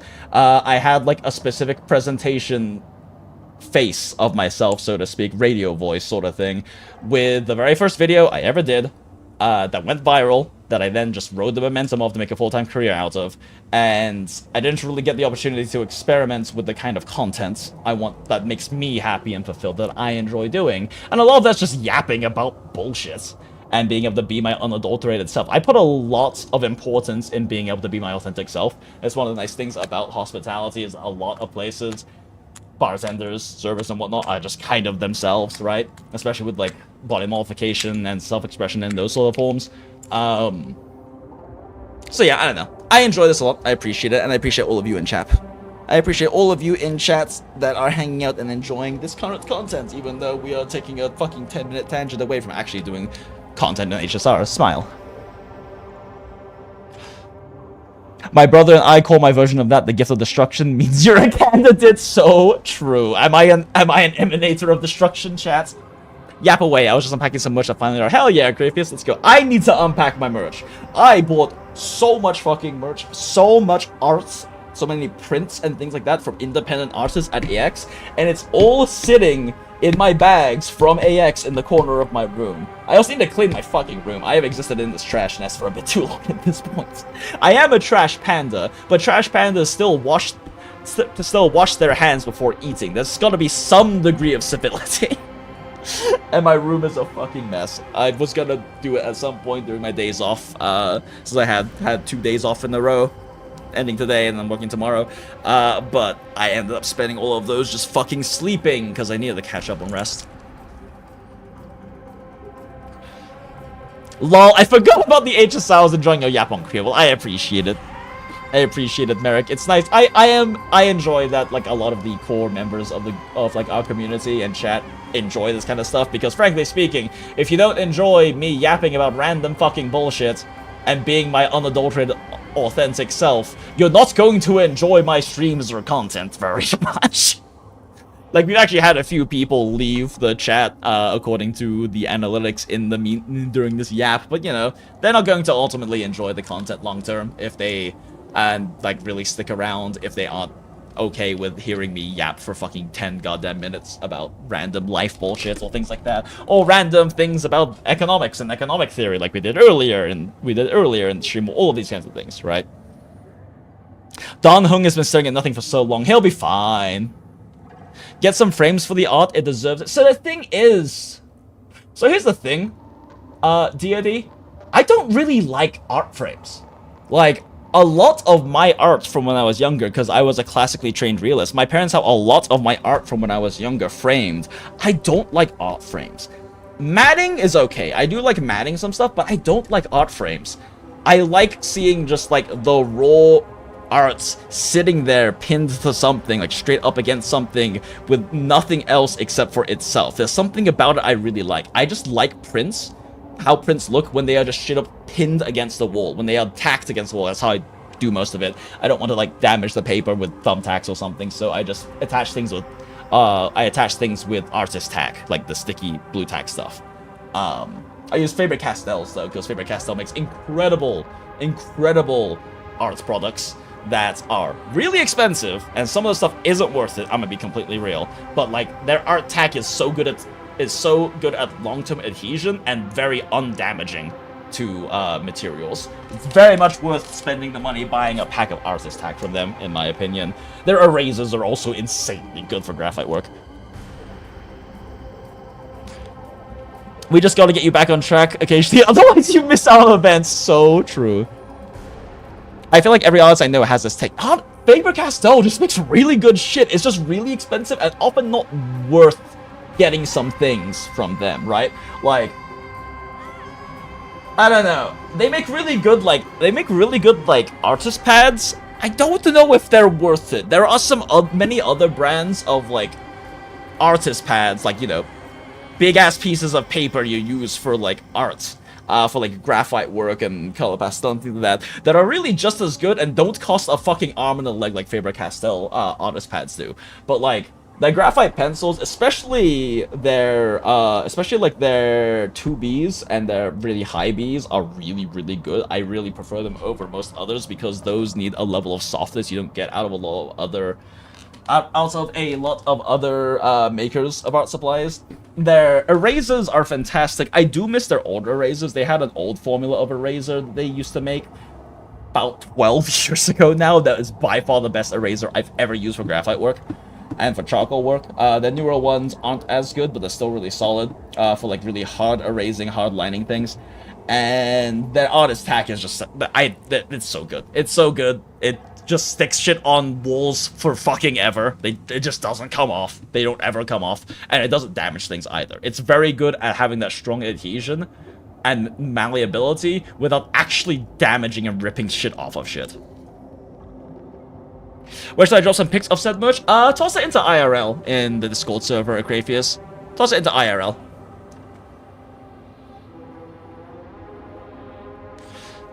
I think the take is keeping art raw. Oh yeah, I enjoy it. I mean, the thing is, like, I think matting is fine. Like, matting is, like, what you do as, like, the intermediary step with framing, right? Well, you have, like, the actual frame, often with glass, and then you have, like, the matted cardboard that you have cut out around the art, right? That surrounds the art inside of the frame. In a lot of cases, I think matting is good. I do enjoy matting some artwork and whatnot, but I just like, like I said, I just like it raw. I like seeing it just raw, the full composition, none of the edges or anything being blocked or obscured, and like the full composition with an absence of contrast. Because the thing about frames is that they inherently produce a contrast and change the context of artwork that's inside of them, and that's part of the point, right? Like with a lot of traditional classicism.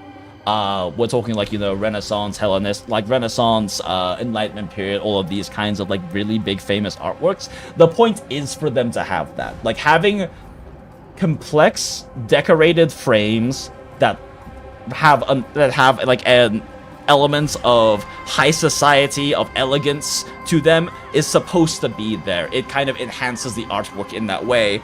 In many ways. With like anime stylized illustrations, I don't want it to be baroqued in that way, I guess, for lack of a better term.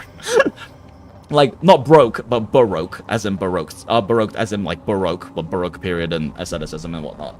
I really like just seeing the raw full illustration like you would see it on like a Twitter post or like on a graphic or something like that without any additional contrast coming from matting or from framing. I enjoy it. I find it more raw. What about floating frames? Floating frames is also an option. It's just, I genuinely just prefer it this way. Plus, it lets me be way fucking lazier, honestly. And I get to do fun things with, like, the composition of how I arrange the artwork in terms of, like, how I create the spacing and whatnot between them on my wall and everything that you kind of lack and lose when you start doing framing and matting. Get baroqued, nerd. So true. Posted? Ooh, okay, let's take a look. IRL. Oh, hell yeah. I mean, since you're mentioning this in chat, I'm assuming you're okay with us taking a look at it on stream. Cute. Look at all... Oh, look at that little water bottle. I love this pin. I have no idea what property this is, but it's very cute artwork, and I love the squish. We love squish in this chat. Yeah, I have no idea what property this is. I'm not familiar with the IP, but very cute. Oh shit, those are some nice figures. Oh wait, no, they're acrylics. Still, nice acrylics. Hell yeah. Yeah, no idea what this is, but I do like the designs a lot. Very cute, very nice, love it. Yeah, I need to like actually get all of my AX merch and like post it. I did do like a little bit with some of the Arknight stuff I got at the pop-up.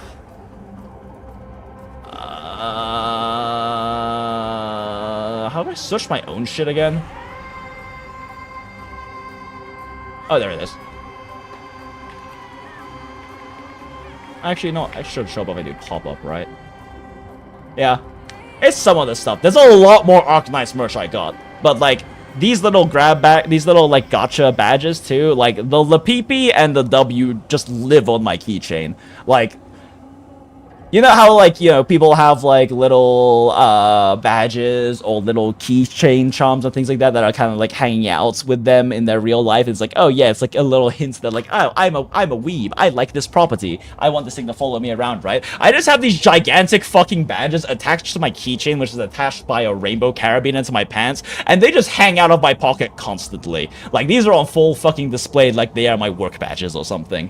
Because I love Arknights, and I am not ashamed of it. But these little gacha bags, right? So there are 6 to a set, and you can buy them individually at $10 a pop, and just kind of hope you get the ones that you want, or you buy the full pack of 60 or 6 for $50. I was not risking missing W. A lot of the other badges I don't care about, but I was not going to risk missing W, missing Vishadel, I guess now, missing Wiz, missing Lapipi, and missing Texas by getting unlucky. So I bought every single goddamn badge. I bought all three packs. And I have a bunch of just badges of characters I care less about sitting in my in the corner of my room right now. But these 3, goated. There's a lot more stuff I got from the pop-up, and there's a lot more stuff I got from the Yostar booth of the official Arknight stuff. I got 3 fucking art books because I love Arknight's art. I wanted to own physical art books. I also have an incredibly limited edition signed fucking collector's box for Lamb, one of the most like beloved and reputable anime stylized illustrators in the business, because he did his first ever appearance in a North American convention at AX last year. I can die happy because I walked up to Lamb and he just looked at my outfit and said, "So cool!" And I can die happy now. Lamb Sensei thinks I'm cool. Like, thinks I look cool, thinks my style is great. I can fucking die happy now. But I really need to, like, yeah, I need to, like, actually take pictures of and show off all the merch I got. There's so much shit I got at AX, it's just existing in a corner right now. The squish goes squeak, so true. Symphoria from VNU Final Anniversary merch, they're all gone. Going, oh, Gunpla is exactly that. I posted PIV. Oh, okay, gotcha.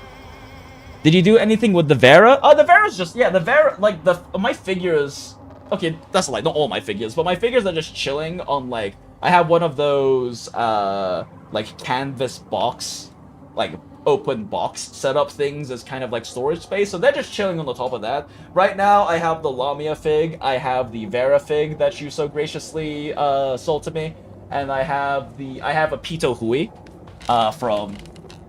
from SAO Gun Gale Online, because GGO is the best sort of online anime, and I will die on this fucking hill. But Arizonization was actually really good too.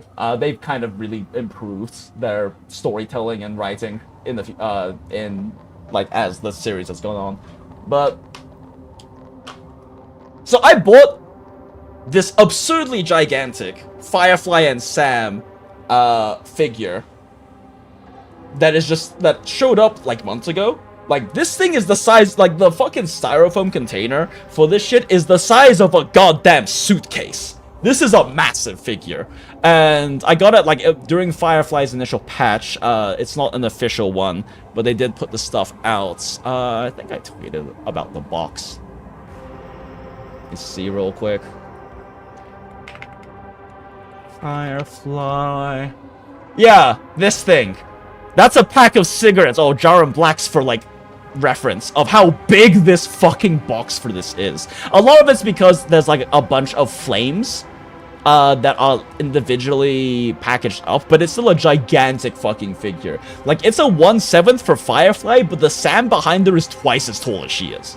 I still haven't unpacked that because I don't have a place to put it. Like, my little storage canvas boxes can't fit that reliably without it risking falling off. So I just need to stop being lazy and buy a display case so I can actually, like, put my shit up, because I don't have any kind of space or surfaces, tiered or otherwise, to, like, put my shit down on my figures and stuff.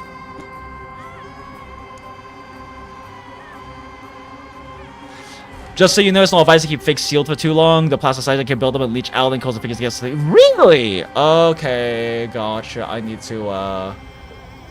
to fix that then. Okay. It's also not an official figure, if I recall correctly. It has the lewd option. Yeah, the one I got is the one with, like, the lewd, like, Firefly in her transformation sequence completely nude option. I got the non-nude one personally, but you can get a motorcycle helmet-sized Gundam head. Hell yeah. I'm not surprised, but hell yeah. There are figures that I am going to be fucking wailing for coming up soon because... Did I post them in the Arknights channel? Yes. Because at the most recent CN...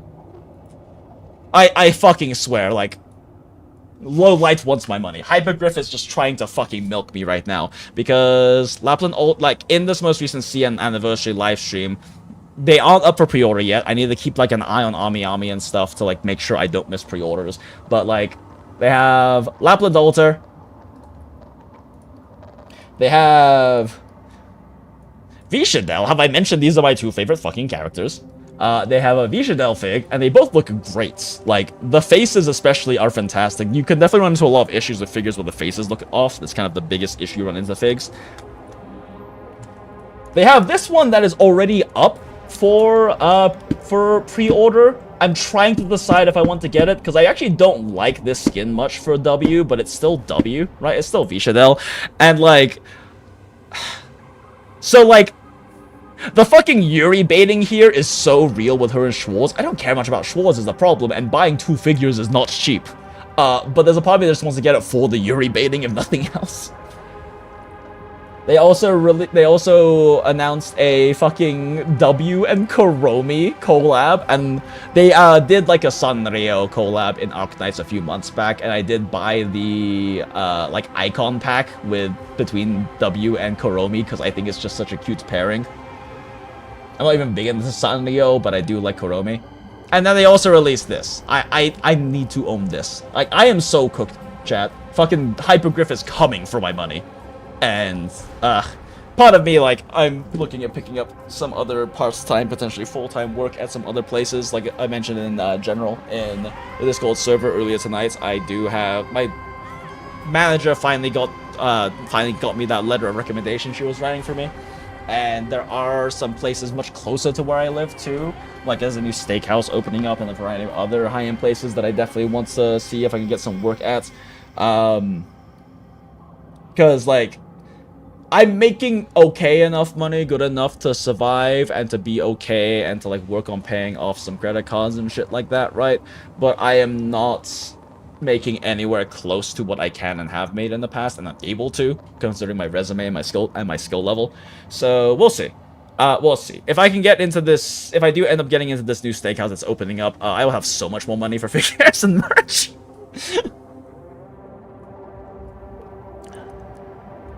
Heike got the right Rhodes Island figure. Yeah, it looks really good. I should take some pics of how I'm displaying all my You'll Find Amazing. Oh, okay. Yeah, I need to, like... my problem, too, is I don't know what display case to get, right? Like, I just don't know what display case to get for my shit. I could get, like, a generic tiered one that I feel like I should do something more, but I also don't want to spend too much money on it, right? So, shrug. And more importantly, you're making enough to dolphin on my gachas. That's very true. That's very true. Yeah. That's also very true, because this is what my primary, like, entertainment form at this point, right? Like, I've talked about this before on stream. It is, like, you know, people, like, can go crazy about, like, oh my god, people are wailing, like, wailing $50, $100 in this gacha. And, like, I do stay within my entertainment budget for this mostly, because this is my primary entertainment budget. But, like, realistically speaking, spending $100 wailing once on a patch, like, not even every patch, but just on a patch in a gacha, that's as much as I would spend on going out for cocktails for an evening with my friends. Like, going to get cocktails, having a good number of them, and tipping extremely well. I tip extremely well. My minimum is 25%. If I get incredible enough service, or if the drinks are cheap enough, I tip like 40% plus, right? It's just part of my principles, being in an industry. And, like...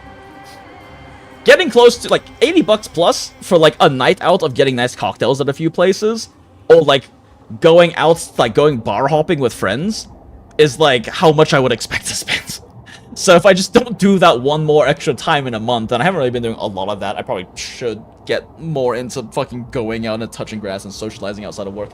But, like, yeah, it's going, for, like, $50 is a dinner. It's just going out for dinner at not even like that super nice of a place, right? For me at least, like with like the kind of entertainment stuff that I do, right? And the kind of places that I like to go and hang out with friends at and stuff like that. Like, I know everyone's financial situation is different. I know especially if you don't live in America and you're living in places where the dollar is significantly higher value than like what cost of living is in your country, that's a different story. But like, I live in downtown Phoenix, I live in America, I live in the US, I have fairly decent income. It's not nearly as good as it can or should be right now, but I have decent enough income, and like, this is just my entertainment budget.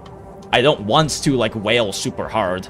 I do for Arknight's anniversary sometimes, but I don't necessarily want to wail super hard. I'm not, you know, your fucking E6, C6, M6, whatever kind of player, right? Because for me, a big part of it is I feel like it ruins a lot of the fun for me. I like playing with base kits and not inflated numbers in a lot of my gachas. Part of the reason why I have M6 Vishadel and M6 Lapipi in Arknights is because it barely makes a fucking difference gameplay-wise. Like, M0 versus M6 Lapipi is like a 2% gain in damage, maybe. It's comical how little it matters to get copies in Arknight, so it is like a waifu thing. And I did get really good luck with her and get 6 copies in 300, well, 5 copies, you get one for 300 pulls, for 380 pulls, which is like really good RNG. And Vishadel kind of accidentally ended up with M5 by hitting when I aimed for 300 Spark on her banner, on her anniversary, and then I just got the last one from the most recent CC, because you can buy upgrade material, like, you can buy, like, potential materials. And, like, yeah, I don't know, it's, real talk, I've been playing Arknights for, like, a year and a half. I'm pretty sure I've spent more money on Arknights than I ever did on Genshin. Because I very conservatively wailed in Genshin, and most of the whaling happened from donations, right? Like, most of it was just using donations to whale, but I never pulled constellations, I pulled signature weapons, I pulled new characters, I had pretty okay average luck, so like, I didn't really actually spend that much, and it was all work expense stuff at the end of the day. I do need to play some more Arknights on stream, so I can, list those as work expense, as like business expenses. Actually, I probably played enough Arknights already to justify that, but I mean, that's one nice thing about this, is that I can list a lot of stuff as business expenses, although it doesn't matter all that much. It basically cuts off the income, like the income tax, for those expenses, but I don't really make enough money through doing this for it to be that noticeable. There is some stuff about being able to like push that onto like work income as well, but I have to look more deeply into that and probably talk with an accountant about it. But anyway, I don't know, it's... Yeah, I mean, I try my best to keep my gacha spending within my entertainment budgets anyway, and I don't like go under most months, so when I go a little hard on some months for like Arknight's anniversaries, for example, or for like Honkai Star Rail anniversary, because I was buying all the 2x top-ups, which still wasn't that much. I spent like 175 or something, and like, that is like a lot of money, but it's not, considering how infrequently I buy anything other than Battle Pass and Daily Pass and Star Rail, it's not that crazy. Again, like 175, that's like 2 nights going out with my friends. Oh, thank you, Agravius. You didn't have to do that, but I appreciate Future it. whale funds. Oh my god, it actually catches whales. It actually says whale funds. Oh, that's crazy. I didn't know if it would catch the emote or not. That's great. Thank you, Agravius. It's much appreciated. More whale funds for the future, indeed. Thank you for the 50 AUD. Well, probably end up spending that on Lucio, because I'm kind of fucking bricked on Pulse and ZZZ right now.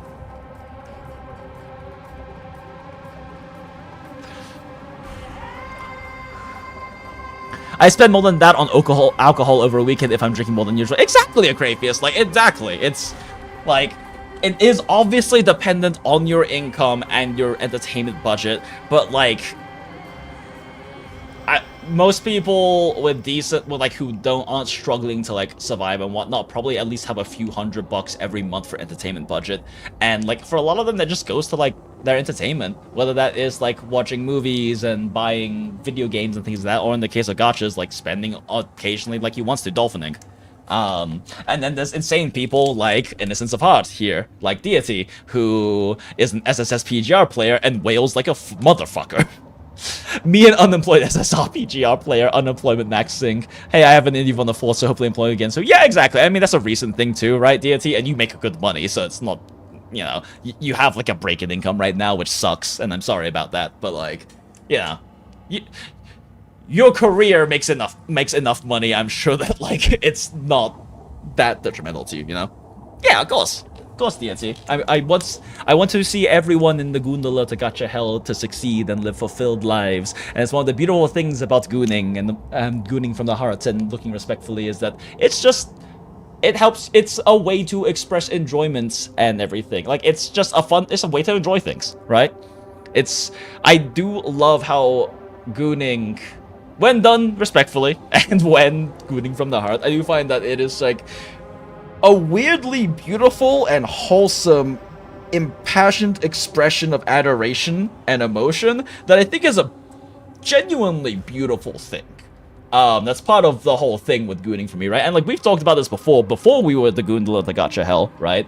In some of the earlier streams where, frankly speaking, with all of the stupid bullshit and drama that happens in some of the bigger mainstream gacha communities, like a lot of the MiHoYo games and everything, the Gooner communities are some of, if not the most fucking wholesome, right? Because it is hard to be pissed off, to engage with drama, and to like deal with and like be part of all of that bullshit when your two brain cells are busy, one gooning to your favorite waifus and husbandos, and the other one high-fiving the other gooner next to you, enjoying their husbandos and waifus, right? I think it's just so much more pure and unadulterated and unashamed, and I am very much of the opinion that the best entertainment, the best leisure time, the best way to enjoy yourself is when you get to be unadulterated, take down the barriers of yourself and like the face you have to bring up for like society or work or things like that, when you're allowed to be your unashamed self. And I think gooning is beautiful, even if a lot of it happens in the context of the anonymity of the internet, right? But I think it's beautiful because it is a moment of that. It's like this bright, emotive, passionate moment of unadulterated, unashamed adoration and enjoyment, and I think that's a genuinely beautiful thing. Right? It's not just like a joke that we're the Goondola To Gacha Hell. I do actually think it's kind of a beautiful thing. Again, when it's done respectfully and when you're gooning from the heart. There is definitely a lot of gooning out there on the internet. I'm just like, damn dog, that you are down bad in like the worst possible fucking way, and it's not even like wholesome or cute anymore. It's just scary. There's a lot of stuff like that with like some of like the copy pastas and green text from like fucking like VTuber 4chan and stuff. I'm just like, this isn't healthy, dude. This is not great. When you bare your balls, you bare your heart as well. That is so good. That is so good, Merrick, and I'm fucking... This is being saved posterity. Hold up. Copy. Go to general. Oh, wait, actually, no. Let me... Okay, delete that real quick. I need to put a caption to that. The wisest of words. Enter. And pin message. Okay, saved for posterity. Thank you. Thank you, Merrick.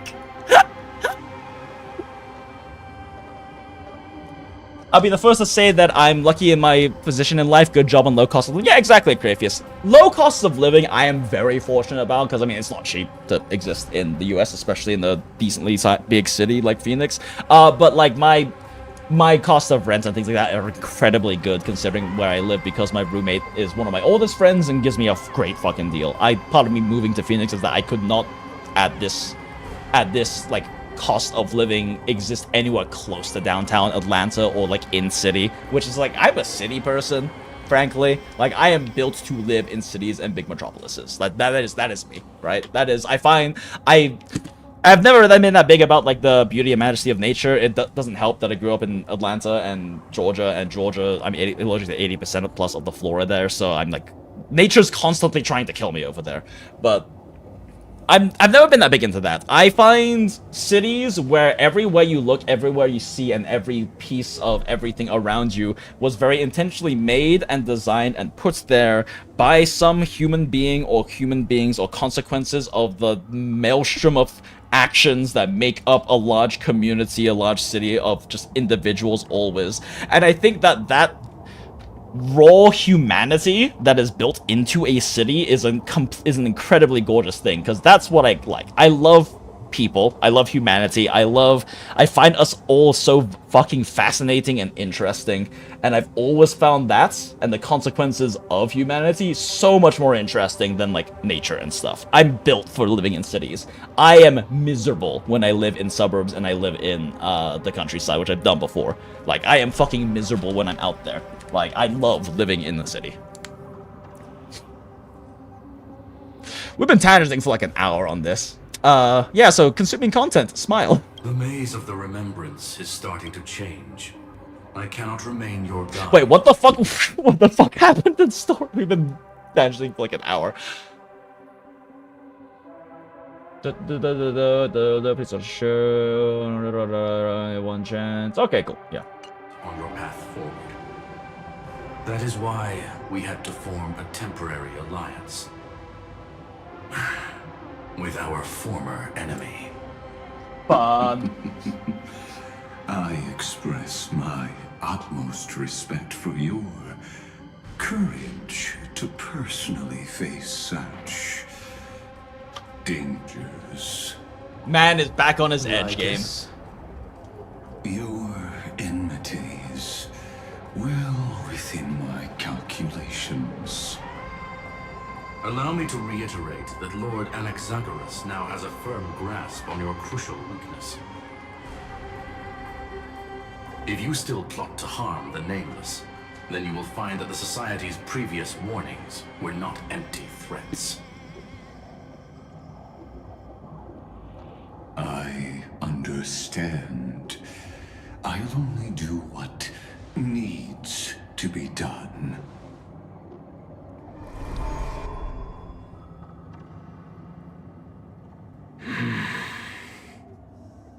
I never imagined that I'd one day walk alongside a genius who offered himself to the destruction. Making a note on timestamp for some of those discussions things. Because maybe one day I'll actually make clips of things. The Erudition's ruin is inevitable. In case everyone forget, the betting event in Arknights ends in a few hours. Easter have only. Wait, it does? Fuck! That's right, it ends today. I've gotten so little done on that. I could have it on other screen. Do we just stream it? It's a very entertaining thing to stream, honestly. Nikkei Service event seems to be a hex crawl base building. Oh, interesting. It's the king of Edge himself, edged for eternity and back for more. So true. Oh, god damn it, what time is it? It's 1:07. When do I have to go to sleep for work? Probably 4 at the latest. Shit. Okay, chat, we're gonna finish this scene off, and then maybe do a little bit of Arknight streaming for a second, because I need to do that event. Be very. I forgot it fucking ends today, but it's also like, I think it's just a very entertaining thing to stream. And to escort you on. It is entertaining. I didn't know before today either. Yeah, I remember the last time that stream happened. The last time that event happened, I hung out in Super. He's one of my favorite, probably my favorite Arknights content creator. I hung out a little bit in his stream going over it. It's quite entertaining. I wish that YouTube had like a poll thing, a poll like function like you have in Twitch, because like it's really fun having everyone fucking bet on which side's gonna win.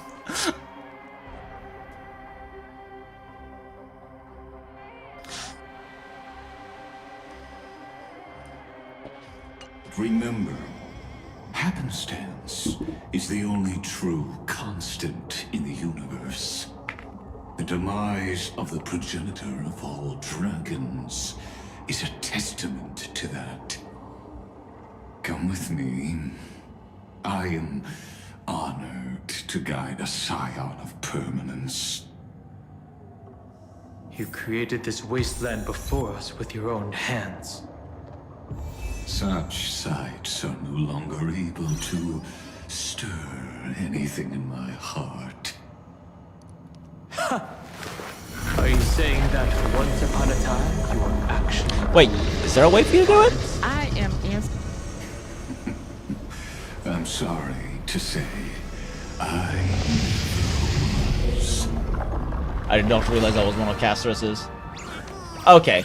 Well, chat, we are taking a temporary pause. Maybe we'll see how long it takes to do the Arknights thing. We're taking a temporary pause to do Arknights events. So for those who don't know in chat, this Arknights event is basically it's basically like this minigame where they put different groups of different enemy types in a fucking Thunderdome, and you bet on which side wins, and it's pretty entertaining, I'm not gonna lie. Oh shit, what's going on with Black Beacon? Is it EOS yet? I have not paid attention in a while. I know the game's been struggling. Was just an oh shit yesterday about it? Yeah. Well, we're having our oh shit moment right now. Let's see. Arknight's display capture. Let me make sure it's sized correctly. Okay, this cinematic's pretty great, so we're gonna watch the cinematic real quick while I figure out how the fuck you... Apparently there is a way to make a YouTube poll in stream.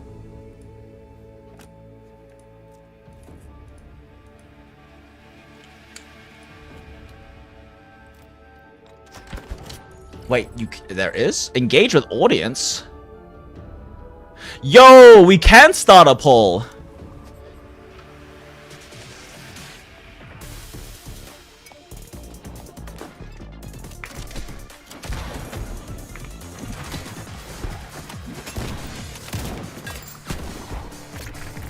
Check it out! We made a poll! I love betting on dogfights. Exactly. It's literally betting on dogfights. Also, this is like... Arknights does incredible animations for their new patches and chapters, but this one is just great. Exusier Alter is not only arguably the strongest strongest character in this game now, but also, like, she's just great. We love Exusier. She's one of, like, the OG fan favorites from, like, the initial patch, and she finally gets an Alter form. And her expressions are just fucking great in this shit. And yes, Arknights, deep Arknights lore, the fucking angels, Sancta, their big thing is God and guns. Like, it is like, guns are a very crucial big part of their culture. Their actual agents and like soldiers and whatnot all get Guardian guns, which they love like their fucking children. It's a whole thing. But I love that they are like literally the Vatican with an obsession on guns and sweet food. And desserts. It's great. We are losing our landship this time, I guess. What do you mean, Mad Hermit? We're guaranteed to win. We're gonna win big, and we're gonna bet the landship and win big and get another landship. They are Americans, smile. I have the power of God, anime, and guns on my side.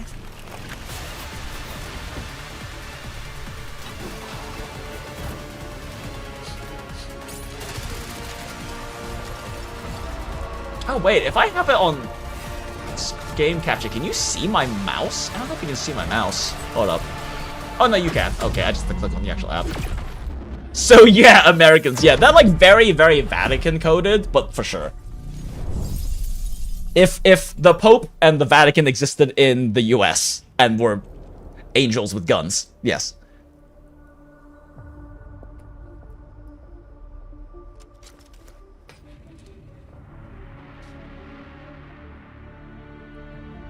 I still need to actually read through the story for this patch. I have not. I'm pretty bad about... Like, I'll, like, sit down and binge, like, 5 fucking chapters of Arknights in a row and just not touch it otherwise, because, like, it's visual novel stage-based thing, so you can literally just go back and read it whenever. So I get really bad about, like, actually doing that. I still need to finish the last 2 chapters of the main story.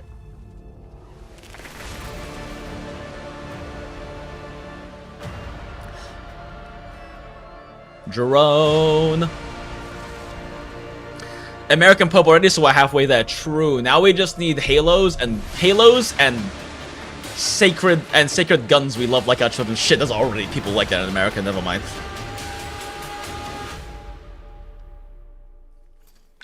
Something. God is a robot or something. I don't know. I don't really know much about the storyline here. It's kind of what I gather from context clues in that. Yeah. Most of you knew you could do stop pausing YouTube stream? Fuck you. I don't believe you.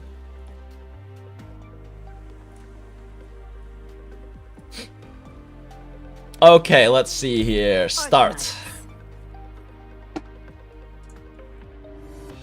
Arknights. Here's a carnival costume. Put it on. October 30th maintenance. Ooh. Oh, they're bringing back Vector Breakthrough? Oh, okay, that's a fun event. That's a fun event. There is nothing here. Oh, wait, that's right. We have Colonel Selector right now. Chat, do I want any of these characters?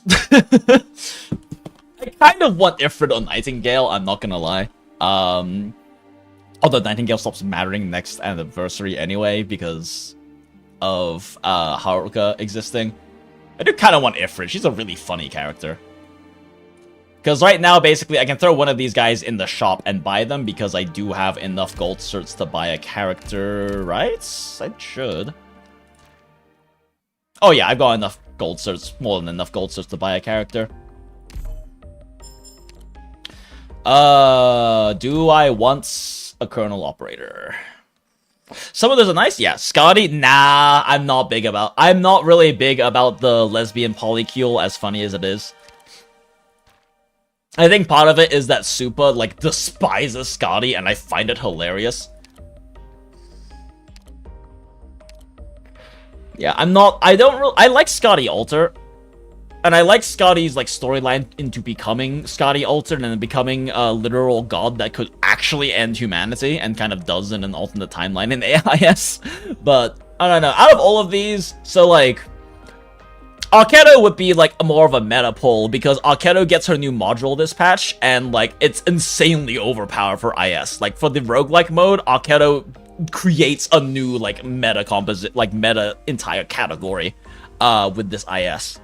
Because with IS because of her new module. Ifrit is funny and also really strong, and despite being a year 1 operator, is still going to basically always be meta relevant because of resistance shredding, and resistance shredding is incredibly strong. Nightingale is funny because she completely invalidates the existence of arts damage in the game. She literally makes you immune to it for a good chunk of time.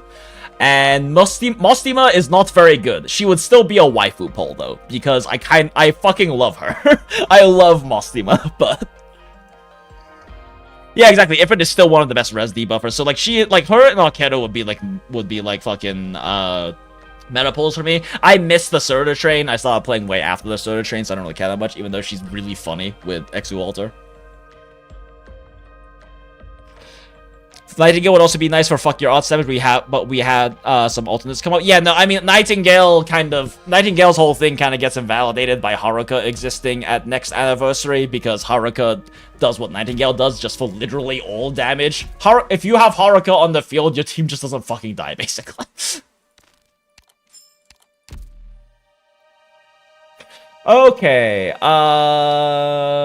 let's clear some sanity real quick on our weekly randoms.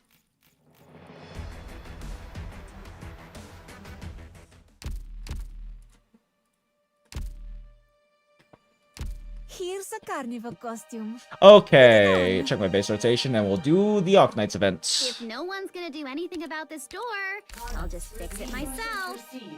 Hey, Revenant! Split some drones. Nom nom nom, I love LMD. Nom nom nom. Jesus Christ, I had like 60k LMD like 2 days ago. Proviso is fucking busted. Here's a carnival costume. Funny events time. Passenger is one of my favorite war criminals. I know that there's a lot of people who really like Passenger.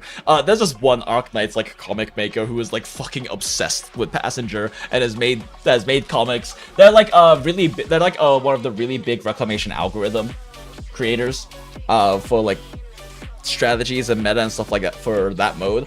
But like they like make comics of their doctor being like a canonically female brunette with long hair, and just like they make so much art and comics with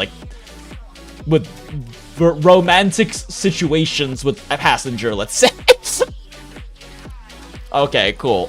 All right, chat, let's go.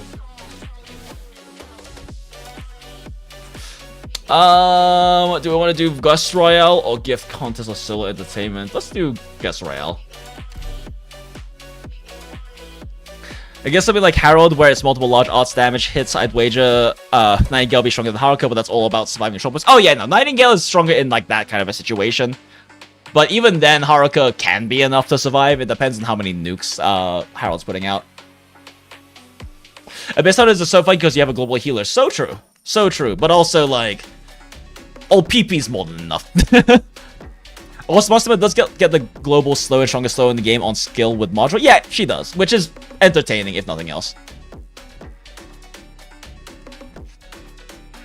That's hilarious? Oh yeah, it's quite entertaining. Alright, chat. Alright, chat. Streamer grounds, let's go. Let's see. Start a poll. Left. Right. Thunderdome Victor. Alright, chat. Alright, chat. We don't see which is left or right yet, but yeah, there we go. Unfortunately, we don't get, like, channel points and stuff like that, like we do in Twitch, for you guys to, like, actually bet on. I will, at some point, start dual streaming on Twitch as well, though. At some point. Alright, guys. Alright, chat. These guys shoot big-ass missile nukes. These guys are tanky as fucking hit things with anchors. Everyone's supporting this side. Do we go for the underdogs? You know what? Let's go for underdogs. Oh, we got one vote for left.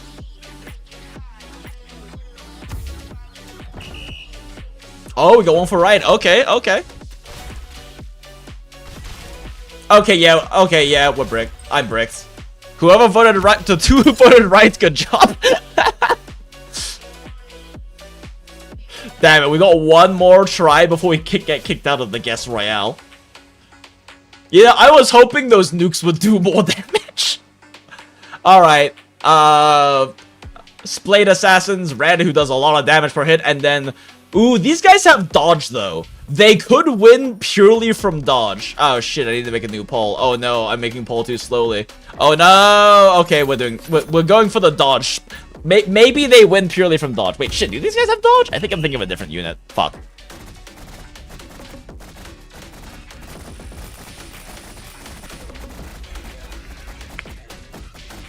Oh, wait, yo,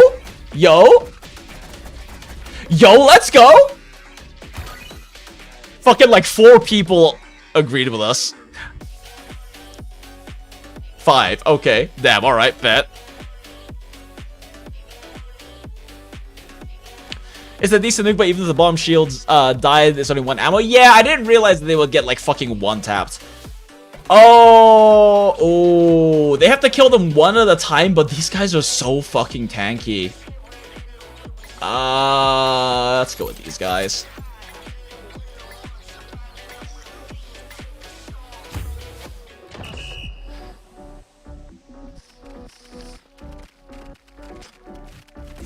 Okay, they're fucked, chat.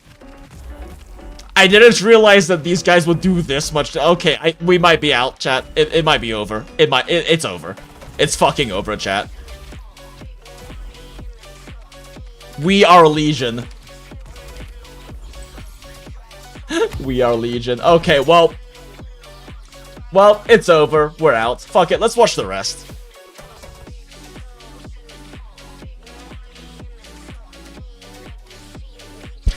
They just got HP. Yeah, but they still one shot per. It's just a matter of whether HP was enough or not. Oh my god, it is hard to start these polls fast enough.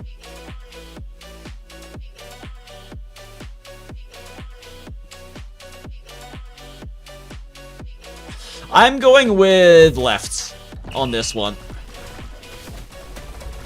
Oh wait, shit, right, they have bubble shields. Oh, fuck. Okay, yeah, the bubble shield's too strong. Never mind. Wait, maybe? Wait, topside's winning? Yo, hold up. Yo, let's go. Let's go, fucking Ice Berserkers. Ain't no way they win this. Oh, it's so close, chat. There's 2 of each left. Yo, let's go.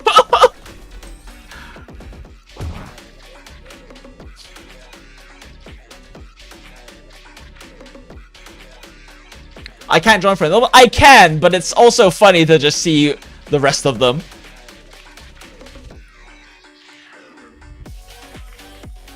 Okay, I gotta get like faster at like making these polls. Although I guess with the video delay, it's not a huge deal. I can join again for another one, Innocence. I just think it's funny to... Oh, yeah, no. Right side wins. 100% right side wins. This motherfucker... Actual mini-boss red. There's no way. There's no way he loses. That's defense, though. Okay, actually, maybe he does... Oh my god. Oh, this is brutal to watch. Oh, fuck. I mean, he gets the revive, but that's not good. I didn't realize he would take so many hits to kill one guy. Holy sh... They fucking mobbed him.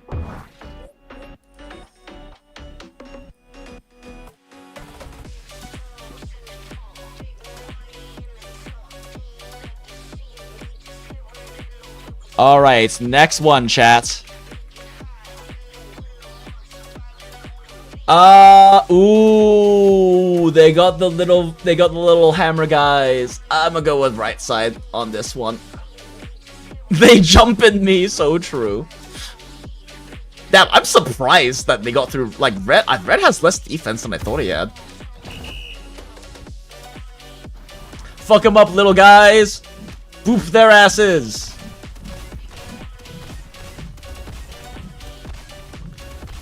The real... Okay, see, like, a big determiner is whether this guy survives long enough, and he didn't, because he gets damage buff for, like, every teammate that dies. Yeah, and he starts one-shotting guys at 50%? Yeah, seems like it. Quantity over quality. Look, sometimes quality wins out. There are a lot of cases where quality wins out in this. Alright, next poll. Let's go. I wish I could just, like, do the last poll again. It would be so much easier. Oh, shit! Ooh, they have casters and a lot of wolves. I'm going with left here. It kind of comes down to how many fucking guys these guys nuke in AoE, I think. But I'm going left here. There's a lot of wolves. 50 dogs is a winning bet most of the times. Yeah, but I guess we'll see. Oh, shit. No, okay. They're getting kind of... Oh, no. Dogs, no! Wait. Yo, odds damage. Okay. Odds damage OP. Let's go. Does the team I ever saw red lose? Yeah, no, like, red does not lose often.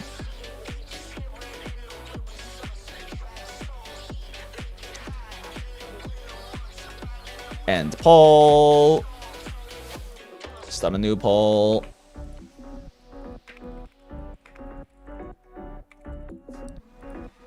Let's see. We got the 50 wolves again.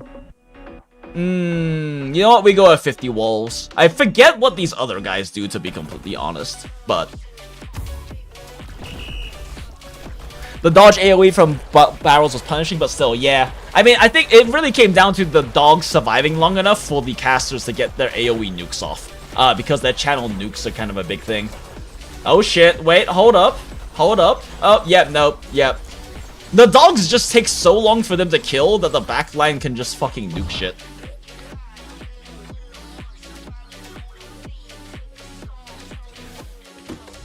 What did I come into? We're betting on Thunderdome cockfights right now in Arknights. Don't worry about it.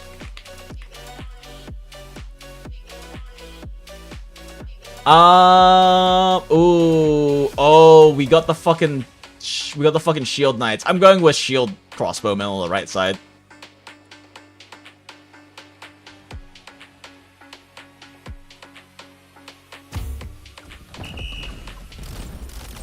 Because these guys get, like, fucking hit count shields. Initially, at least. Oh, yep, nope, nope. Superior firepower and shield power. Ain't no shot, though. And mortars. Oh my god, what was that? Okay, that was kind of a big group nuke there. Ah, shit. Ah, shit. Ah, shit. Okay, that was closer than I thought it was gonna be. Oh! There we go. That guy, not to be mistaken with Merrick. That guy. That guy won. Okay, cool. Ah, my favorite kind of fights. Exactly. Sawcast chain casters, those are always busted. Yeah, they really are. It just really came down to the shields tanking long enough.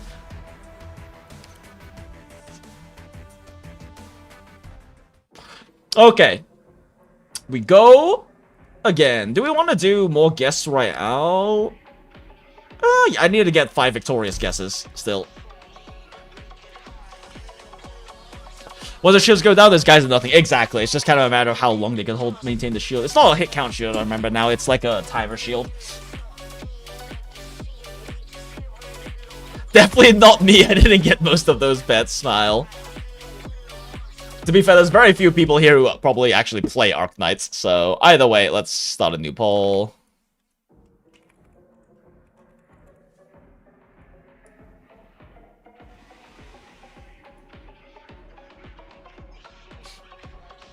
Still gloating up, but guess what is nice. No cowardly betting without going all in. Yep. But the other one with betting is kind of fun too. Either way, I still need to get the 5 victories for like the fucking achievement bonus, so. Oh shit, we got Gyopnik. We have the bear, chats. These guys like do a good amount of damage and have nervous impairment, but like we got the bear. It has to be the bear. There's no way Gyopnik loses this, right? It's the fucking bear. This guy is a nightmare.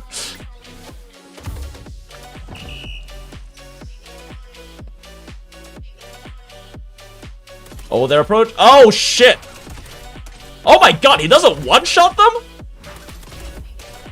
Holy shit. Okay. Okay, well, I'm really bad at this, chat.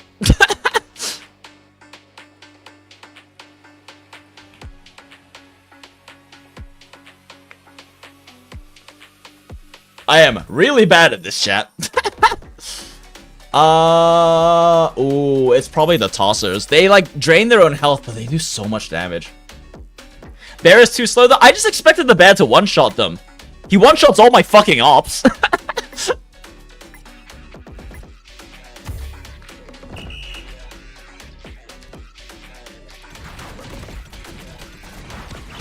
Oh yeah, no, they're fucking shredding them. They do so much damage.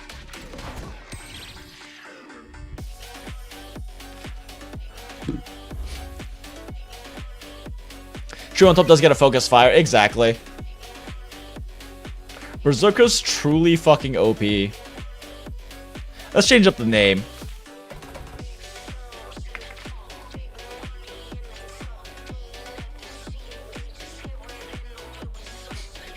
Okay, let's see here. Anchors versus... Ooh. I'm going with these fucks. I'm going with the hive mind. With the actually terrifying world-destroying entities. I'm thinking in TTRPG logic they have more action economy with numbers low. I mean, that is true. And that does sometimes work out. Oh my god. The sailors do so much damage and they're so tanky, chat. Hold up. Wait. Hold up. Hold up. Maybe. Maybe? Superior numbers versus superior firepower? Oh, they're so screwed, chat. Wait. How many fucking Seaborn are there left? I can't even tell. Oh, yep, no, it's over. Okay, Well, instead of watching the rest, we actually need to grind this event, so we're out. I am so bad at this fucking game, chat.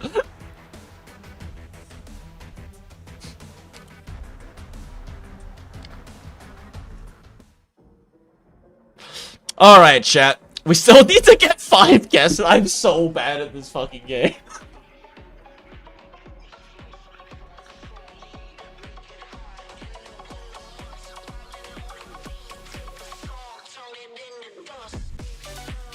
God damn, like fucking Arknight's music department is so good. I love Arknight's, the music company that also happens to make a gacha game.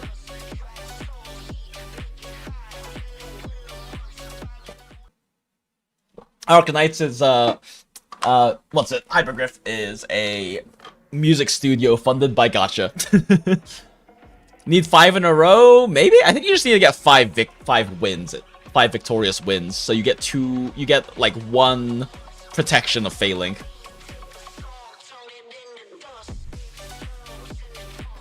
Alright, this is such a bop. Like, both Arknights and Nikkei are music studios that are funded by Gacha Smile.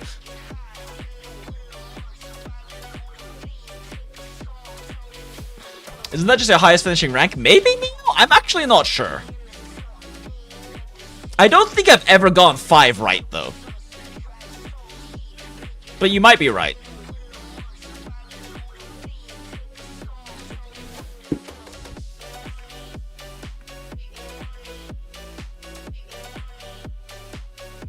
Alright, let's go. Which side is the cockiest of 5? Shit! Oh, it's a big boy 1v1. Oh, I don't remember what the guy on the left does. But they might have range, so I'm going with them.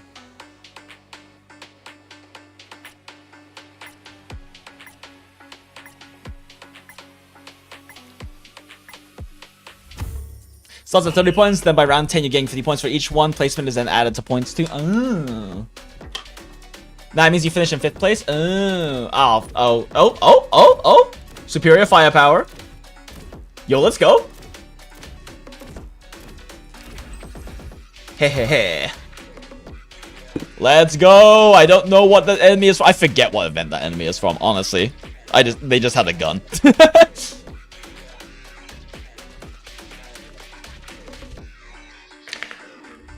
Alright, new poll.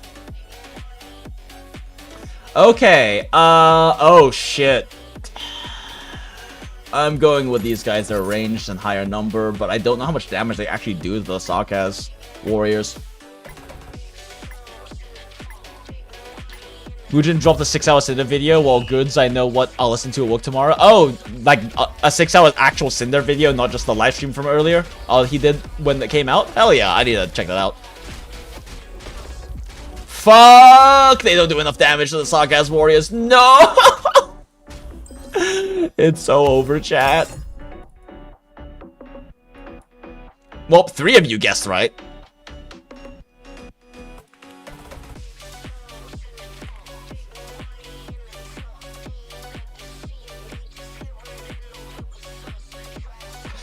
Surely it's the wolves, right? Surely it's the wolves.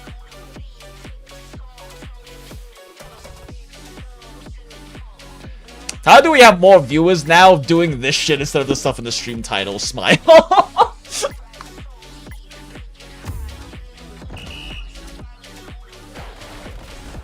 They do hit the wolves pretty hard, though. Nope, yep, it's the wolves. We always bet on the wolves. Holy shit, that was not even close.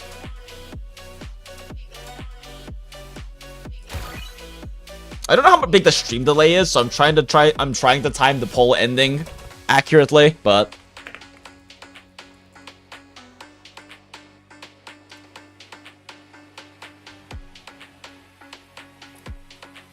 surely it's the arts damage lightsabers, right? Like, sure. Oh, everyone else is voting on the reds, though. Let's go with the underdogs. What can I say? Gacha players love gambling. So true. It's just unfortunate we don't have like channel point, like you have like channel points and stuff in Twitch that you can actually bet, right, for this kind of thing. Oh my god, they are doing no. They're both doing like no damage. What is this?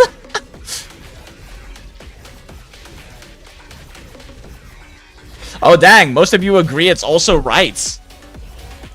Unlike the majority of the people in the lobby. Oh, damn it. Nope. Nope. We were all wrong, chat. We're all shit at this.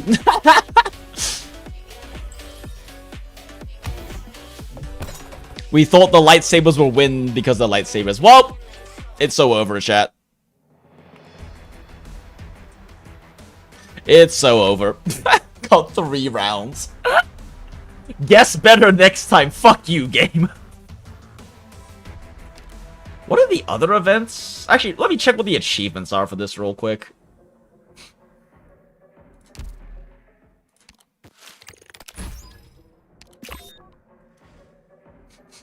Like, are there achievements for this? Right? Here's a carnival costume. Maybe not. Maybe it's just play. Oh, no, we have medals here. What are these medals? Play and give it back.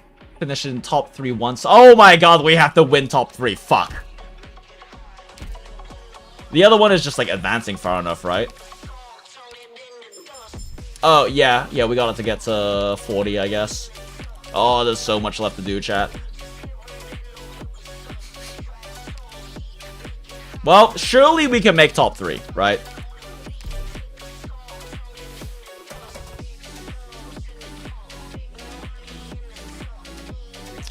Lightsabers are good against armor. Katana guys don't really have armor. Yeah, I don't really know their stat loadout, but like the arts damage is good against armor. I just wasn't sure if they were HP or armor units.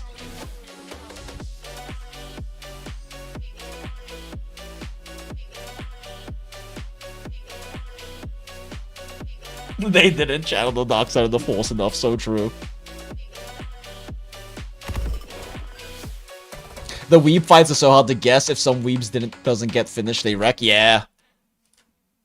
Alright, let's see. Let's go live. I'm trying to see like how long the delay is. I think I'm timing it mostly right for ending the poll, though, for the delay. Probably.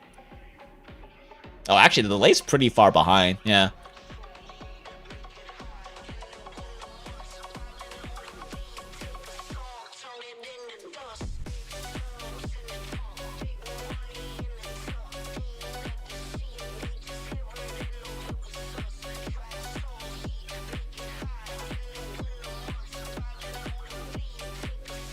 Well, I'll just go ahead and pop this next poll. We can't see the options yet, but might as well just make it active.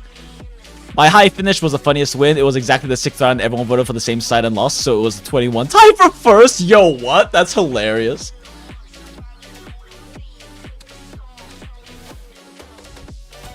Oh, there's no way it's not the fucking wizard sheep. Fuck these guys.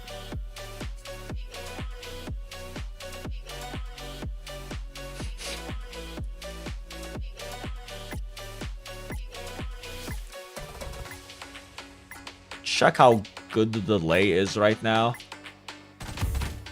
I think timing it, so it's like 20 seconds. I think timing it for like right as the fight ends seems to be pretty good. What the fuck? Oh my god, there are guns.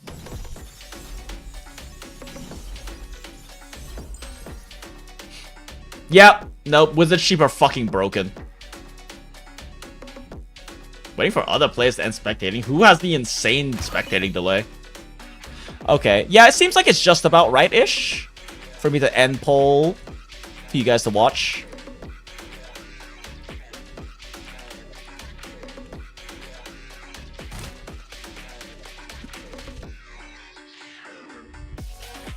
These sheep are strong, but they don't got pink clouds to shoot from, so they're not completely broken. I mean, true, but they're still fucking strong. Fuck. These guys aren't defense units, I think, so they should win? Question mark?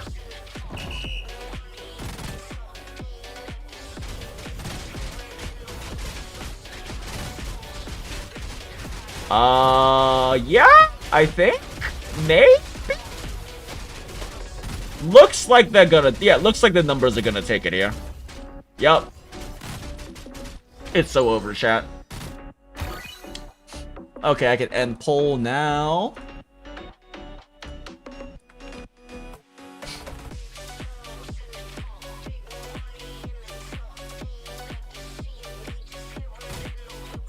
I think the sheep are usually second strongest cast out the Sarcast stream ones. Yeah, they fucking hurt.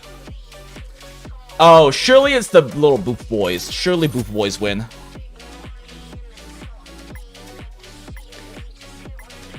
AoEs are kind of hit and miss depending on what they're against. Yeah, I mean, like, the chain casters have the issue of the charge up, right? So that can be a problem, but...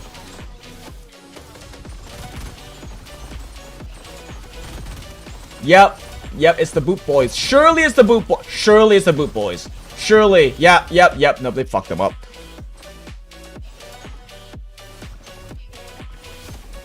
Oh, we had more left voters this time around. Ooh.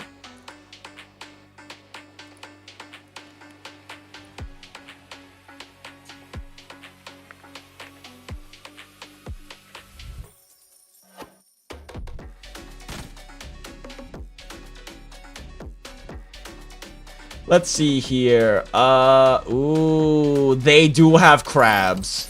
They have the crabs, but also the fucking spider's suicide bomb. I'm a believe in the crabs. I'm a believe in these fucking tanky, overpowered pieces of shit. Wait, shit, do they? Oh wait, no, the spiders do arts damage when they explode, don't they? Okay, no, we're good. We're good. Nah, fuck all of you. We're good. Maybe. Oh, maybe. Ooh, they don't do enough damage. Ooh. Go, crabs, go! I believe in you! You got this, crabs!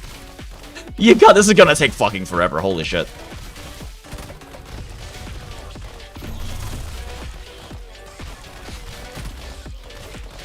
Oh my god, this is gonna take so long.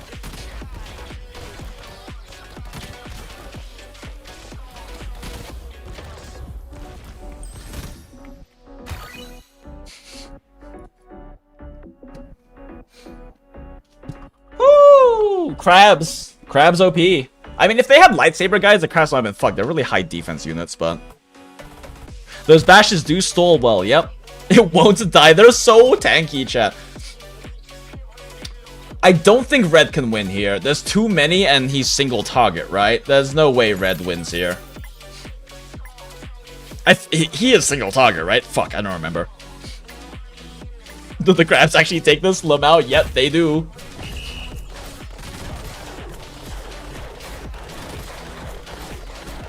Oh, y'all are voting for Red. Oh, oh shit, you guys might be cooking. Oh shit, you guys might be cooking. Maybe? No. Oh, he is about to... His revive mode is really strong, though. Ooh. I think the Gyopnik's DPS is like, helping a lot here, though. Yeah, there's no way Red wins this, right?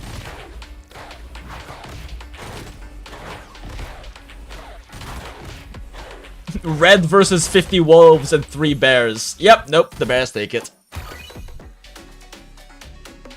Damn, that's the second time Red's lost. That does not happen often.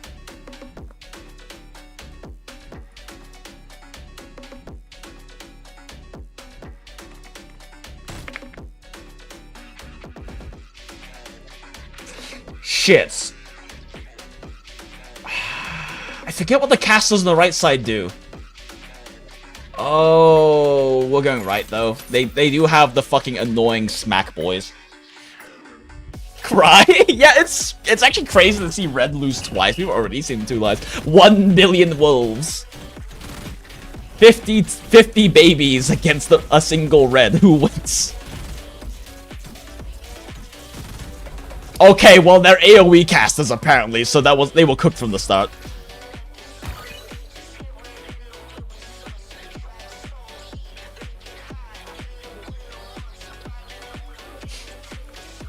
Yep, they were fucking cooked from the start.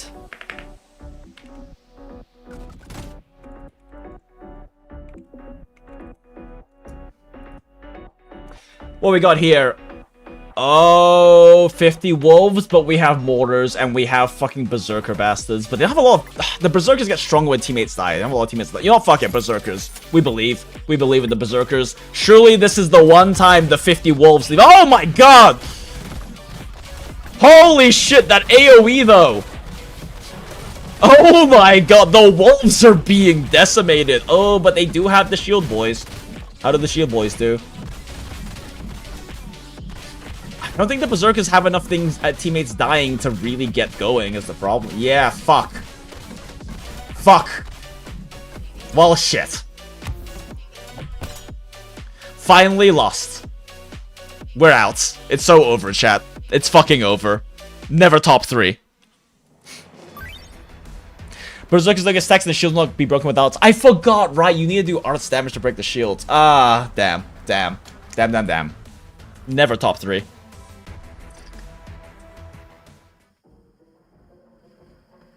What the fuck is gift contest? I don't remember. Oh, right. Right. Huh. I forgot. This is like the one where you actually bet.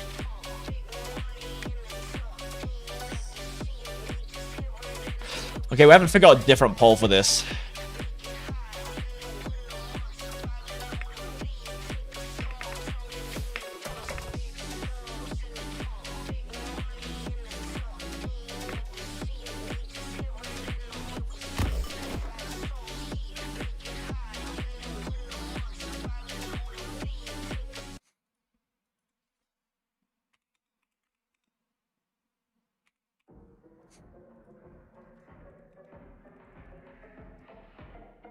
Think this is how it works, right? We can do all ins, or we, you know what?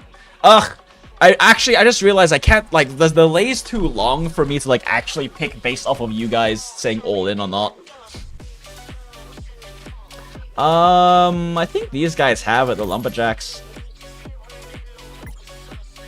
Yeah, I guess, like, I guess we still just do left, alright? It would be great if I could have you guys determine whether I go all in or not, but the stream delay's too long for that right now. Oh yeah, they're fucking them up. Boys are so tanky. Oh, but wait, they do get their enhanced mode now. Nope, took too long for them to get enhanced mode. They could have actually won this if they had more time. Things note, the attack range of your troops on surface are 1 hex, enemies are 2 hex. Oh, interesting. I know nothing of Arknights, so I will be deported if this was real money.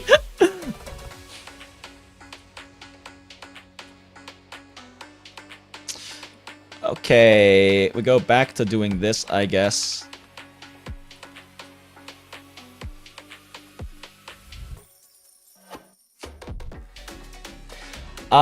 Shit, I need to decide. Oh, fuck, these guys.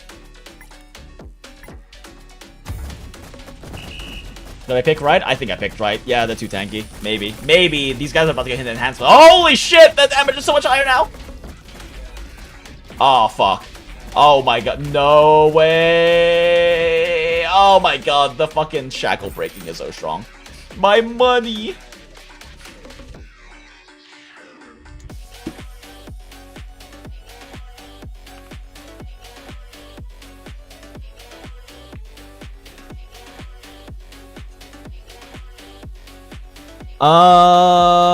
Surely the casters, right? Are these cold casters? Will they freeze them? I don't remember. I mean, they have no front line, but...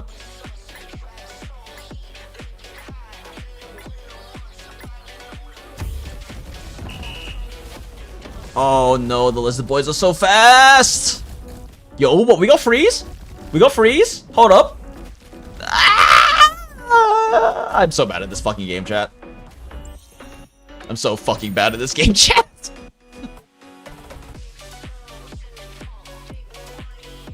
Oh, we're getting... I'm so cooked. I was gonna say we're so cooked, but you guys are voting correct a lot more than I am.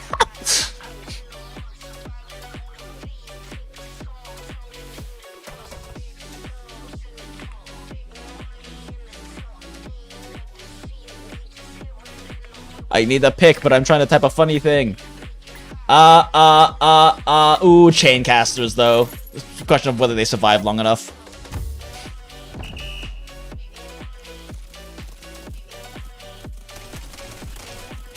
Oh no, they might survive long enough.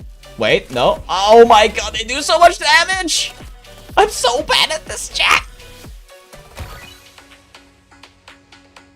Wait, no, I voted right. Never mind. I'm good at this, chat. I am the best, chat. I am the greatest there ever was. Goat McGee over here.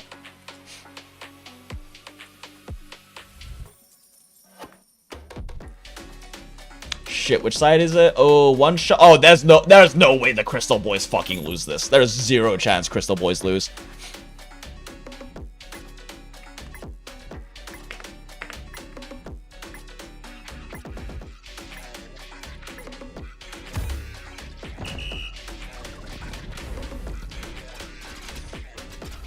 You can skip what you get out of skipping. You can just skip around if you're not sure, but like that's the coward's way out. We vote every time.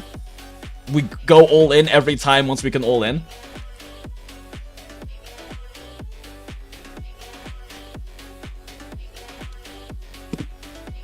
Yeah, there's zero chance Crystal side like ever fucking lose. They have reflex damage. Ooh, shit.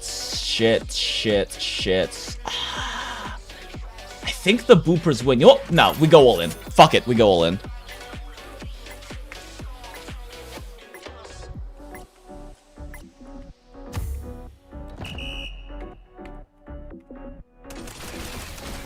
Shit, sorry, it took me a second to make the pull that time around. Hell yeah! All in, baby! Yeah, the boop boys are just so fucking strong. I don't even remember what, like, the other guys' event they're from, but... I'm so rich, chats!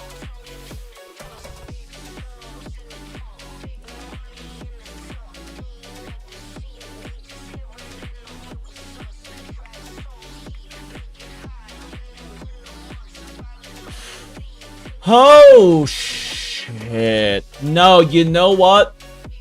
Guys on the left have dodge. Surely they win off of dodge. Surely they dodge. Oh, wait, shit. They already dodge physical damage, don't they? Fuck. Shit. It might be over, chat. Oh, it's so over, chat. Oh, it's so over. I forgot they only dodge physical damage. Shit. Well, I'm out. Damn. Alright.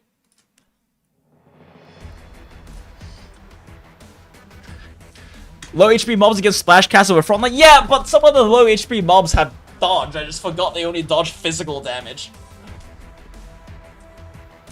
Damn, so wrecked, so fucked. Certainly a choice. Fuck you, Greyer. Just because you also play Arknights and you're better at this game than me.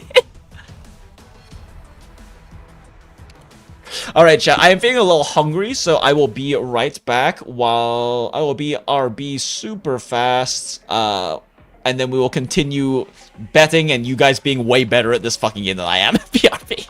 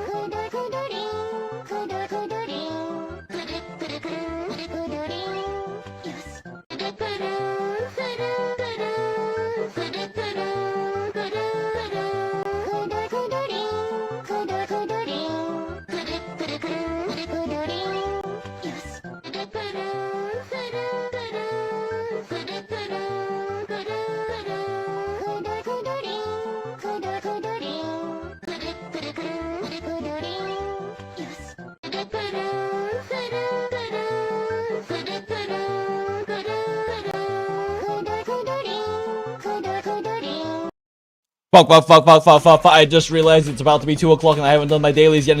Fuck. Ah, we haven't done them in WUWA either, have we? Did we do them in WUWA? No, we didn't. Fuck! God damn it, it's almost 2 o'clock. This is entertaining. Yeah, this is like one of the best. This is probably the best Arknights event to stream. Ah!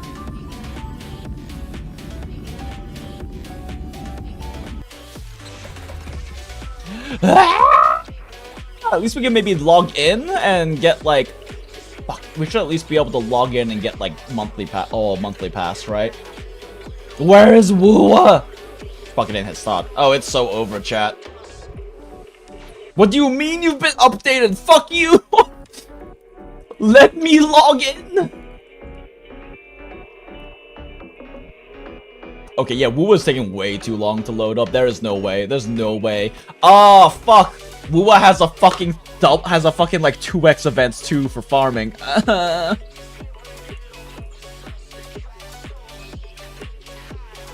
God fucking damn it. Yeah, it's 159, there's no way. Load faster!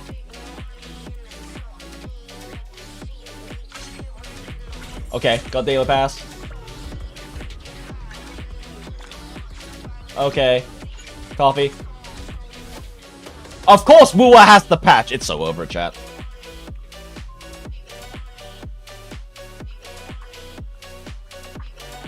It's so fucking over, chat. Come on, come on, come on, come on, come on, come on. Run, run, run, run. Running's taking too long. Hurry up, soldier. Run like you're in a hollow. Run like you're in a hollow.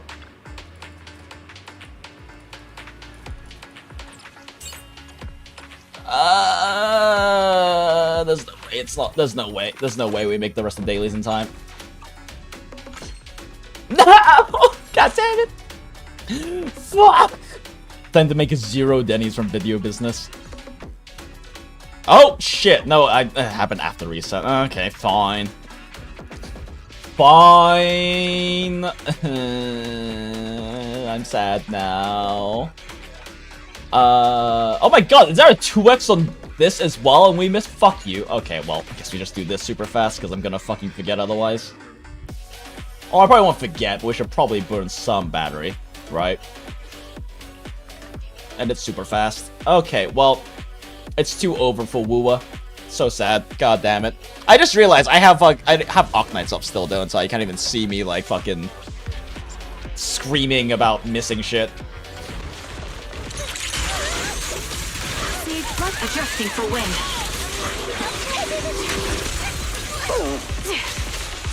I've been on standby for Okay. Let's at least put in a little stamina so I don't overcap even more than I already have, ideally. I mean, ideally, we don't forget to do dailies tomorrow after reset, before reset during the stream, because I am streaming tomorrow as well, but fuck.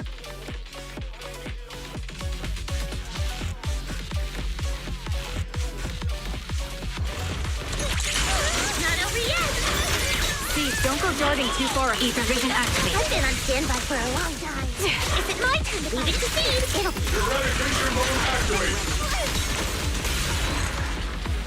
Okay. That clears the 2x's at least. Fuck, did I do my weekly? I did my weekly bosses last patch, last week, right? Surely I did.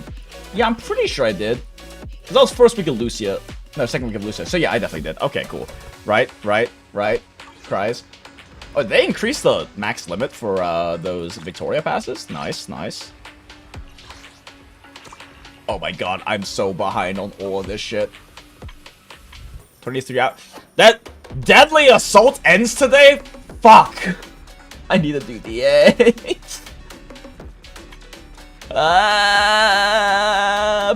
Painful sounds. Okay, we can just do one of these real quick, and that'll be good.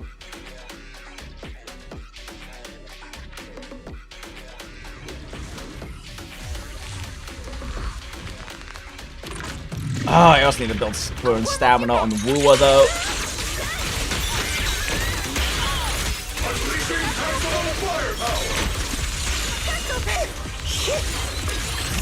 This is not an efficient way to do this.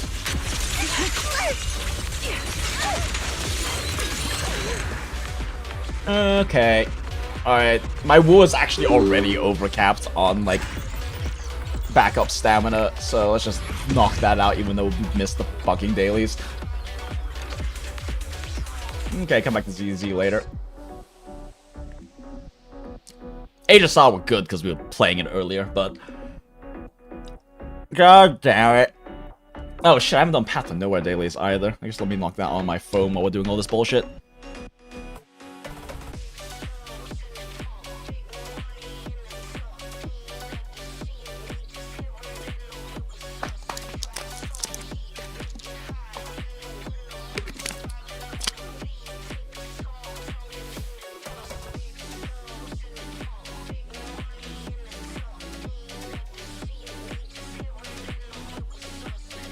I haven't done Impact dailies either, but I don't really care that much.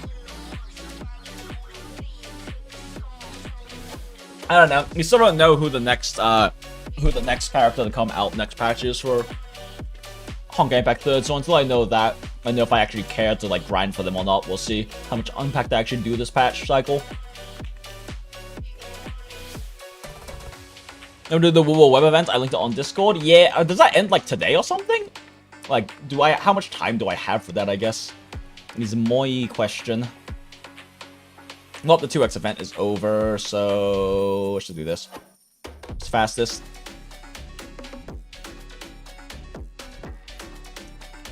And we always need more Echo experience.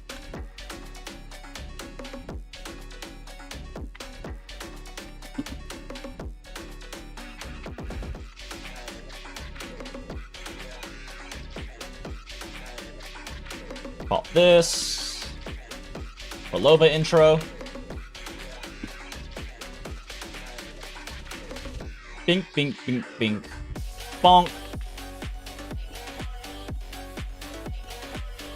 And see if we can keep the outro buff active for next wave of fights. Yep, looks like we can.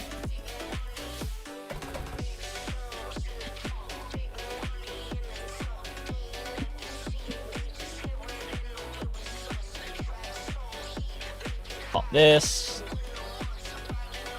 Pew, pew, pew, pew, pew. Bonk. Okay. And that's all my stamina.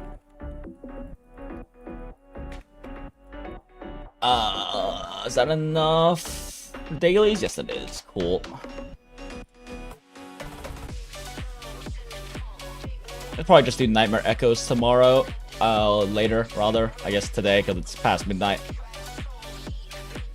Cool. Okay, Arknights. But first, before Arknights, BRB, because I still need to grab that food and pee, so BRB.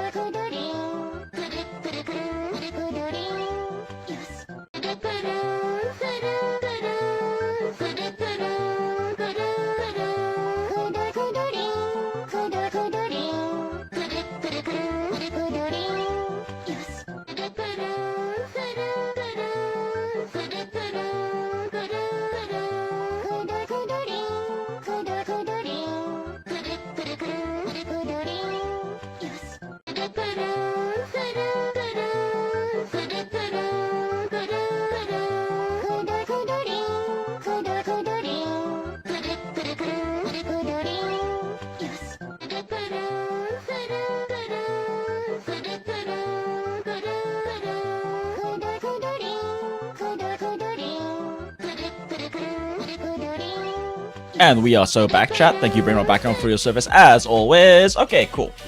Okay, it took a little bit longer than expected because I also needed to grab my food out of the microwave and also grab a toothpick because I have this annoying gap in the back of my teeth. And sometimes I get food stuck in it, like rice from my food I have currently. I had to grab a few bites before. Probably back too, just because need food. But when it gets stuck back there, it's quite annoying and hurts a little bit. So I needed to grab a toothpick so that I could yoink out the bit of rice back there. Okay. More gift contests.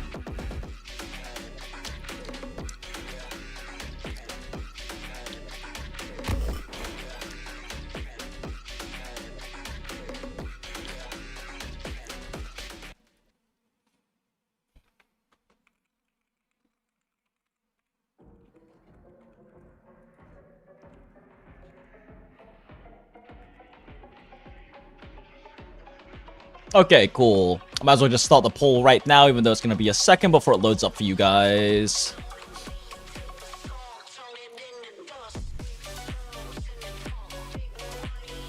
I love that you always say you're returning to stream phase, this phrase the same way. Yeah, it's a signature, you know? It's a thing. Thank you, Brainrot Background, for your service as always. We love BRB. You watch the PTN anniversary stream? I feel my wallet is going to catch on fire in November. I did not watch the live stream, but I know what's happening. I know what's going on in there. Oh shit. Surely Casters, right?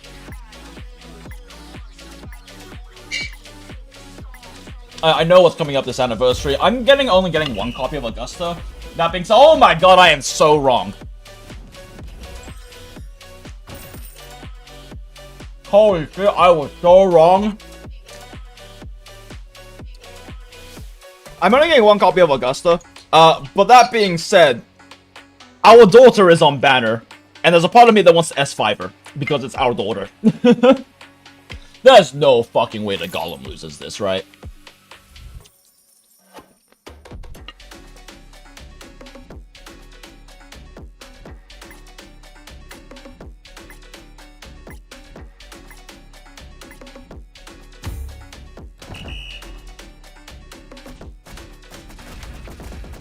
Yeah, there's no way he loses this shit. He's a fucking Gollum. They never lose. I might be wrong, chat. I'm so bad at this game.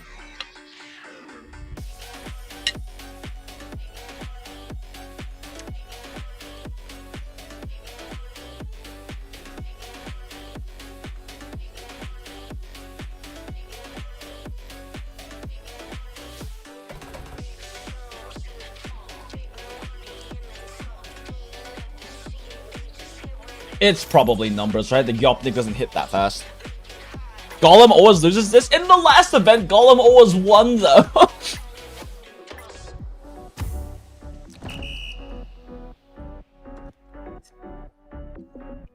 At least I get to eat food while watching. Oh, fuck. Oh, yep, no, we're good. We're good. Yup. We are Legion, power in numbers.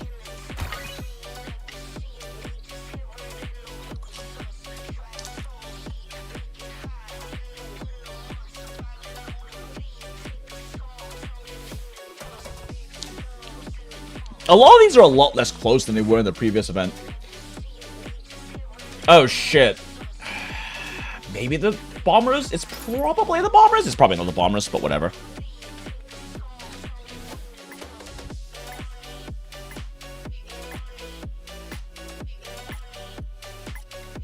I'm probably cooked here, chat, but I feel like they might get it. They have the AoE nuking.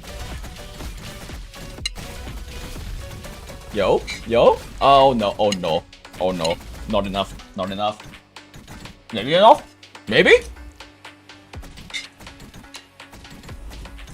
Fuck, I am so bad at this game, chat.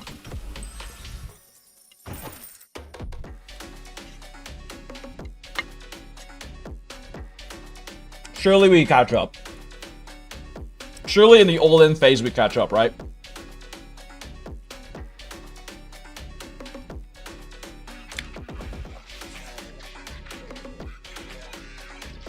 There's no way this fucking guy loses.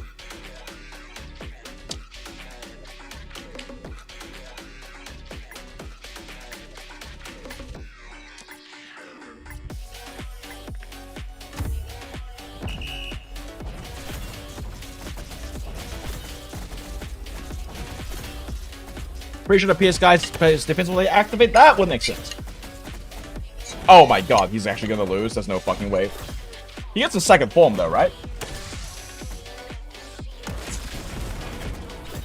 Yeah, his defense gets really high in second form. Maybe? Maybe? Maybe? No, no, the ring is creeping in. Let's go!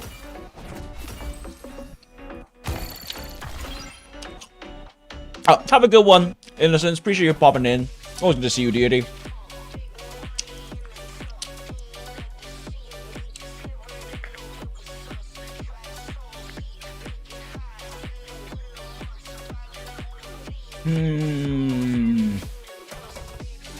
The Boop Boys always... But I don't even remember what the guys on the left are.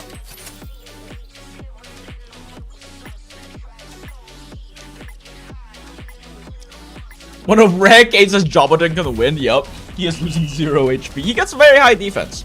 Feels wrong to see. He does lose a lot. At least in the last event. I haven't played that much of this event yet to see. But the last event, he basically never won.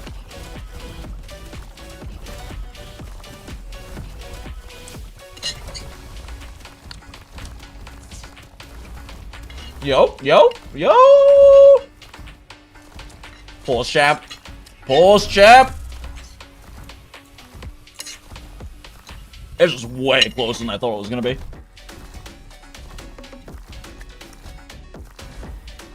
Holy shit, I barely scraped it.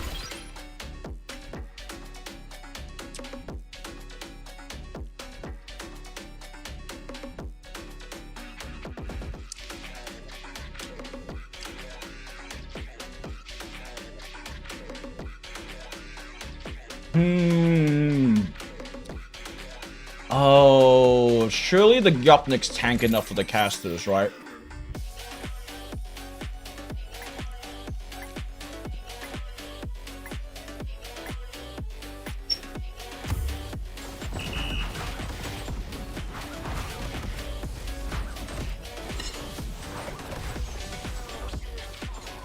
Wait, am I on? I'm viewing top chat again. Not all live messages. Let's go!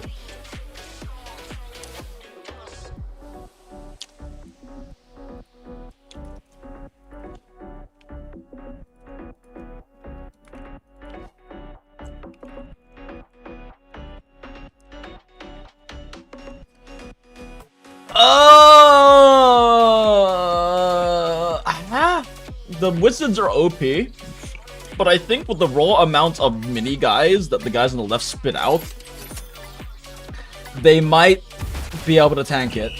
I'm probably wrong though. This is probably where I lose. Yo, hold up.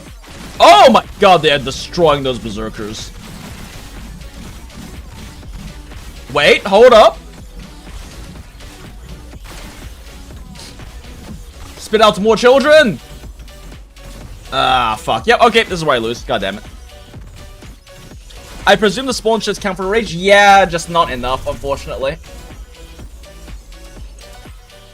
Well, I'm out. Alright, Pete.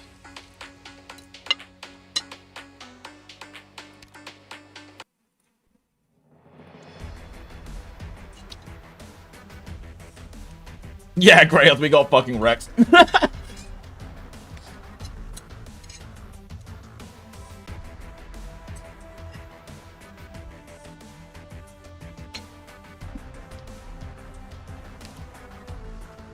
I'm so bad at this game, we go again.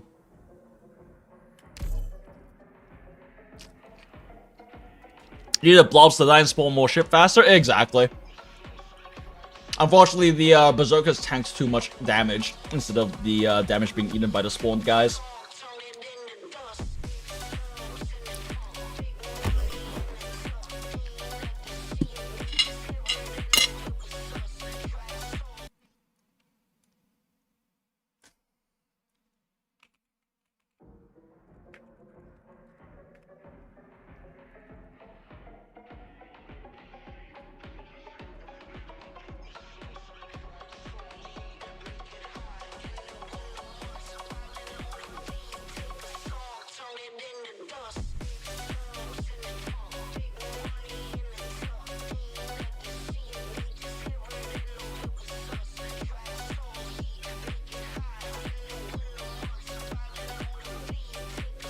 Alright, get this poll going a little early, but it's fine.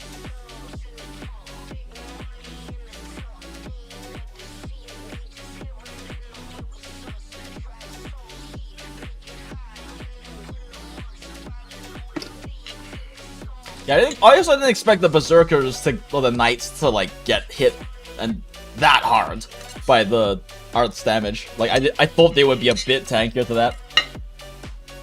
Well, I guess our defense units. Surely this side, right? Yeah, live stream's pretty far behind. There's a pretty noticeable delay right now. Weird.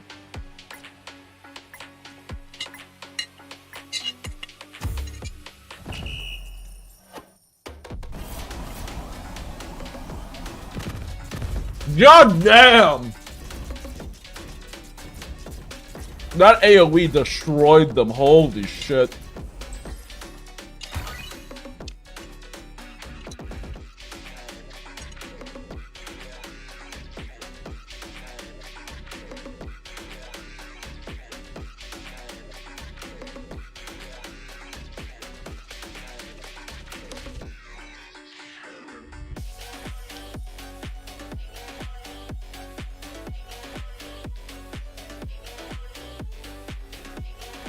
Yeah, okay, that was not even close. 0 chance these guys lose.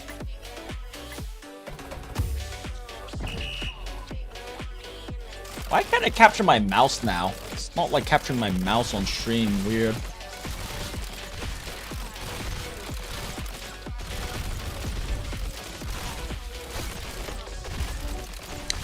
Weird. I was capturing my mouse just fine earlier. Oh, wait, no, it's back. Weird. Okay.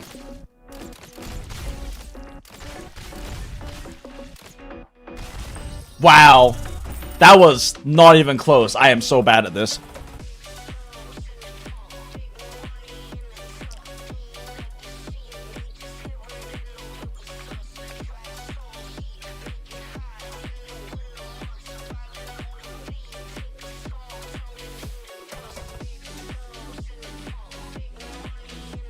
Oh, they actually have odds damage to break these guys, so they should win. I can see your mouse? Yeah, I guess so. Like, I don't know. On a stream preview, I can't. But I can on, like, my Streamlabs, and you guys seem to be able to see it, so I don't know what's going on with that. I'm so bad at this fucking game, chat. I think I need to just start going against my instincts and voting for the one that I think will lose.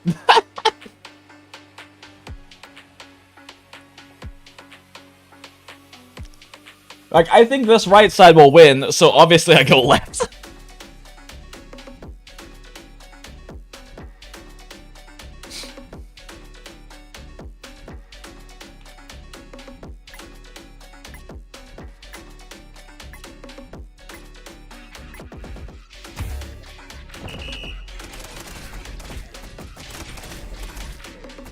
Give us a low dose, salvo doesn't kill, they die. True. Wait, oh fuck. Oh no, they have berserk mode. Okay, for once I should have gone with my instincts. I actually didn't know these guys had a berserk mode.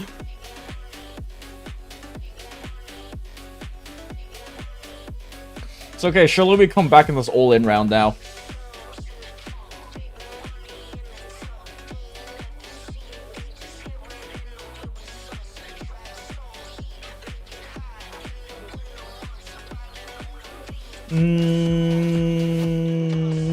Yeah, left side probably.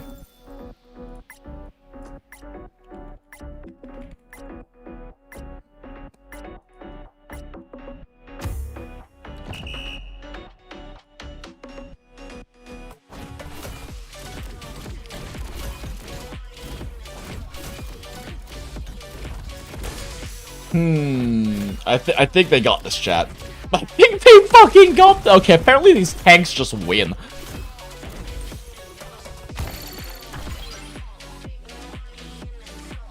Yeah, I think we just always go with the tanks.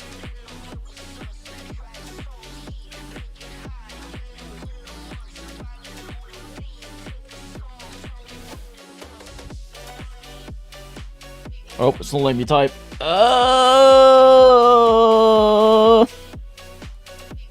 Let's go with... Oh, they have shield guards, though.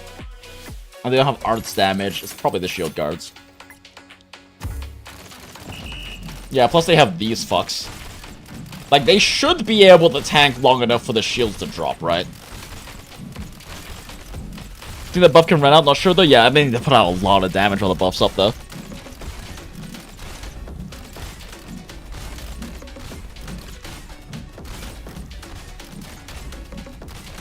Yeah, they just can't handle the shield guards. Too tanky.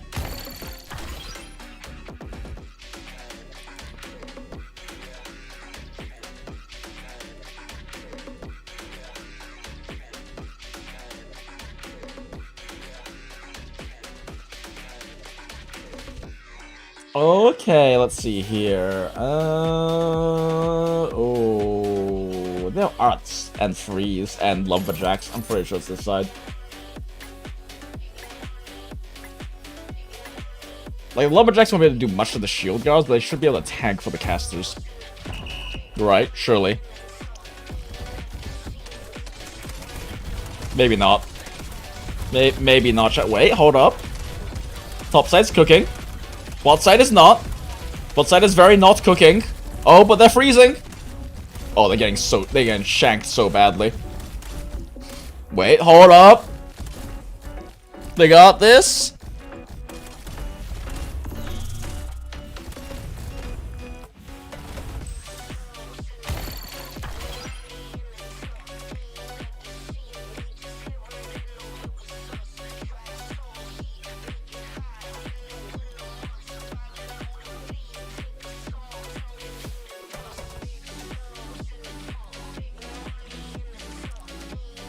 Damn. How many are left now? Everyone voted on the other side. Fuck. 1 missiles plus numbers versus AoE. Surely it's AoE. Axes do in fact hit hard.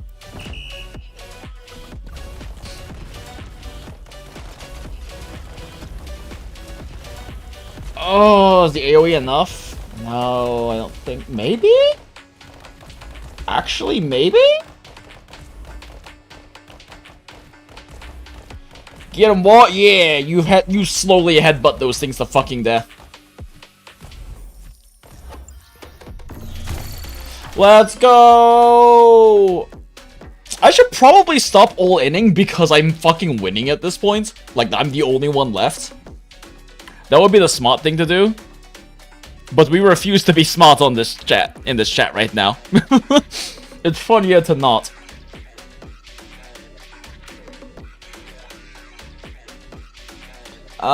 Shit, though. Can the casters tank long enough? Probably.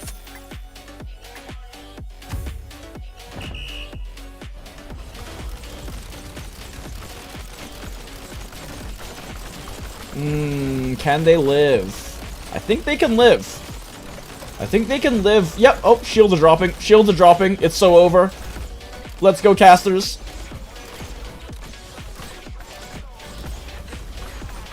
And Sandstone boys can, in fact, die once they lose their shields to arts damage.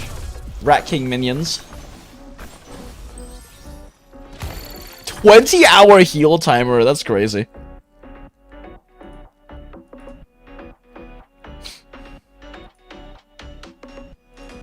I should really stop all-inning so we can actually win, but fuck that.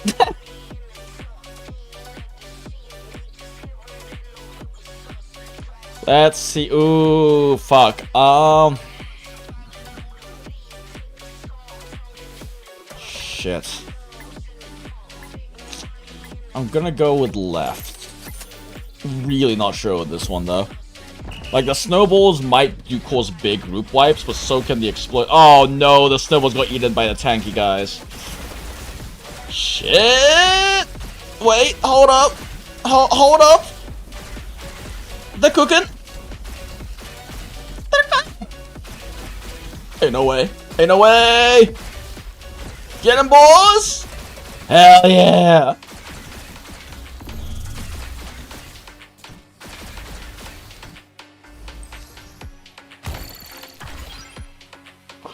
Let's go! Only survivor! We lost the first 4 and then won 6 in a row.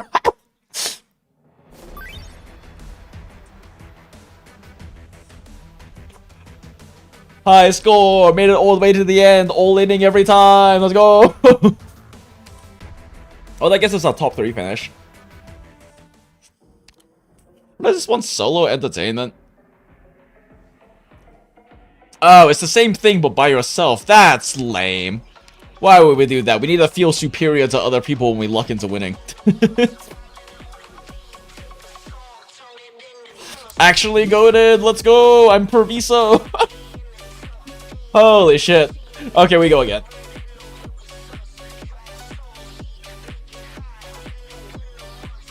Although if we're all inning each time, we might as well just guess Royale at this point if we're all inning literally every fucking time.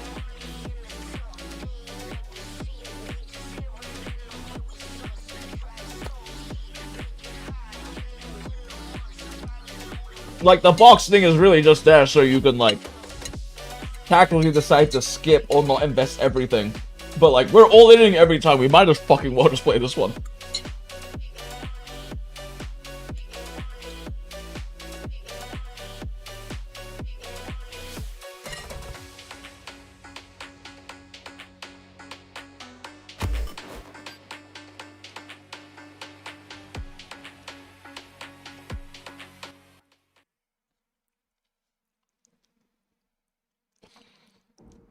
It's like there's always, like, the anniversary, like, Amiya blowing face one in, like, every single one of these we do. Plus, this one is funny because we have 30 fucking participants.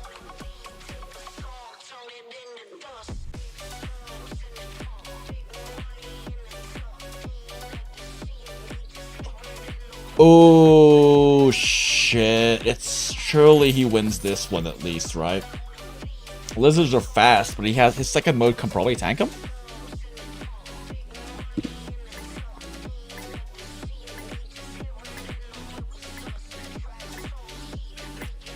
Sorry, Paul took a little second for me to get up there. Oh, fuck. Oh, he attacks so slow. Oh, no. So many of us voted for him, though. What? Oh, hold up. High defense, second mode. Oh, maybe? Yeah? Yeah? Clown. Clown emotes.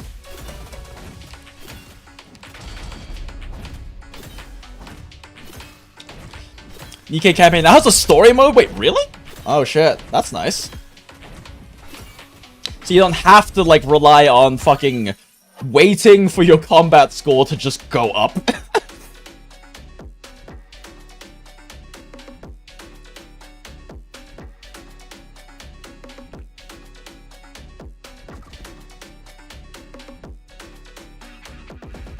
Okay, let's see here.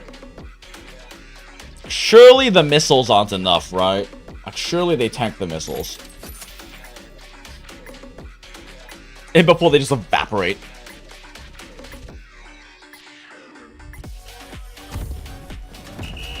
Yep, they tank the missiles. Fuck you.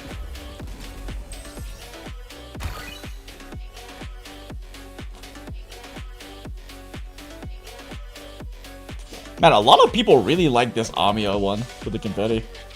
For the icons. Chapter 40 boss combat power is 10k, not 60k. Oh, that's really nice. Like, it's nice to actually be able to enjoy the story without having to, like, grind battle power. Oh shit. Paul, fuck. Arts damage wins, maybe.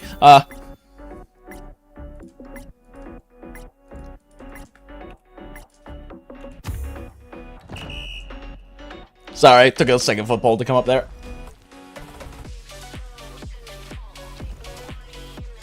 I don't think arts damage wins, chat. That's a lot less damage than I thought they were gonna do. Fuck. Well, y'all are apparently smarter than I am, because I'm the one who lost that.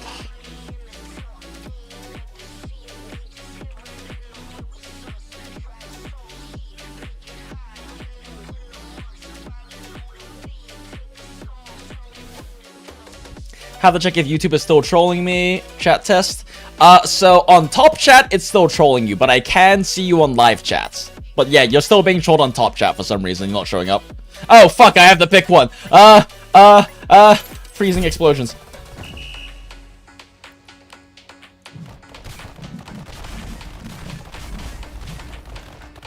I am so bad at this game, chat. I got one good round in me. I got one good play, and I'm just a, I'm a fucking clown. I'm a fucking clown. Clown emotes.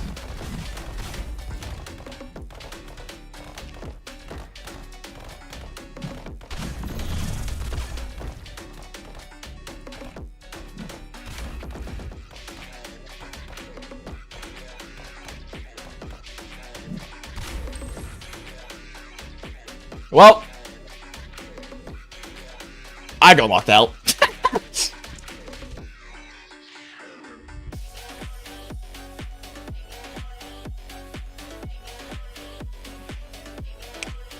Apparently someone else is lagging like fucking crazy right now.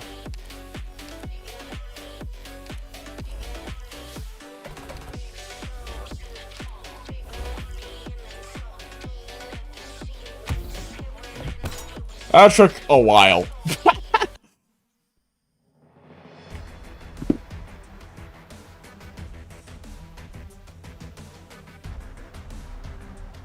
Well, we go again.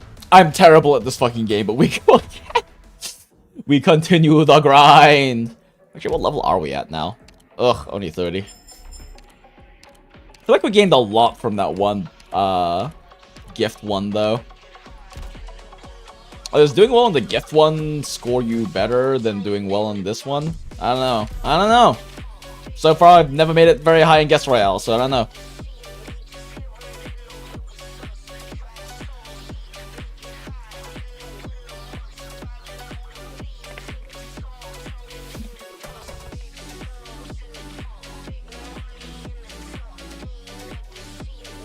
Story mode does not progress normal. Well, yeah, Crave, I figured, but story mode means you can at least enjoy the story, because a big part of the good of like what's great about Nikke is the story. It's incredibly good. The characters and writing are very good in Nikke, but like it's hard to enjoy the story when you're like basically forced to just wait for battle power to increase from investments. Because like you have to basically do that at a certain point. Even when you're sweat pushing like I used to do and you're pushing like 25% combat power, you still reach a point where you just wait. Wait until your battle power gets high enough that you can actually clear.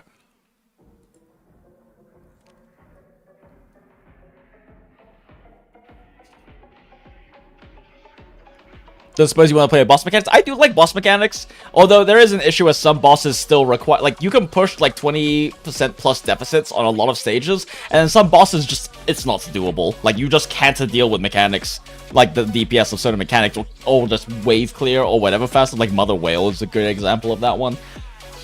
So is, what's it called? Crystal Chamber, I think? Like, you need DPS checks you can't hit. It's probably the right side, right? Surely, surely, surely. I mean, last time, the 7 versus the 4 won. But these guys are AoE, so they should be able to handle it. Right side should be good.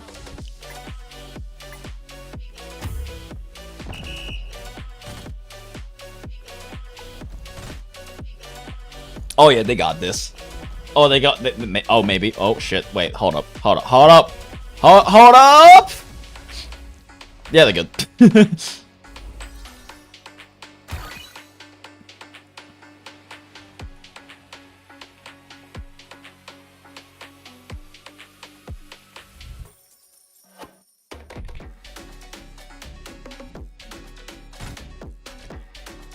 There's no way the crabs lose.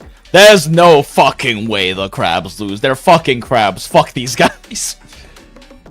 Fucking PTSD from Reclamation algorithm with these motherfuckers. Do casters ever win these? We've had someone casters win, but they win with a front line. Without a front line, they are kind of squishy. Like, they're killing him really slowly, but like, there's no way the crab loses. Like, it's impossible. These things are fucking nightmarishly tanky.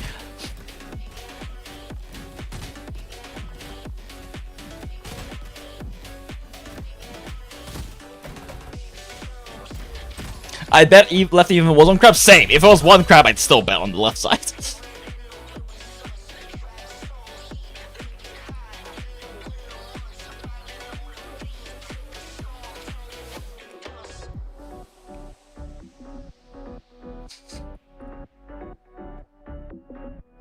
Okay, let's see here. You know, I believe in the casters on the right side versus the casters on the left side. Not like the casters on the right side are AoE casters, and there's not that many of the ones on the left side, but the left ones like shoot so slowly.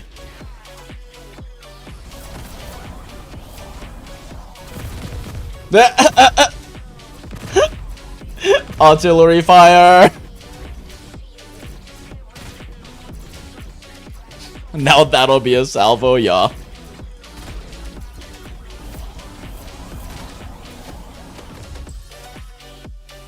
Is it enough? Apparently so.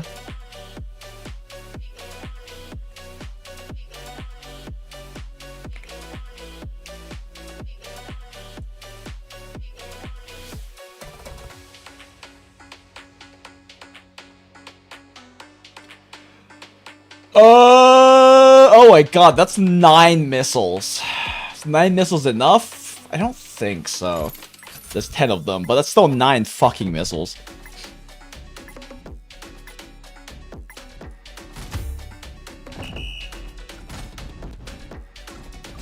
Yeah, it's not. Oh shit. Oh wait, actually. Oh, that got a little dicey there.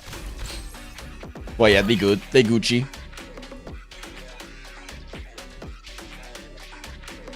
Presume there would be, but sometimes the HP of some monsters surprise me. Yeah, same. Sometimes they just go kind of crazy. There's no way he fucking loses, right? This is not winnable for any amount of small guys, surely.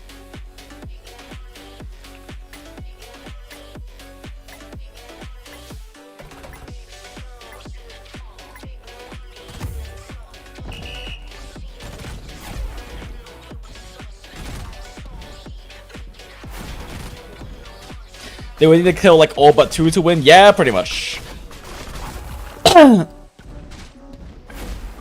Sorry, I was a little slow on that poll there. Yeah, there's like literally no fucking way he loses. Like, come on. 3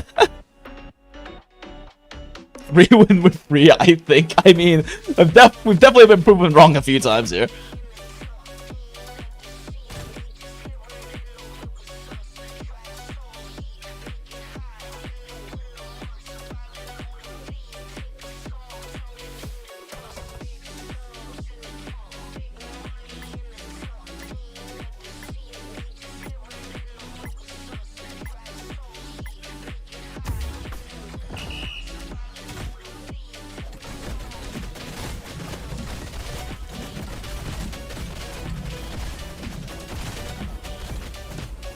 Oh shit, I wasn't paying attention. It randomly chose a side. Yo, I picked a side for me automatically and I won. Let's go!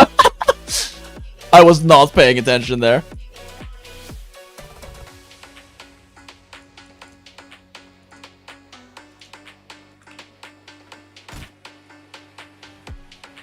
I kind of like spaced the fuck out there.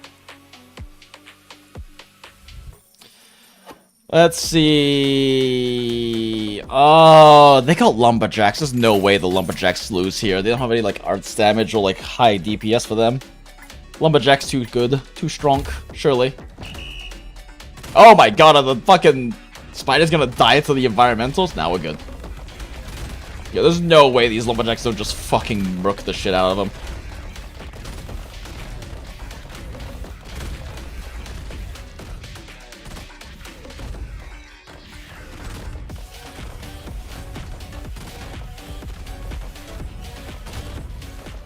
I think lumberjacks can kill all that. I'm convinced lumberjacks can kill just basically fucking everything. Like, they're fucking lumberjacks.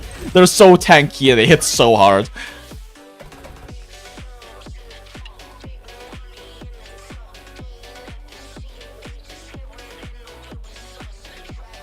Yo, top 3, let's go. Shit.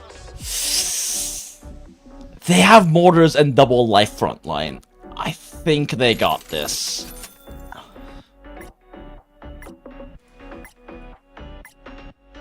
I think they got this, maybe.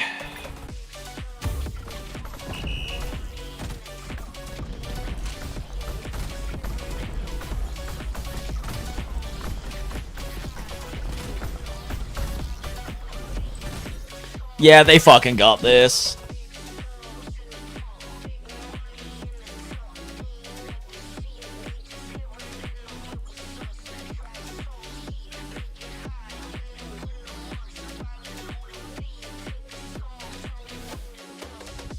Shit, I'm failing at typing the poll.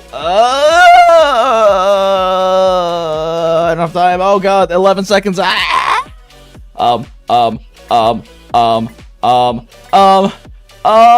They have throwers. Oh no, that's probably wrong. Shit.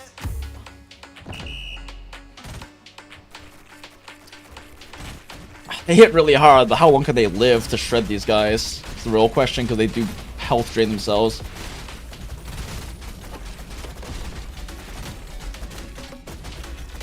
Let's go!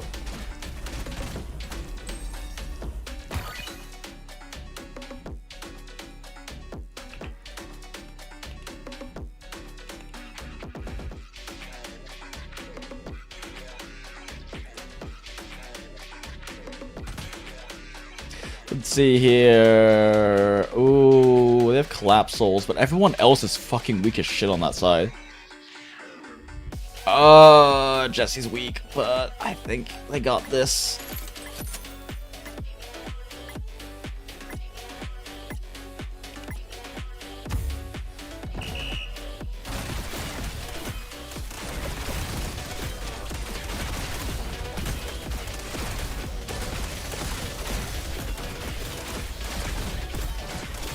God damn, the last three of us cannot fucking lose, apparently.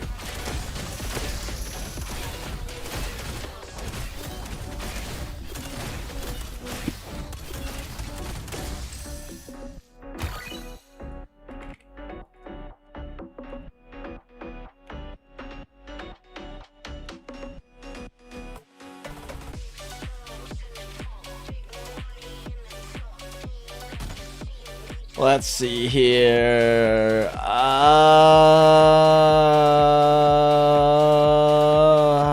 This one, I think. I think the Sandstorm Arts Shields win this. Maybe. Fuck. They're kind of lacking in like any form of AoE to deal with the volume, but I think environmentals are gonna help with that. Yeah, I think the environmentals might wipe the spiders.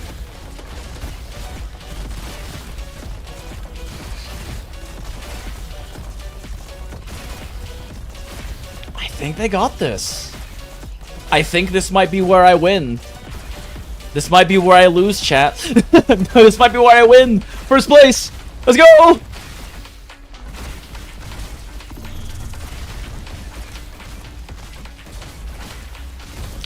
Let's go. First place. Actually, I don't know if any of them have protection. Do they have protection or do they win-win? I won one. Let's go. 11 rounds. We did it, chat.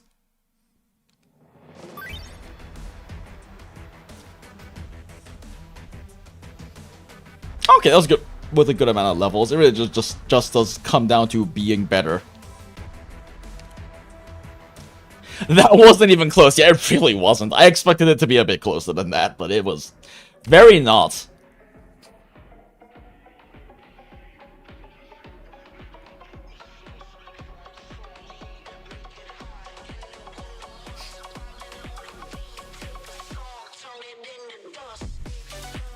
Boom, boom, ba-da, boom, bum, boom, ba-da, boom, bum, boom, ba-da, boom, bum, ba-da, boom, bam, boom, ba-da, boom, bum, boom. Oh, interesting. Only 29 contestants? Someone DC, like immediately?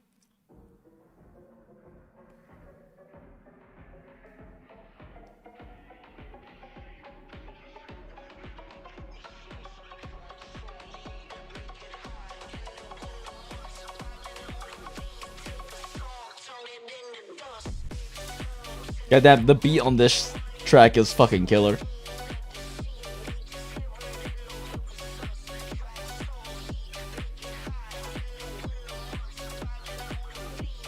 Shit. I'm not voting. This one.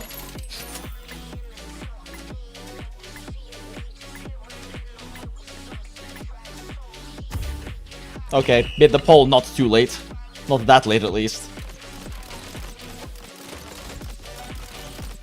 Yeah, like, these guys surely can tank long enough for the shields to drop, right? Okay, fuck, maybe not. Maybe all of us on the right are fucking idiots.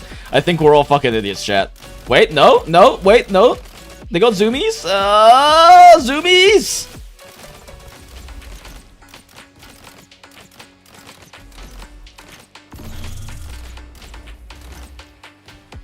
Let's go! That was way fucking close, though. That was very close.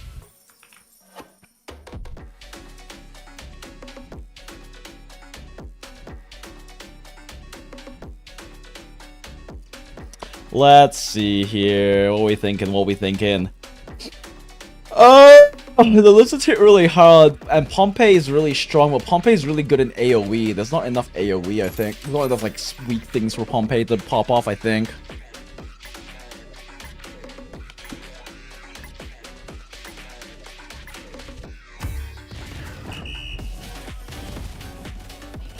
Yeah, I don't think Pompeii got this.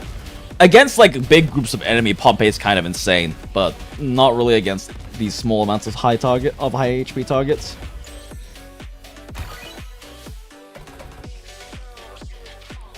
Lucky the rat with full HP and not 10% took aggro in the end. Yeah, exactly. It was really close, actually.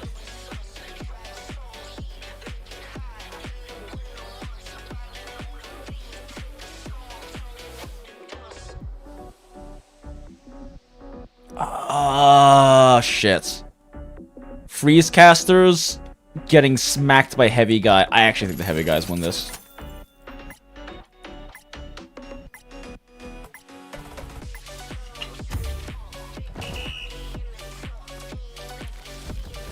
Maybe.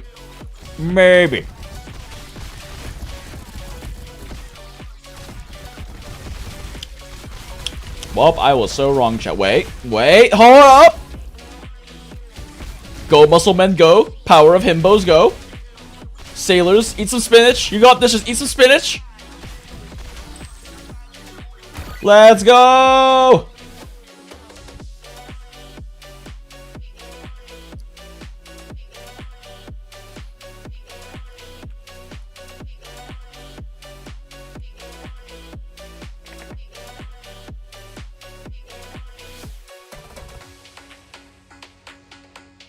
Let's see here. Shit, make a poll. Okay, the Gyopniks cannot handle this. They attack too slow, surely. As tanky as they are.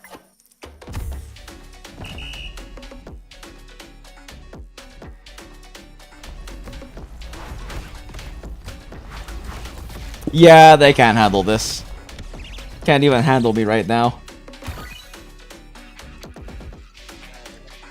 Too many of us are voting for the same side, though.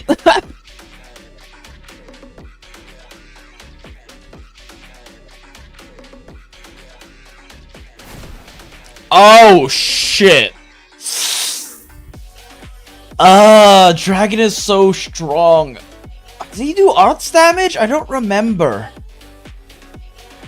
But also reflects damage. You know what? Let's go for the underdogs. They're probably fucked, but let's go for the underdogs.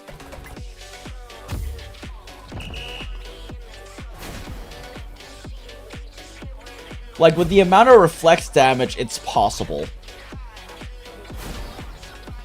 Oof.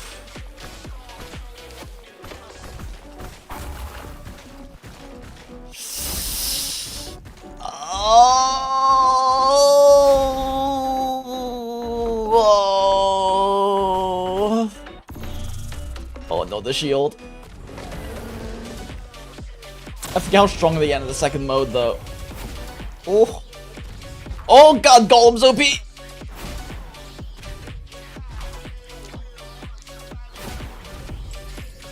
Damn, they actually beat down the Dragon Boy.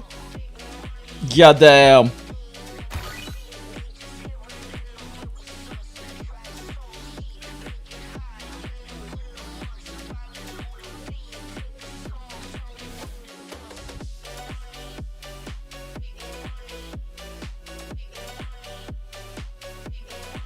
Oh shit. This is like double backline, so the mortars could get nukes. But also, the mortars do huge work if they can survive. You know what? Fuck it, we go underdog. Everyone's voting right, we go left.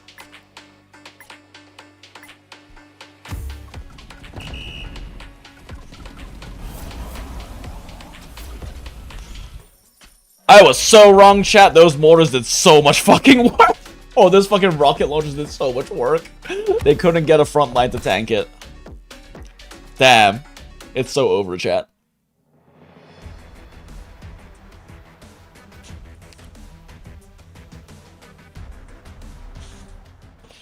I just don't think Free has DPS against the arms. Yeah, exactly.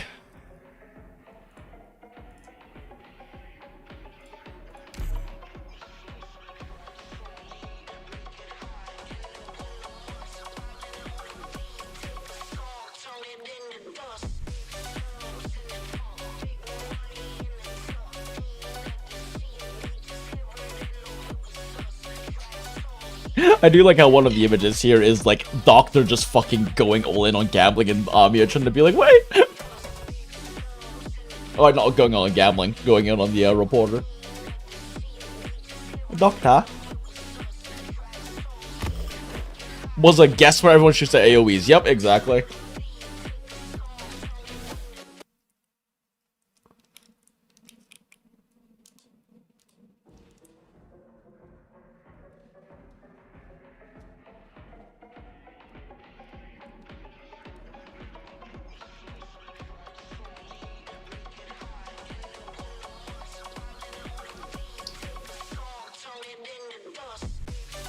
Damn, that bass drop though.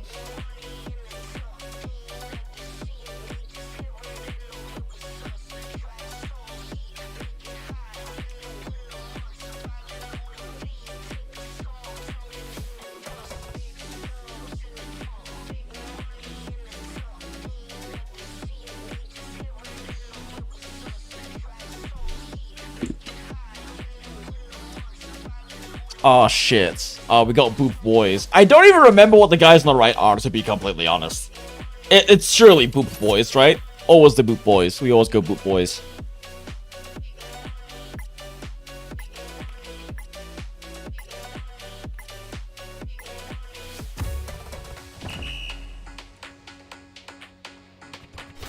Poll's a little late. Sorry. Come on, Boop Boys. You got this! Hell yeah, fuck him up.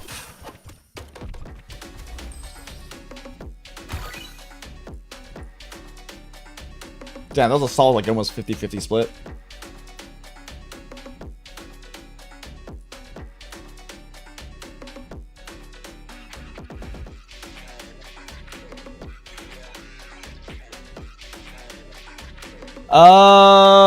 There's no fucking way they lose. Seaborn scary. Hive Mind's terrifying. Literally world-ending power.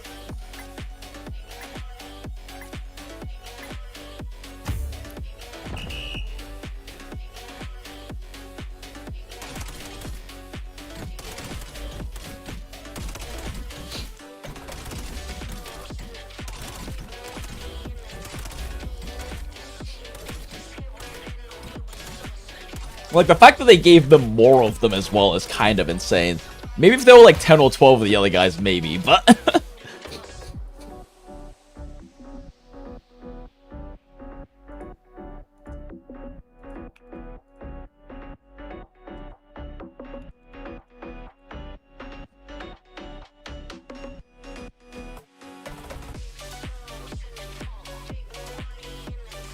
Don't think they have enough missiles.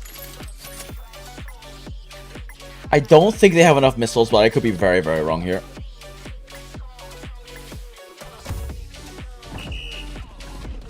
Oh my god, they had enough missiles, chat. We were all so wrong.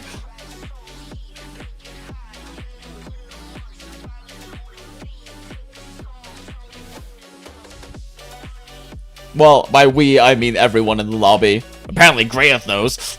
I'm assuming Grayeth's the one who voted right. There's no way Lumberjack loses, surely.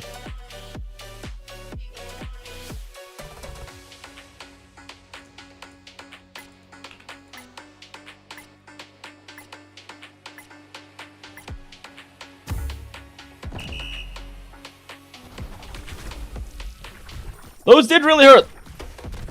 But surely Lumberjacks got the... Oh my god, they hit the Lumberjack way fucking harder than I thought they would. Oh my god, I'm so bad at this game. Holy shit. I do not remember these guys hitting that hard. Then again, I remember them from the Harold event, and Harold hit so hard comparatively. Maybe I'm just misremembering how hard those guys hit. Jesus. Not the best at this. How deep in are we? About 40. So I guess all of those rewards. What else is up? I could use those. Always like LMD.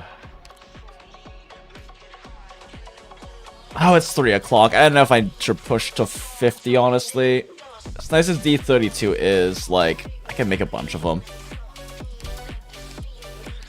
And I am tired. I need to get ready for bed because work. It's not in the morning, I got work in like the afternoon, but I still need to make sure I'm decently slept up for it. You are wrong on that one too? Lol. Alright, well, it's been fun, chats. We got so much progress done on Star Rail. Ha ha ha ha ha ha ha. So much progress. But I do need to start getting ready for bed and stuff, because, it's quite... I need to do work things. Work things are important, so we can afford money for gacha. Smile. So have a great night, chat. It's been quite a lot of fun, and we will definitely get hopefully more progress done on Star Rail stuff tomorrow, because we do need to finish that. We are running out of time really badly. All right. Yep. Have a good night as well, America. Good night, Grayeth. Good night, everyone else in chat right now. All of y'all, thanks for hanging out. And remember, if you had a good time tonight and you want to hang out with a bunch of other gacha degenerates who like, then the Discord server, the Gacha to Hell, is in the description if you're watching the VOD or you're watching this right now. So yeah, you can go check out over there if you want to come hang out. We love